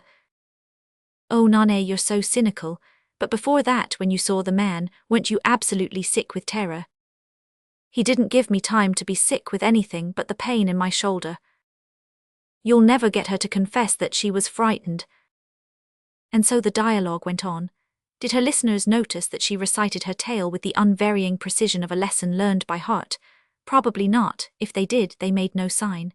The papers had all been full of the burglary at Cedarledge, a masked burglar, and of the shooting of Miss Manford and the would-be murderer's escape. The account, blood-curdling and definite, had imposed itself on the public credulity with all the authority of heavy headlines and continual repetition. Within 24 hours, the Cedarledge burglary was an established fact, and suburban millionaires were doubling the number of their night watchmen and looking into the newest thing in burglar alarms. Nona, leaning back wearily on her couch, wondered how soon she would be allowed to travel and get away from it all. The others were all going to travel. Her mother and father were off that very evening to the Rocky Mountains and Vancouver. From there they were going to Japan and, in the early autumn, to Ceylon and India. Pauline already had letters to all the foremost native princes, and was regretting that there was not likely to be a Durbar during their visit. The Mountfords did not expect to be back till January or February. Mountford's professional labours had become so exhausting that the doctors, fearing his accumulated fatigue might lead to a nervous breakdown, had ordered a complete change and prolonged absence from affairs. Pauline hoped that Nane would meet them in Egypt on their way home. A sunny Christmas together in Cairo would be so lovely. Arthur Wyant had gone also, to Canada it was said, with cousin Elena in attendance. Some insinuated that a private inebriate asylum in Maine was the goal of his journey, but no one really knew and few cared. His remaining cronies, when they heard that he had been ill and was to travel for a change, shrugged or smiled and said, "Poor old Arthur, been going it too strong again," and then forgot about him. He had long since lost his place in the scheme of things. Even Lita and Jim Wyant were on a journey. They had sailed the previous week for Paris, where they would arrive in time for the late spring season, and Lita would see the Grand Prix, the new fashions and the new plays. Jim's holiday had been extended to the end of August. Mountford, ever solicitous for his stepson, had arranged the matter with the bank. It was natural, everyone agreed, that Jim should have been dreadfully upset by the ghastly episode at Cedar Ledge, in which his wife might have been a victim as well as Nane, and his intimates knew how much he had worried about his father's growing intemperance. Altogether, both Wyants and Mountfords had been subjected to an unusual strain, and when rich people's nerves are out of gear, the pleasant remedy of travel is the first prescribed. Nane turned her head uneasily on the cushions. She felt incurably weary and unable to rebound to the spring radiance which usually set her blood in motion. Her immobility had begun to wear on her. At first it had been a relief to be quiescent, to be out of things, to be offered up as the passive victim and the accepted evidence of the Cedar Ledge burglary. But now she was sick to nausea of the part, and envious of the others who could escape by flight, by perpetual evasion. Not that she really wanted to be one of them. She was not sure that she wanted to go away at all, at least in the body. Spiritual escape was what she craved, but by what means and whither? Perhaps it could best be attained by staying just where she was, by sticking fast to her few square feet of obligations and responsibilities. But even this idea made no special appeal. Her obligations, her responsibilities, what were they? Negative at best, like everything else in her life. She had thought that renunciation would mean freedom, would mean at least escape, but today it seemed to mean only a closer self-imprisonment. She was tired, no doubt. There was a tap on the door and her mother entered. Nane raised her listless eyes curiously. She always looked at her mother with curiosity now, curiosity not so much as to what had changed in her, but as to what had remained the same. And it was extraordinary how Pauline, the old Pauline, was coming to the surface again through the new one, the haggard and stricken apparition of the Cedar Ledge midnight. My broken arm saved her, Nane thought, remembering with a sort of ironical admiration how that dishevelled spectre had become Pauline Mountford again, in command of herself and the situation, as soon as she could seize on its immediate, its practical sides, could grasp those handles of reality to which she always clung. Now even that stern and disciplined figure had vanished, giving way as the days passed and reassurance grew, to the usual, the everyday Pauline, smilingly confident in herself, and in the general security of things. Had that dreadful night at Cedar Ledge ever been a reality to her? If it had, Nane was sure it had already faded into the realms of fable, since its one visible result had been her daughter's injury, and that was on the way to healing. Everything else connected with it had happened out of sight and underground, and for that reason was now as if it had never existed for Pauline, who was more than ever resolutely two-dimensional. Physically at least, the only difference Nane could detect was that a skillful makeup had filled in the lines which, in spite of all the arts of the face restorers, were weaving their permanent web about her mother's lips and eyes. Under this delicate mask, Pauline's face looked younger and fresher than ever, and as smooth and empty as if she had just been born again. And she has, after all, Nane concluded. She sat down by the couch and laid a light hand caressingly on her daughter's. "Darling, had your tea? You feel really better, don't you? The doctor says the massage is to begin tomorrow. By the way," she tossed a handful of newspaper cuttings onto the coverlet. "Perhaps some of these things about the reception may amuse you. Macy's been saving them to show you. Of course most of the foreign names are wrong, but the description of the room is rather good. I believe Tommy Ardwin wrote the article for the Looker-On." A Malasantha says the cardinal will like it. It seems he was delighted with the idea of the flashlight photographs. Altogether he was very much pleased. Then you ought to be, mother. Nane forced her pale lips into a smile. I am, dear. If I do a thing at all I like to do it well. That's always been my theory, you know, the best or nothing, and I do believe it was a success, but perhaps I'm tiring you. Pauline stood up irresolutely. She had never been good at bedsides, unless she could play some active and masterful part there. Nane was aware that her mother's moments alone with her had become increasingly difficult as her strength had returned, and there was nothing more to be done for her. It was as well that the Mantfords were starting on their journey that evening. Don't stay, mother, I'm all right really. It's only that things still tire me a little. Pauline lingered, looking down on the girl with an expression of anxiety struggling through her smooth rejuvenation. I wish I felt happier about leaving you, darling. I know you're all right, of course, but the idea of your staying in this house all by yourself. It's just what I shall like, and on father's account you ought to get away. It's what I feel, Pauline assented, brightening. You must be awfully busy with all the last things to be done. I'm as comfortable as possible. I wish you'd just go off and forget about me. Well, Macy is clamoring for me, Pauline confessed from the threshold. The door shut and Nane closed her eyes with a sigh. Tomorrow she would be alone, and in a week perhaps she would get back to Cedarledge and lie on the terrace with the dogs about her, and no one to ask questions, to hint and sympathize, or be discreet and evasive. Yes, in spite of everything, the idea of returning to Cedarledge now seemed more bearable than any other. In a restless attempt to ease her position, she stretched her hand out, and it came in contact with the bundle of newspaper cuttings. She shrank back with a little grimace, then she smiled. After the night at Cedarledge, everyone had supposed, even Macy and Powder had, that the cardinal's reception would have to be given up, since, owing to His Eminence's impending departure, it could not be deferred. But it had come off on the appointed day, only the 4th after the burglary, and Pauline had made it a success. The girl really admired her mother for that. Something in her own composition responded to the energy with which the older woman could meet an emergency when there was no way of turning it. The party had been not only brilliant but entertaining. Everyone had been there, all the official and ecclesiastical dignitaries, including the Bishop of New York and the chief rabbi. Yes, even the scientific initiate, looking colossal and Siberian in some half-priestly dress that added its note to the general picturesqueness. And yet there had been no crush, no confusion, nothing to detract from the dignity and amenity of the evening. Nane suspected her mother of longing to invite the Mahatma, whose oriental garb would have been so effective, and who would have been so flattered, poor man. But she had not risked it, and her chief lion after the great ecclesiastics had turned out to be Michelangelo, the newly arrived, with the film glamour enhancing his noble Roman beauty, and his mother at his side, explaining and parading him. The pity is that dear Jim and Lita have sailed, the Marchesa declared to all who would give ear. That's really a great disappointment. I did hope Lita would have been here tonight. She and my Michelangelo would have made such a glorious couple, the old world and the new, or as Antony and Cleopatra, only fancy. My boy tells me that Clawhammer is looking for a Cleopatra, but dear Lita will be back before long, and she mingled her hopes and regrets with Mrs. Percy Landish's. Roman 32. Nona shut her eyes again.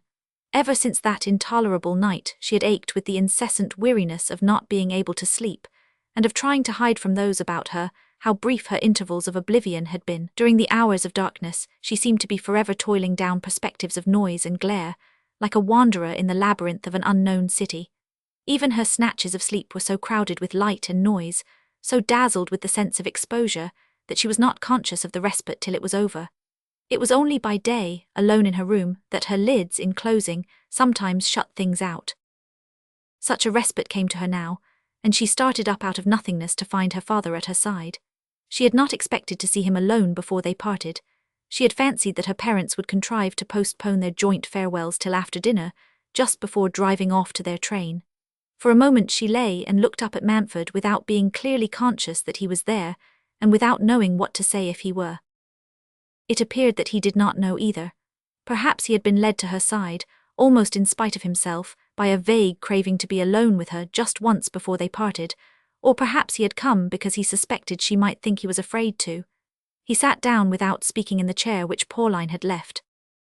Dusk had fallen, and Nane was aware of the presence at her side only as a shadowy bulk, After a while her father put out his hand and laid it on hers. "Why, it's nearly dark," she said. "You'll be off in an hour or so now." "Yes, your mother and I are dining early." She wound her fingers into his and they sat silent again. She liked to have him near her in this way, but she was glad for his sake and her own that the twilight made his face indistinct. She hoped their silence might be unbroken. As long as she neither saw nor heard him, there was an unaccountable comfort in feeling him near, as if the living warmth he imparted was something they shared indissolubly. "In a couple of hours now," he began with an attempt at briskness. She was silent and he went on. "I wanted to be with you alone for a minute like this. I wanted to say." "Father..." He turned suddenly in his chair, and bending down over her, pressed his forehead against the coverlet. She freed her hand and passed it through the thin hair on his temples. "Don't, there's nothing to say." She felt a tremor of his shoulders as they pressed against her, and the tremor ran through her own body and seemed to loosen the fibers of her heart. "Old Dad." "Non-eighth." After that they remained again without speaking till a clock chimed out from somewhere in the shadows. Manfred got up. He gave himself one of his impatient shakes and stooped to kiss his daughter on the forehead. "I don't believe I'll come up again before we go." "Knows." "It's no use." "Knows." "I'll look after your mother, do all I can. Goodbye, dear." "Goodbye, father." He groped for her forehead again and went out of the room, and she closed her eyes and lay in the darkness, her heart folded like two hands around the thought of him. Nane, darling, there were still the goodbyes to her mother to be gone through. Well, that would be comparatively easy, and in a lighted room too, with Pauline on the threshold, slim, erect, and consciously equipped for travel, complete and wonderful. Yes, it would be almost easy. "Child, it's time, we're off in a few minutes, but I think I've left everything in order. Macy's downstairs. She has all my directions and the list of stations to which she's to wire how you are while we're crossing the continent." "But mother, I'm all right, it's not a bit necessary."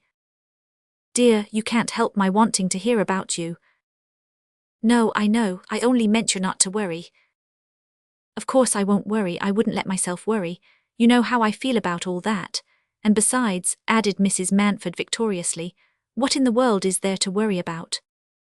"Nothing," Nane acquiesced with a smile. Pauline bent down and placed a lingering kiss where Manfred's lips had just brushed his daughter's forehead. Pauline played her part better and made it correspondingly easier for her fellow actors to play theirs.